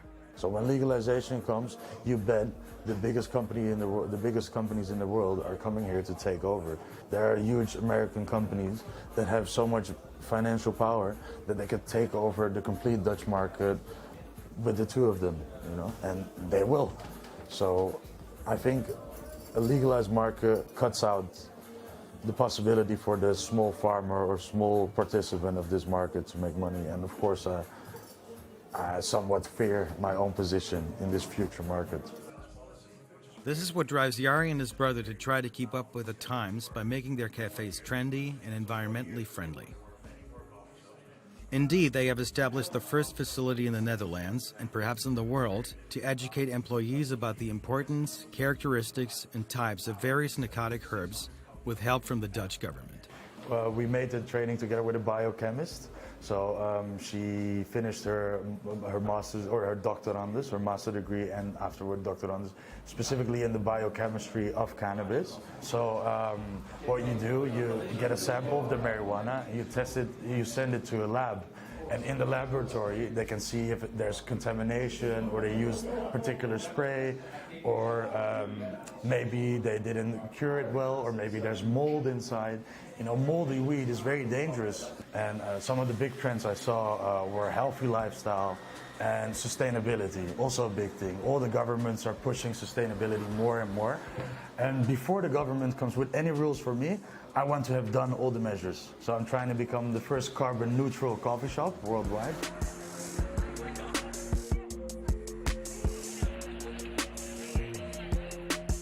We try to meet with our contact officials at the Ministry of Justice, but were unable to do so. We only communicated via email and received a response from the Minister's media office several weeks later. However, we did not receive conclusive answers to all our questions. In Mr. Halshauer's response, he stated that the Netherlands has tightened penalties for hard drug offenses in recent years and emphasized that the government does not encourage such trafficking.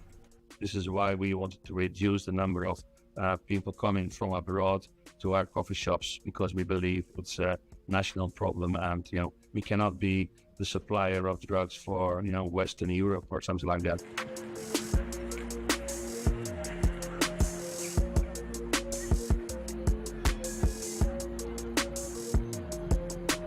The Dutch government is doing everything it can to combat crime and is pursuing a policy of separating soft and hard drugs, which has already contributed to reducing the number of hard drug addicts, stabilizing their number at around 25,000. In the Netherlands, addicts are classified as patients, not criminals. Therefore, hard drug use is a health problem that is addressed through a rehabilitation program for addicts, which provides free drug doses and helps them gradually wean themselves off these drugs. But the Netherlands wants to change this image. What it is now focusing on is encouraging cultural and artistic tourism and strolling through its streets and historic neighborhoods, rather than drug tourism.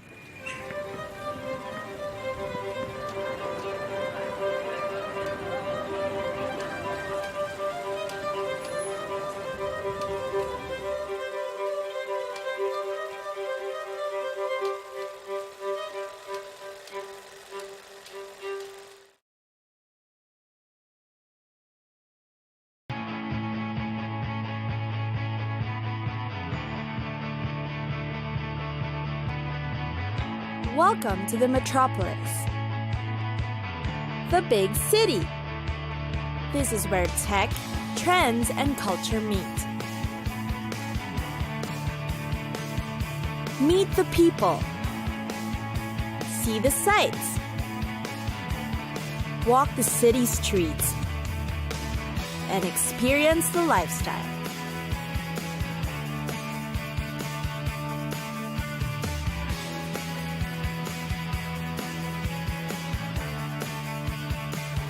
This is your first-class ticket to the cities of the world.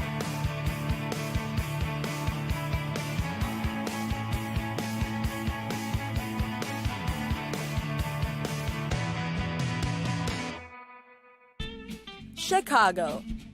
Chicago, the Windy City. There's just anything and everything to do about town. Need a lowdown of the top spots in Chicago? Nestled along the shores of Lake Michigan, the city has become a destination known for its vibrant art scene, cultural attractions, excellent shopping, and majestic architecture. The city's art and architecture takes cues from 20th century design. Architects Louis Sullivan and Frank Lloyd Wright, and artists like Picasso, Miro, Dubuffet, and Chagall are the known design mavens who've beautified the city. There's the Art Institute of Chicago, a world-class museum that holds thousands of art masterpieces. Its collection dates from thousands of years back, including paintings, prints, photography, sculptures, and even architectural drawings, textiles, and decorative art. Surely a feat for the eyes. Impressionist and post-impressionist paintings, including Georges Seurat's 1884 A Sunday Afternoon on La Grande Jatte, Renoir's 1879 Acrobats at the Cirque Fernando, and numerous paintings by Claude Monet are among the popular ones in the museum. The city isn't short of spectacular sports events too. There's the Chicago Bears in American football, the Chicago White Sox and Cubs in baseball, and who wouldn't forget the Chicago Bulls in basketball? The Millennium Park is also a hip place to visit, being a venue for many creative events. The park has a pavilion for outdoor concerts, an interactive fountain, plus a huge garden and plaza. Chicago also boasts of the famous Michigan Avenue, one of the most attractive boulevards in the U.S. Here, you will chance upon rows and rows of galleries, boutiques, and luxury shops. People often drop by the Wrigley Building, the famous Tribune Tower, and the John Hancock Center. The Navy Pier, which dates back to 1916, is another famous tourist spot. It's got up to 50 acres of gardens, attractions, restaurants, shops, concert venues, botanical gardens, and parks. There's a huge Ferris wheel and a carousel too. There's a 3D IMAX theater and the Chicago Shakespeare Theater for classical performances. The pier is most known for its sightseeing tours and excursions. Better catch one during your visit. Last but not least are the destinations for learning. Visit the Museum of Science and Industry or the Field Museum of Natural History for some educational fun.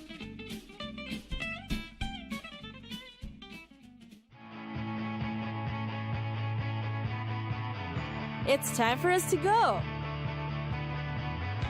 Pack your bags and get your tickets ready. And we'll see you on the next destination.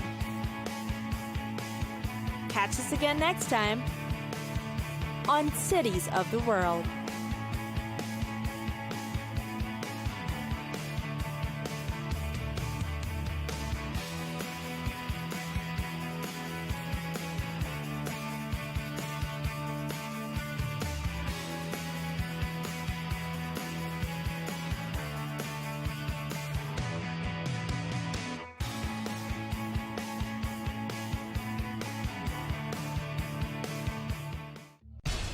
We have to take care of our people, and we're going to take care of our people first. For in-depth analysis and all the latest developments across the globe, make sure you join us every weekday. President Trump is trying to negotiate a ceasefire. With so much happening, so much information, and so much noise, International law will have no part in his administration. it can be hard to keep track. Tariffs will just fuel inflation. We're going to fight these tariffs.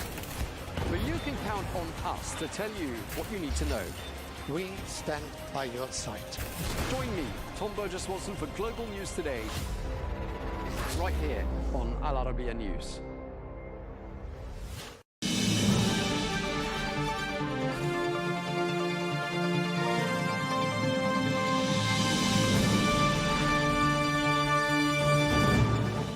Hello and welcome to Global News Today, bringing you exclusive interviews with leading experts every weekday here on Arabiya English. I'm Tom Burges Watson. Coming up on today's programme, we'll have all the latest on a 28-point plan which aims to end the war in Ukraine. We'll be asking who authored that plan and what does it say? We'll also be asking what's a suspected Russian spy ship doing on the edge of British waters? And what might the UK do about it? Plus, we'll be getting a wrap of all the top stories in the United States.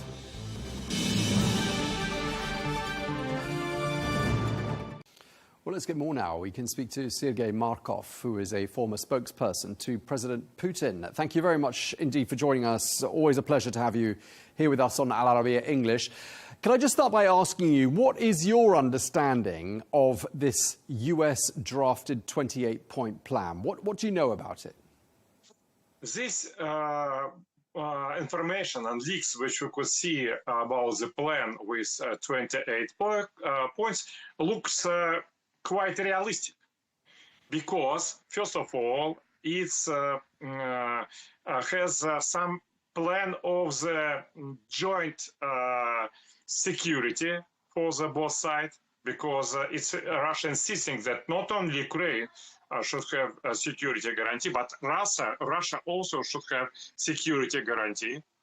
And among those security guarantee is some demilitarization of Ukraine. It's clear that this demilitarization of Ukraine, partial demilitarization of Ukraine, is part of this plan. It also was in Istanbul agreement of 2022. Also, it's realistically, it's resolved one of the main problem. It's aggressive de-Russification of Ukraine. I should remember that Ukraine was part of Russia more than 1,000 years, and Kiev was capital of Russia during 3 centuries. Native language of 75 or 80% of the Ukrainian politicians, this is Russian language. This Russian language is prohibited by repressive Ukrainian regime. For what goal? It's clear goal to make anti-Russia from Ukraine. This prohibition of Russian language getting out, and Russian language should get official status. Also, one of the characteristics of the regime is a political repression against Orthodox Church, which joined Russian and Ukrainian people. And it looks like this one of the points that political repression against Orthodox Church should be stopped. Okay. What I didn't see in those plans yet, it's guarantees of neutrality of Ukraine. Russia's suggestion very simple. It's based on the experience of the Austrian Republic. It means that neutrality should be part of constitution of Ukraine as in Austrian Republic, and neutrality should be a sign of big countries. First of all, constant members of Security Council, that they should respect security of Ukraine. And more generally to say about security of Ukraine, I would say coming back to the situation before 2014 from term of political system of Ukraine. If you know, after 1991 until 2014, Ukraine has 0 problems with Russia. But just back to those time when Ukraine had no problem. Okay, let's go back to talking about this 28-point plan. I mean, you're making it sound as though Russia is rather favorable to what we suspect is in that plan. Do you think that might be because it had Russian involvement in its drafting in the form of some help afforded to Steve Witkoff by Kirill Dmitriev? Is that your understanding? As we understand, Steve Witkoff is a major author of those plans, and he wrote this plan himself for Donald Trump, and was taking account some of the positions of Russia and Ukraine. And of course, everybody who really wants peace understands that Russian demand is very realistic, and demand from Ukrainian repressive neocolonial regime is absolutely not realistic. So any peace plan to be realistic has to be based on Russian decisions, suggestion, because it's very simple, that guarantee for the both of the sides, and democracy is one of the solutions. It's not those plans, but democracy for Ukraine is the main solution for Ukraine. When Ukraine was democratic country before 2014, before militant coup of 2014, Ukraine was absolutely in security. If Ukraine will be a repressive dictatorship with neo-Nazi in power, Jewish Zelensky neo-Nazi in power, Ukraine never will have any security from Russia, because Russia will have to cancel anti-Russia. If Ukraine will be constructed by anti-Russia, Russia will have to fight against it.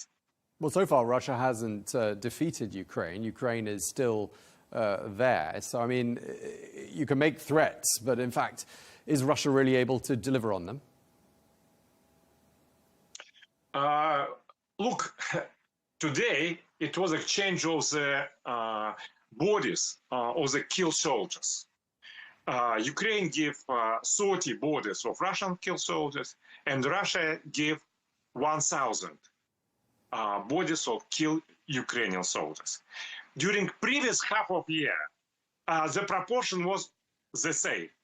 1 killed Russian soldiers, and on the exchange to the 35 or 40 bodies of the killed Ukrainian soldiers. So it's a great tragedy. For us, it's tragedy, because for us, every Ukrainian soldier is Russian. He is Russian people. They're Russian. So for us, a civil war, it's what Vladimir Putin many times told.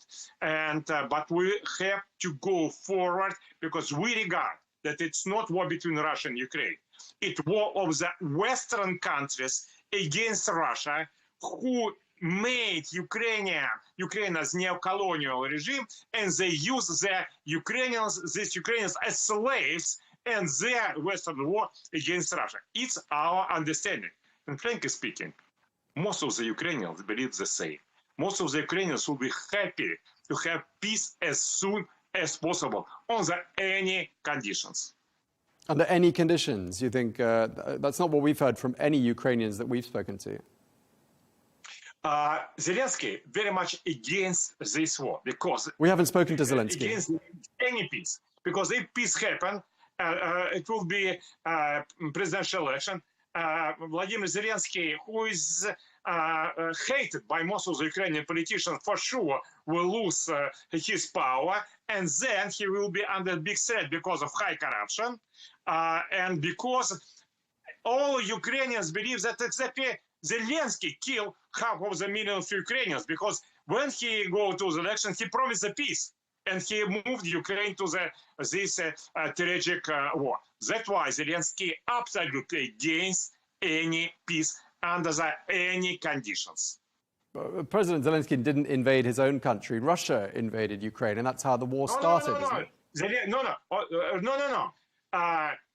Western countries overthrown last democratically elected president Yanukovych 2014, imposed neo-colonial repressive regime, and those repressive regimes started terror against Orthodox Church, terror against Russian identity, Russian culture, Russian language, terror against those millions of Ukrainians who believe that Ukraine and Russia should be friends. So, and Russia sent troops to liberate Ukrainian people from terror of the neo-colonial, repressive, Russophobic, neo-Nazi regime. It's how we understand this war. It's a liberation war. It's not aggressive war from a Russian point of view. This aggression from Western countries who make neo-colony from Ukraine. Okay, that's your understanding. One of the things we've heard from the Kremlin is that any peace plan for Ukraine must address the root causes of the conflict. But seen from outside Russia, the root cause of the conflict is the fact that Russia invaded Ukraine. What do you say to that? Well, Russia invaded to Ukraine because there are reasons of this war. Russia, you may know, Russia had a lot of problems because of the war. Great total sanctions, I am under sanctions of Canada, and thousands of Russian dead in this war. We have a lot of problems. Why? Because we are crazy? No, because there are reasons for Russia to send the troops to Ukraine. And these reasons, exactly the root of those war. These reasons should be resolved. And we know that party of war in Europe want to say, look, there are no reasons for war. Russians just crazy and decided to make aggression against Ukraine. But it's absolutely out of reality. It just did a direct lie of the party of war. Russia says, look, we sent our troops because we had specific problems which force us to send it. Let's resolve this problem. What kind of these problems? Political repression against Russian language, political repression against Orthodox Church, political repression against millions of Ukrainians who believe that Russia and Ukraine should be friendly, and Western plan to create anti-Russia on the territory of Ukraine and to have a relation between Russia and Ukraine as between Israel and Palestinians. We doesn't like such a relationship.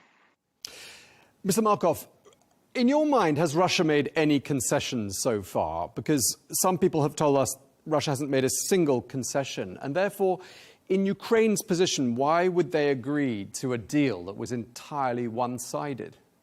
Ukrainians, absolute majority, sure agree on any condition, even more tough condition, but nobody asks them because Ukraine is dictatorship. Zelensky will be against the peace under any condition because if peace happens, he will be under threat of the anti-corruption investigation and so on. So no position from another side except Western countries. About concessions, you know, if Russian city Kiev, Russian city Odessa, and Russian city Kharkov are not part of the Russia, it's already great concessions. So you're basically saying the fact that you haven't entirely invaded and seized the entirety of Ukraine is what you would call a concession? Of course, it's concessions that Russia is not taking traditional Russian historical territory. So Russia don't pretend on those territories which have been not part of the Russia during 1,000 years. It's Western Ukraine. It's 5 regions of Western Ukraine. Russia don't pretend so. If they doesn't like to be part of the Russia, let them live out of Russia. But as we know, absolute majority of people in Odessa, in Kharkov, they want to be part of the Russia. And if Russia agree that these people, millions of Russian people, millions of our people are not part of the Russia, it's already great concessions. So if this 28-point plan is signed off on, why wouldn't Russia, therefore, according to your logic, do another invasion and take everything else that they don't get this time around? Do you think the plan is to take the whole of Ukraine eventually? It's very easily. Ukraine, Russians are not happy that Ukraine became independent. But when it's appeared to be, Russian people accept this as a part of the reality. And Russians are ready to accept Ukraine as an independent democratic country, as Russia has no any plans of aggression against Russia from 1991 until 2014. So if Ukraine, just normal democratic country where Russian language is one of the official language, Orthodox Church can freely, which have history of more than 1,000 years, it's not prohibited, no reason to go to send Russian troops. Russian troops have been sent only for crashing anti-Russian, which neo-colonial Western control anti-Russian. If there are no neo-colonial Western control anti-Russia on Ukrainian territory, no reason to send Russian troops. But if under the different tricks Western countries want to preserve repressive, terroristic, anti-Russian neo-Nazi regime, a new war absolutely inevitable. That's why Putin talking many times. Let's resolve this problem, that you, Western countries, you make neo-colonial, repressive, Russophobic regime. Let's change this, and the peace will come. Okay, just lastly, we're about to finish, but we're going to be speaking later in the program about the Russian vessel which has been spotted off the edge of British waters. The Yantar is the name of that ship. What's your understanding of what that ship's doing there? My understanding is very clear. All these drones, vessels, which told that Russians, they sent by Ukrainian intelligence service, British intelligence service, Polish intelligence service, and another volunteers intelligence service of NATO country who want to have provocation and who belong to this party war. Russia has absolutely no reason to send something. Russia wants Europe to be more involved in Ukrainian war. No. Russia wants Europe to be distanced from those Ukrainian war. That's why I think all these cases, clear provocation from the intelligence service on mostly aggressive countries. Okay, we're going to leave it there. Thank you for your time. Sergei Markov, former spokesperson for President Vladimir Putin. Thank you very much indeed. My pleasure.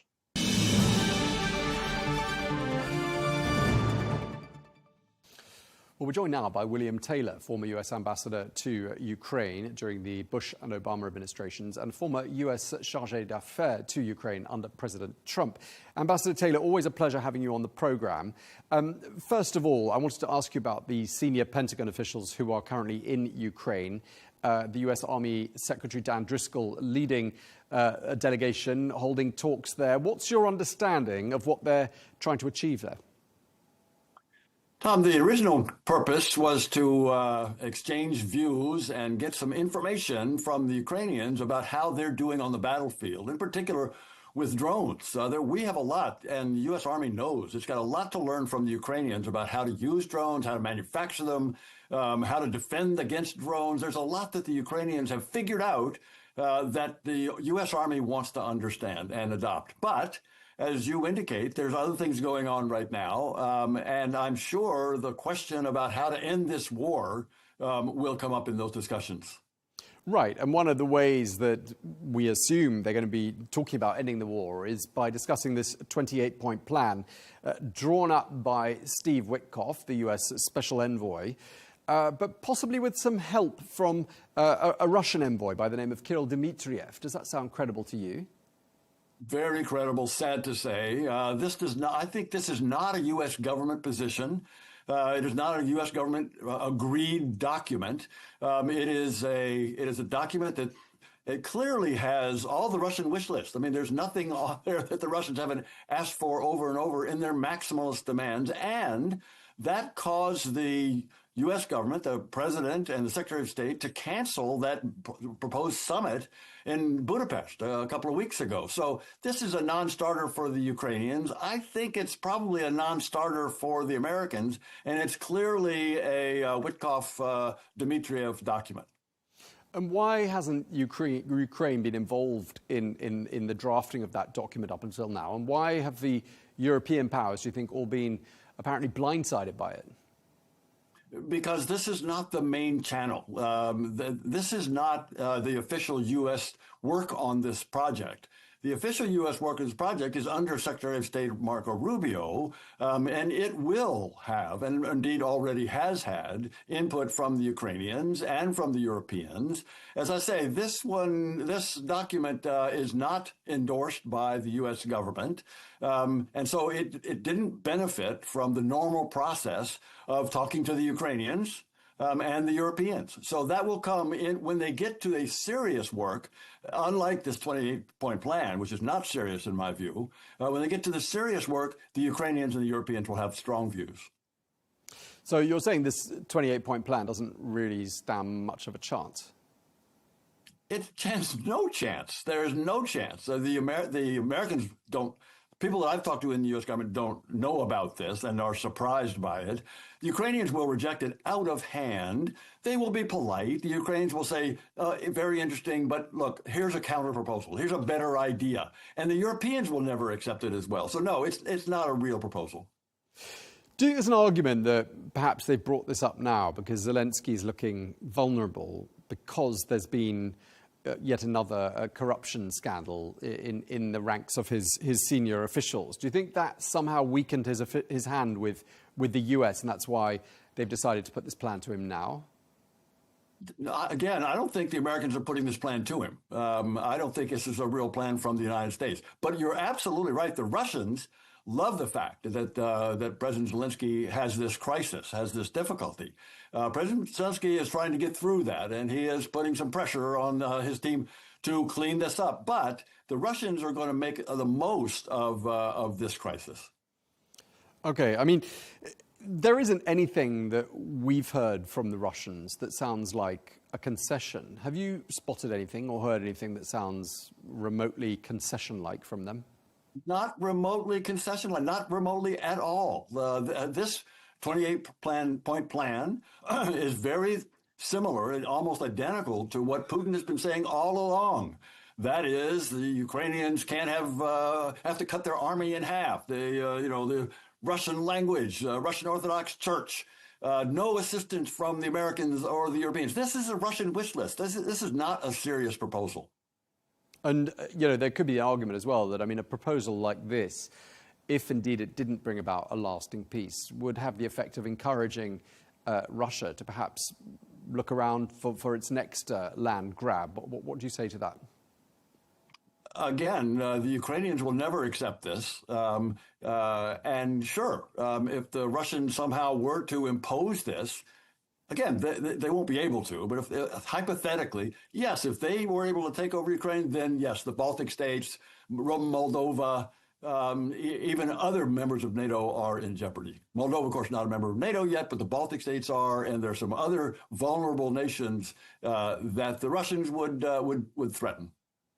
Ambassador Taylor, isn't Dan Driscoll going to have some quite tricky questions to answer when he gets back to Washington if he's been doing something that sounds like it's completely off-brand and totally outside of his remit? Dan Driscoll's not. The Secretary of the Army is not. Witkoff, I think, is going to have some real problems when he goes back to Washington. Dan Driscoll is there as the Secretary of the Army with two very senior generals, and they are there, as I say, to talk about drones and talk about what the Ukrainians have learned about this new fight against the Russians. And you're right, he's going to have some hard questions, I'm sure, from the Ukrainians about this purported 28-point plan. And I imagine the Secretary of the Army, Dan Driscoll, is going to say, this is not a U.S. government proposal. Stand by for a real proposal.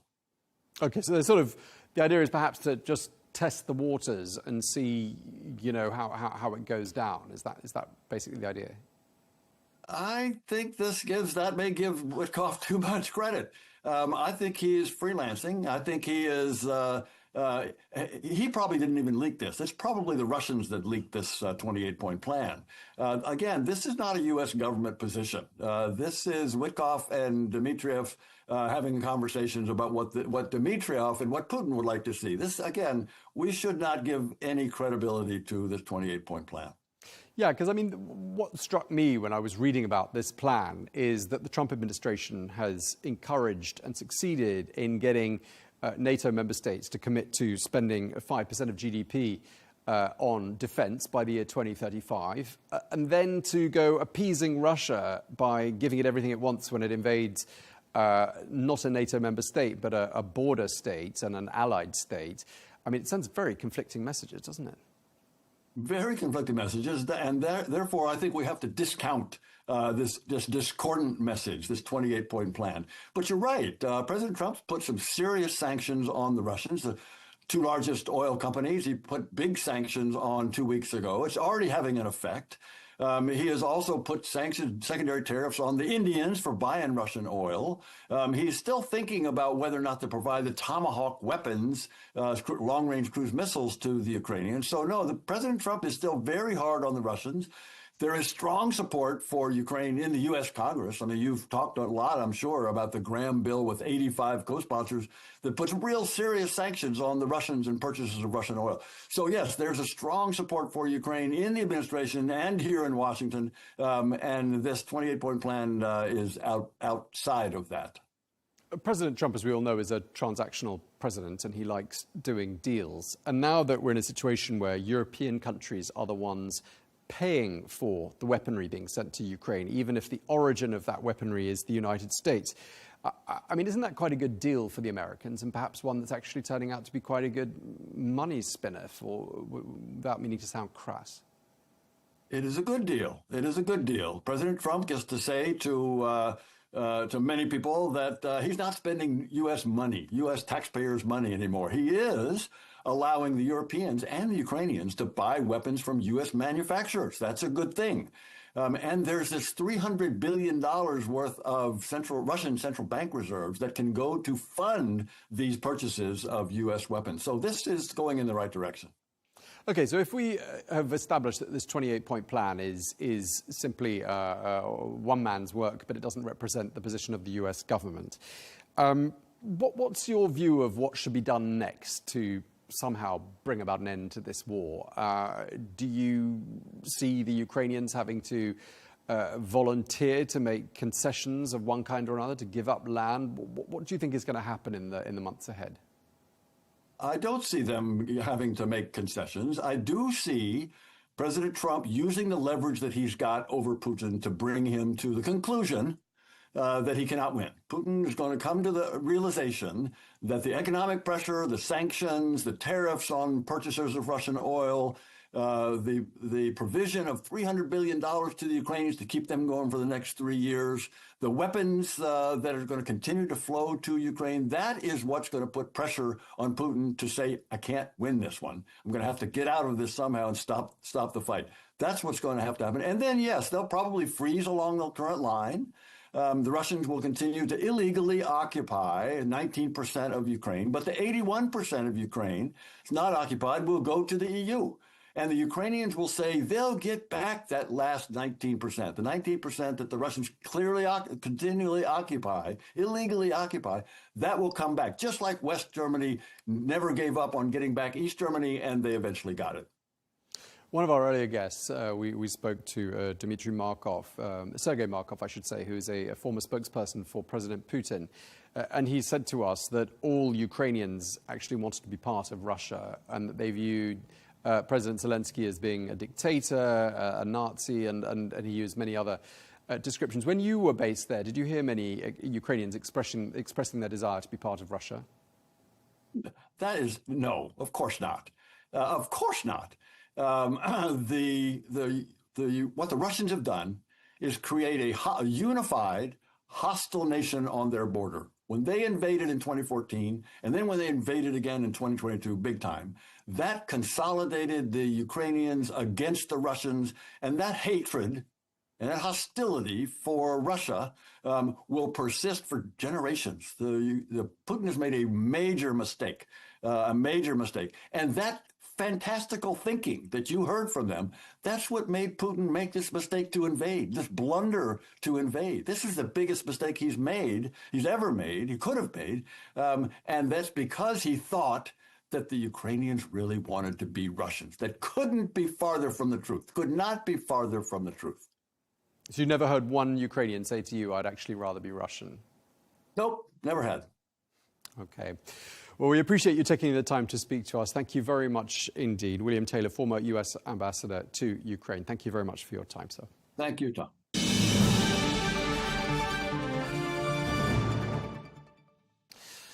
Meanwhile, the British Defence Minister says that military options are ready in the event that a Russian vessel spotted on the edge of British waters becomes a threat. Well, the vessel, called the Yantar, was spotted earlier on this month and is believed to be used for gathering intelligence and mapping undersea cables. Well, let's get more on this, and we can speak now to Rear Admiral Dr. Chris Parry, former NATO commander. Dr. Parry, thank you very much for joining us once again here on Al Arabiya English. What's your understanding of what the Yantar is doing on the edge of British waters? Well, the Yantar is becoming a familiar visitor to shores off Britain.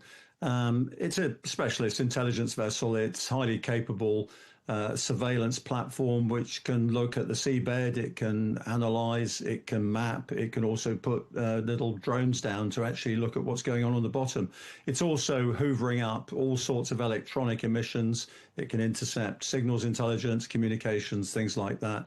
And so if you've got a radar operating, for example, then it'll pick up all the characteristics of that radar. It'll listen to mobile phone calls. It'll listen to all sorts of unguarded communications. It's a prime intelligence resource, and we've known it for a long time. Our earlier guests seem to be suggesting that it might not actually be a Russian vessel. I mean, I should add that he is a former spokesperson for President Putin. Does that sound credible to you? No, not really. I mean, he may be playing with words here. It may be a Russian contractor or something like that, but there's no doubt that the beneficiary is the Russian state and the Russian military. There's no question about that. So whether it's flying different colors or a Russian flag is almost irrelevant. It's working for the Russians, and that's it. How seriously is the British government taking this ship's presence? I would say rather too seriously, to tell you the truth, Tom. It's something we've been used to during the Cold War. As I said, the Yantar has been a frequent visitor in the past. We know what it's doing. We know where it is. We even know what it's looking at. And I think there's been a bit of an overreaction, dare I say it, from the British government. We should actually just ignore it and pretend that actually it isn't doing anything to us at all. But I'm afraid there's an internal agenda that is playing in Britain right now to, I'm afraid, overstate the case. But frankly, it's normal business, to tell you the truth, to see off anything that's coming near our waters. In fact, Tom, the Yantar or any other vessel is allowed under the rights of innocent passage to steam right through our territorial seas, or indeed any country's territorial seas, or indeed their economic zone as well. So they're perfectly within their rights to be anywhere they want, as long as they're not conducting any sort of military activity and don't divert from the route that they're taking. When you hear the British Defence Minister, John Healey, saying that military options are ready should that ship, the Yantar, become a threat, what do you think he's got in mind? Well, I really don't know. I don't see how the Yantar, which essentially is an unarmed vessel, can become a threat. What we have heard is there's a possibility that the crew of the Yantar have been using lasers to either dazzle or blind the crew of the aircraft that are doing the surveillance. Now, this has happened a lot of times before with the Russians. The Chinese have done it off Djibouti to American aircraft. In fact, when I was flying in the Gulf during the Iran-Iraq war, the Iranians were using similar devices to try and blind and dazzle pilots flying aircraft like mine. In fact, we used to fly with eye patches on one eye to make sure that we weren't blinded by these things and obviously not being able to fly the aircraft.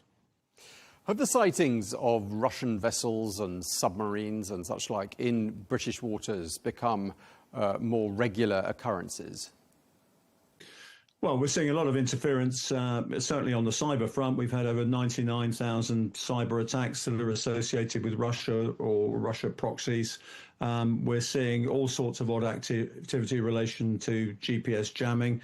Our friends on the continent have had drones flying in their airspace. They've had jamming as well. If we found a submarine inside our territorial seas, there's actually an act of war, Tom. You're not allowed to submerge submarines within another country's territorial seas. So that would be something we take very seriously indeed. We know they're around. We know the submarines try and get into our territorial seas. They try and track our ballistic missile submarines. It's frankly a big echo from the Cold War.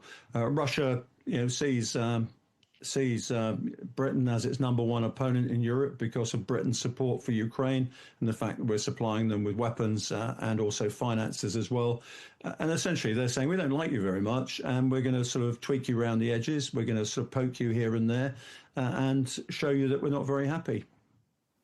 I mean, the Prime Minister of the UK, Sir Keir Starmer, pledging big increases in expenditure on military spending in the face of threats, and he's cited Russia, but not only China and Iran have also been cited. But with a massive shortfall, by the sounds of things, in the British finances, I mean, aren't there questions being asked about how on earth he's going to fund that? Yeah, but on the other hand, Tom, it's a good point. The prime duty of government is to protect the country and its population from attack and also threats of coercion as well. If you ask the citizens of Ukraine what their top priority is right now, it's the defense of their country. And frankly, if governments aren't able to prioritize this sort of thing, then quite a lot of other things are going to go by the board as well. You're not going to be able to make choices about education, welfare, infrastructure or anything if you don't feel safe and you're subject to coercion. So frankly, our governments have got to put their money where their mouth is. They've also got to accelerate this rearmament to make sure that potential enemies, and it is, I always say that Russia for Europe is bad weather, but China is climate change, then we actually have to be in a position to say, look, if you come near us, we have the ways in which to deter you. If we don't deter, we'll find ourselves very rapidly subject to coercion and possibly conflict and war. Since you just mentioned Ukraine, I wondered whether you'd read about the 28-point plan drafted by the United States, but possibly with Russian involvement, with the goal of ending the war in Ukraine. Just first of all, I mean, what do you make of that plan and what you've read about it? Does it sound to you like a workable solution to end the war? Well, I think it's a basis for discussion, but it's not a basis for a lasting peace at all. It gives Russia breathing space. It gives them far too much strategic control of vital Ukrainian territory. And frankly, it looks like the springboard for another assault in future because, just give you an example, Russia wants the Donbass. That will give Russia quite significant amounts of strategic minerals. It also gives a huge fortress belt, which they've been trying to capture for the last 2 years. And it's cost them up to 400,000 casualties in doing that. We reckon it will cost another 500,000 if they captured it militarily.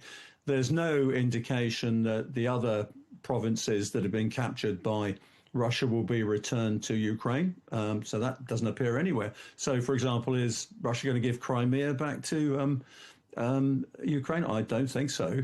My own belief has always been throughout this war that Russia's agenda is to capture the whole bottom third of Ukraine all the way across to Odessa. That will cut Ukraine off from the Black Sea. It'll allow Russia to dominate the Black Sea and, of course, leave a rump state that is barely sustainable economically up into the north and west. So looking at it as I do, I think it makes Ukraine wide open to a re-attack. I think the guarantees that are in there, which include the US getting involved if there's any breach, frankly not credible, because what Russia will do, it won't invade. It'll just destabilize any border that is established. And you'll see all sorts of little green men appearing. And of course, nothing will be big enough to cue the United States getting involved in a war is what for them a very far off place. So, every single thing I see in that 28-point plan has a but associated with it. And that but leads, frankly, to Russia being a winning power and Ukraine being a defeated power. And it's got to be balanced up a bit. I did think initially it was a bit like the arrangement that Finland had with Russia, with the Soviet Union in the Winter War of 39-40, which basically traded land for neutrality and also peace. It doesn't look a bit like that. It looks like an abject surrender, and it gives Russia the chance to come back again when it's drawn its breath again. And what we're hearing from European leaders, and let's be clear, European countries are in fact buying and supplying the weaponry to Ukraine right now. They're buying it from the United States, but paying for it themselves. But what we're hearing from them is that they've basically been rather blindsided by these discussions to draw up that plan. Do you find that slightly surprising? No, I don't, Tom, actually, because people haven't really noticed that the world has changed. And I always refer people to a thing called the Melian Dialogue, which occurred in the war between Athens and Sparta, the Peloponnesian War, in the 5th century before the Christian era. And this island of Melos said, look, we're not interested in being on one side or the other. We'd like to remain neutral, please. And Athens said, you really don't get it, do you? That's only a discussion for countries that are equal in power. For people like you, what you have to understand is the strong do what they want and the weak do what they must. And I'm afraid to say we're back in the world of great power competition, and great powers like Russia, China, and also America are going to do what they need for their own interests, and the rest of us are going to have to find out where our interests are best placed. And that goes for medium powers like Saudi Arabia and all the other ones in the Middle East as well. So just to sort of wrap up, I mean, the way you look at that plan is that it's one-sided. Again, we haven't heard a single concession from Russia, although my earlier guest said that a Russian concession had been the fact that Russia hadn't invaded and seized the whole of Ukraine. That was his answer to my question. But you're basically saying it looks like something of a gift to the Russians. Well, I think it gives the Russians, as I said, breathing space. They can come back again anytime they like. I don't think the guarantees are in place.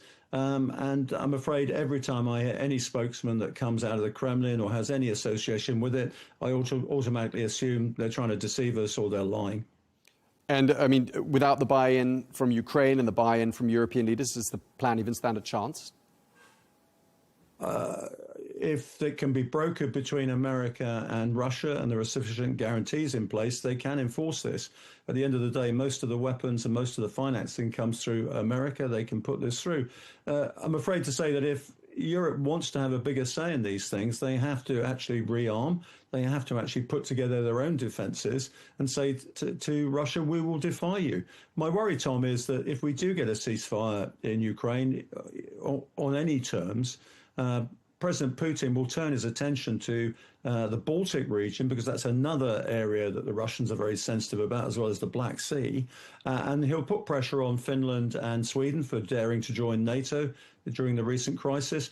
And we'll find that the Russians are then pressing on that area of the Baltic as well. So in many ways, it's good that he's fly-papered in Ukraine right now, because it keeps the rest of Europe safe while it rearms and actually gets its head round the fact that we have a serious aggressor to the east of us.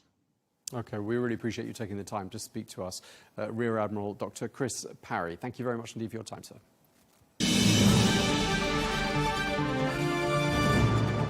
Now, it is Thursday, and as ever on this day of the week, we take a look at the top stories making headlines in the United States. And I'm pleased to say we are joined from Washington by Amanda Mackey, who is there standing by for us. We're also joined from Miami by Angie Wong, both Republican strategists and friends of the show. Great to have you both with us.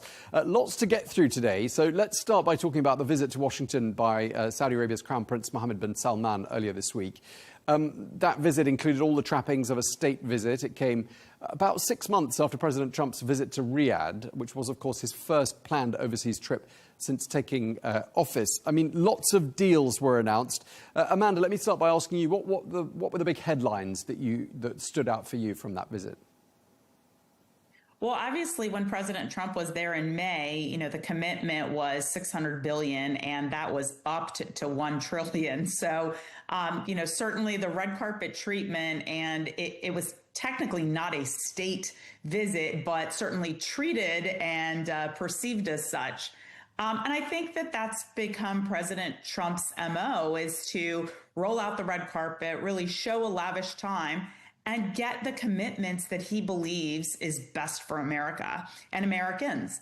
And so I think that that's what we saw on display yesterday when the reporter lunged at MBS about Khashoggi and the death of Khashoggi. Obviously, President Trump came in as, to save him and to say, we don't need to do that. That's disrespectful. When, someone's been invited, you don't need to ask those questions.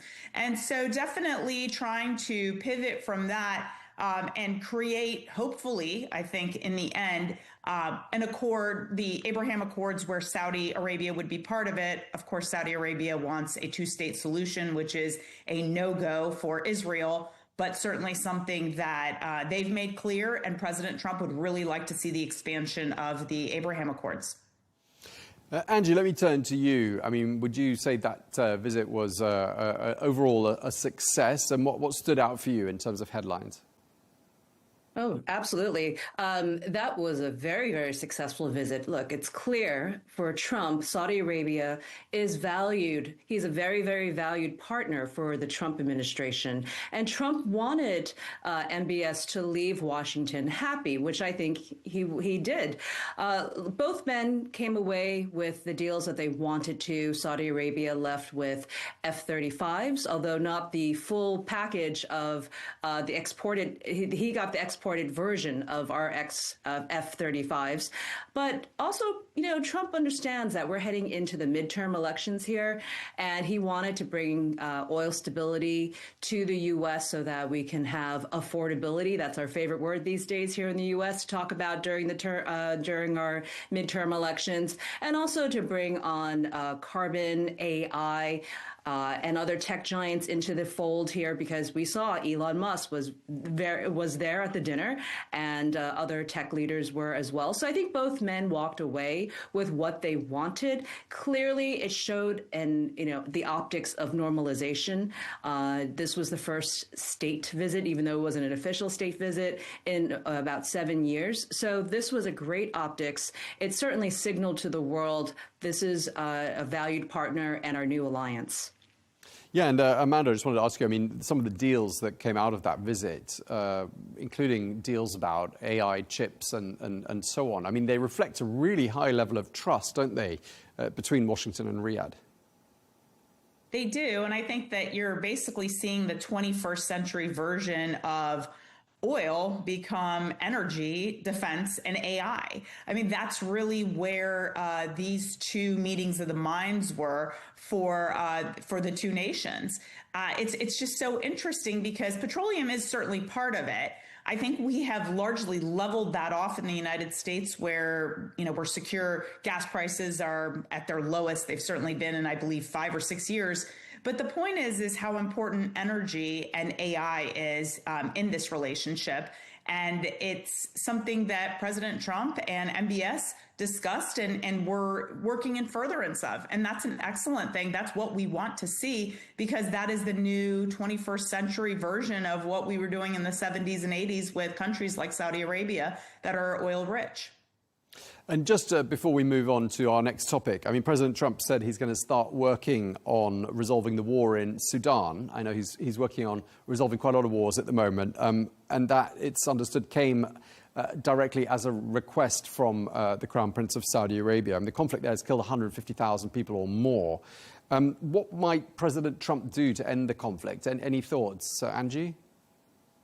Well, President Trump is certainly reviewing it, although I don't think that is on the top of the agenda at the moment. I know the Secretary of State has been kept very busy looking at this. You know, I think President Trump wants to have some sort of footprint there, although he would never commit any U.S. troops on the ground there. I think that he would like the regional leaders to work it out. He's the deal president, right? So I'm sure there are things that can be offered to these sides to end this conflict. But, you know, there's been so much going on at the State Department that I can't imagine that this is going to be resolved anytime soon. Certainly not by the end of this year, although, you know, there are many, many things on the wish list that I'm sure that, you know, were not fulfilled just yet. But, you know, it's certainly in the pipeline, and anything can happen with this administration. Okay, let's move on to our next topic. On Wednesday, President Trump signed legislation ordering the Justice Department to release all files on Jeffrey Epstein. This dossier comprises all the files and communications relating to Epstein, as well as information about the investigation into his death back in 2019. So all of this is going to enter the public domain in 30 days from now. Amanda, isn't this a bit of a U-turn by President Trump? No, I think President Trump said all along that he had nothing to do with this. And really, if the information was released, it would backlash on the Democrats, which I think we've been seeing that at least with Larry Summers, the former president of Harvard, and someone who has very high level positions that he's had to vacate from, such as being on the board of OpenAI. And so, you know, this cuts both ways. And President Trump has made it abundantly clear he had nothing to do with this man. He started taking away his staff, and that was when Trump cut off the relationship. And so I think really what this is going to do is hurt Democrats more, and I think you're going to see that. But the reality is that this was a big deal for Republicans and Democrats. And no one wants to see the veiling or cloaking of information like this. Now, the Republicans' argument was, privacy, keeping the victims private. But, ultimately, this became a bigger issue that people began to focus on and wanted to have the files released. People within the MAGA world and President Trump's own party said this is what we voted for. And so the information in 30 days, with some caveats, will be released. Yeah, Angie, I mean, clearly the Epstein brand is a radioactive brand. And as Amanda was just saying there, I mean, it's potentially got consequences for both parties. I mean, what do we think are in these files? I mean, and do we think that what comes out is finally going to put a stop and put to bed all of the conspiracy theories that have been circulating for not just months, but years now? I don't think the conspiracy theories will ever end. I think people have lots of thoughts on this, and it will never really, truly be put to bed. But I'm very happy to see full transparency by the Trump administration and the DOJ. Tom, it wasn't that long ago that you and I were discussing how President Trump ordered the DOJ to release all these files. So I'm not sure why, the media now is calling it an about face on Trump's decision to release these files. There is one caveat to note. Although the DOJ now has 30 days to release the Epstein files, what are these files exactly? Well, they're millions of pages of documents. Anyone can submit through, say, the FBI website and write Epstein on it, and that would appear on top of the pile. So you have to understand there's so much there. But I think the most important thing to note when we do finally see these files would be that there are also classified files and also files that belong in various courts in the U.S. at the moment that may not come out, certainly not the classified documents. So, there are some room to conceal, if you want to call it that, still. But at the end of the day, what has Trump done? Well, he's basically chased the Democrats into a box to say, we want to see the files. We want to see the files. Okay, let's see the files. And then the dripping of emails that have come out since have been about Hakeem Jeffries and various members of the Democrat Party being involved with Epstein on some level. So I think this may be an embarrassment for the Democrats when it does come out, likely the beginning of next year. This might be a classic play by Trump. Okay, well, one of the loudest voices calling for those files to be released was Marjorie Taylor Greene, and she seems to have slightly broken rank from her party on a couple of issues. She called the situation in Gaza a genocide. She's been critical of the current administration for not focusing on kitchen table issues, particularly rising prices, affordability, as we were saying earlier on. Amanda, how serious is this infighting, would you say, in the ranks of MAGA got to? Well, if we look back to earlier this year, we saw a similar sparring between President Trump and Elon Musk, and now we see them reunited.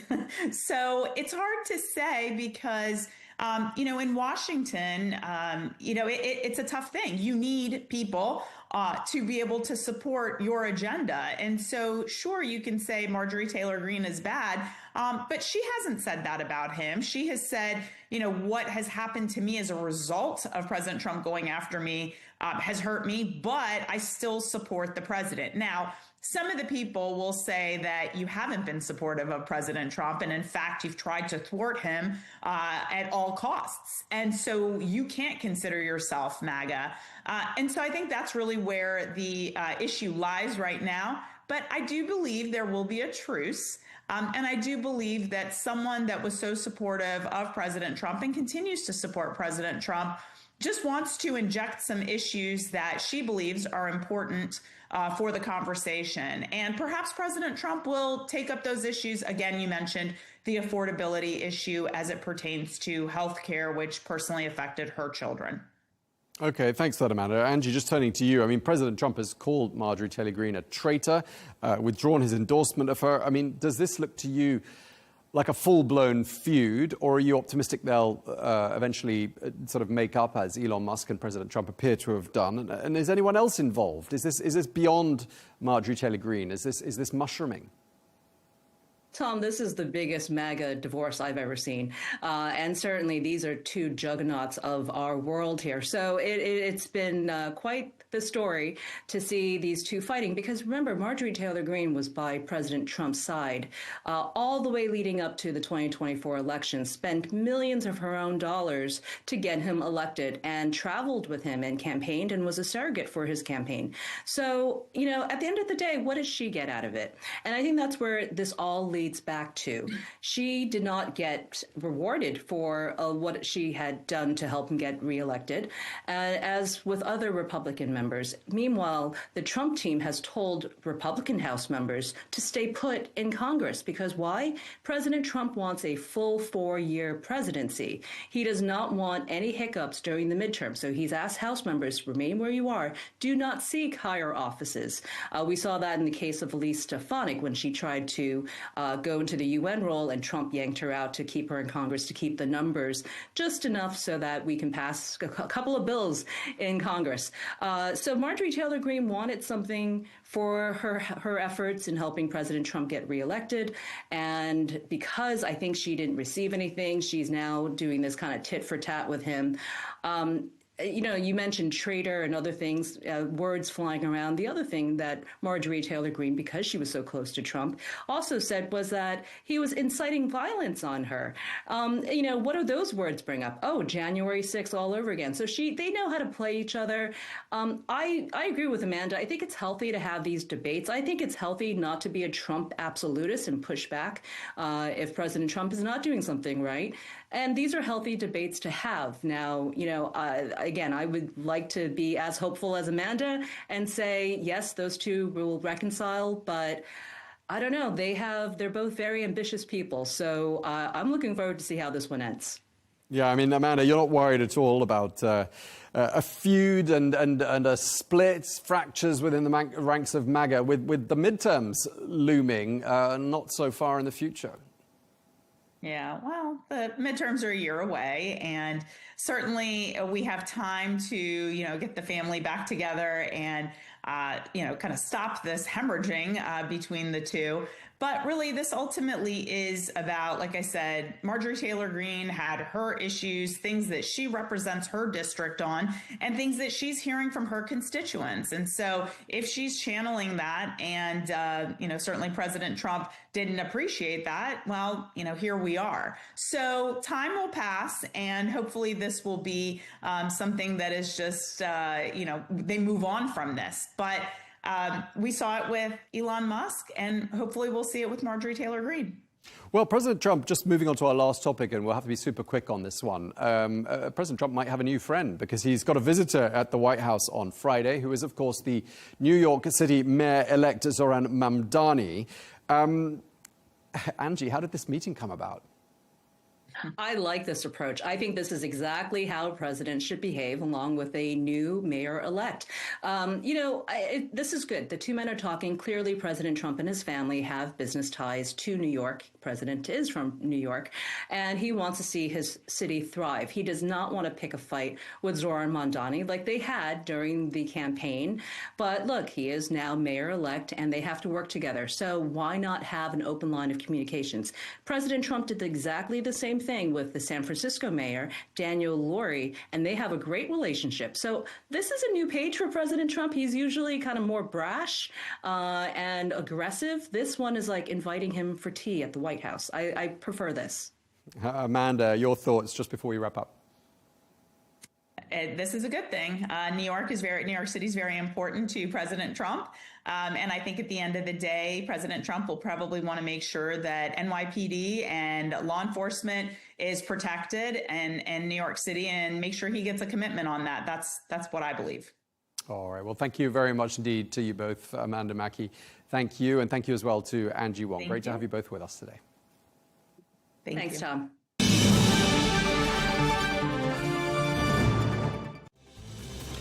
Well, that is all we have time for on Global News today. Thank you very much indeed for watching. Be sure to join us again tomorrow for a look back at some of the best interviews of the week. Until then, goodbye.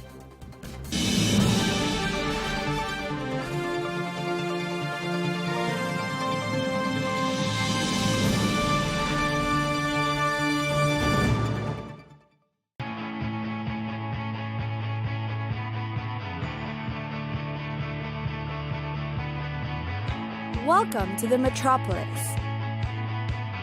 the big city. This is where tech, trends, and culture meet. Meet the people. See the sights.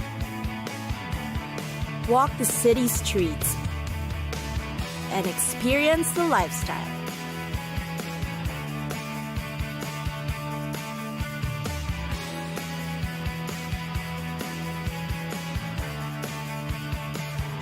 This is your first-class ticket to the cities of the world.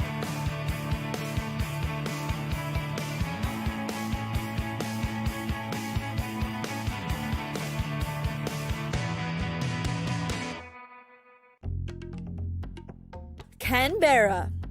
Not your typical destination in Australia, but Canberra holds a lot of promise for tourists.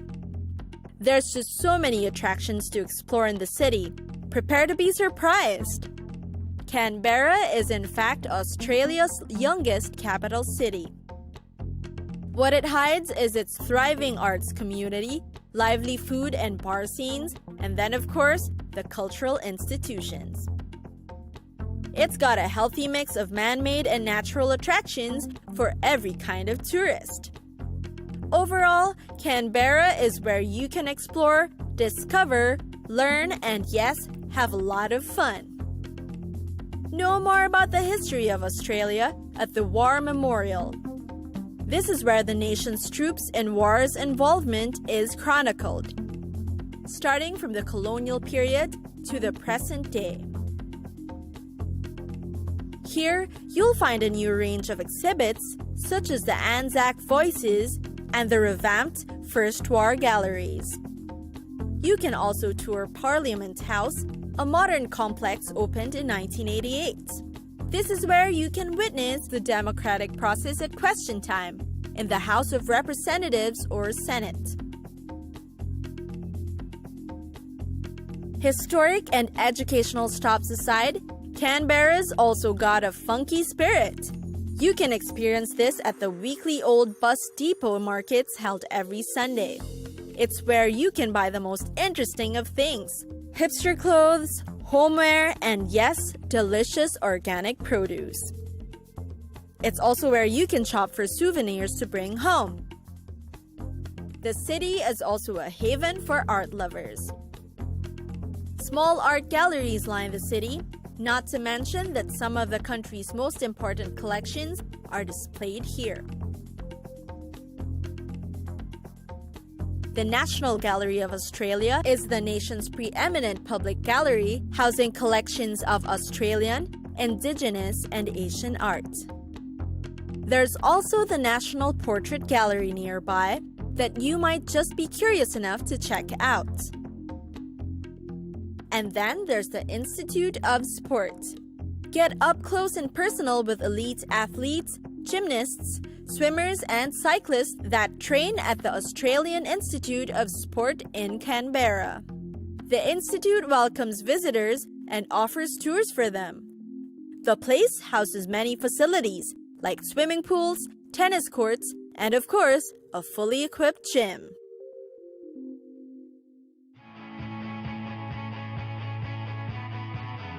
It's time for us to go. Pack your bags and get your tickets ready. And we'll see you on the next destination. Catch us again next time on Cities of the World.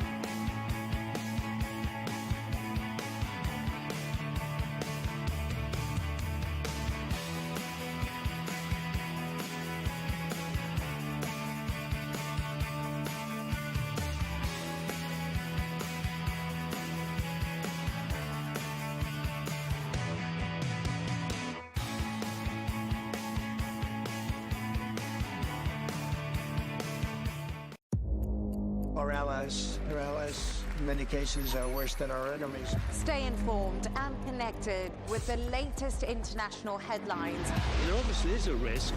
From breaking news to in-depth analysis, it would appear that this war is coming to an end. Who buys this stuff? Investors, pension funds.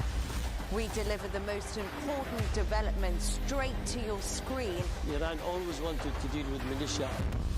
Join us for compelling, expert-driven conversations. A curfew order has been established. And an insightful look at the issues shaping our world today. There are a lot of proposals about European architecture for security. I'm Leigh Ann Gerrans, and this is W News. We dealt with this when I was Chief of Staff in the first term. Where you don't just hear the headlines, you get the full story.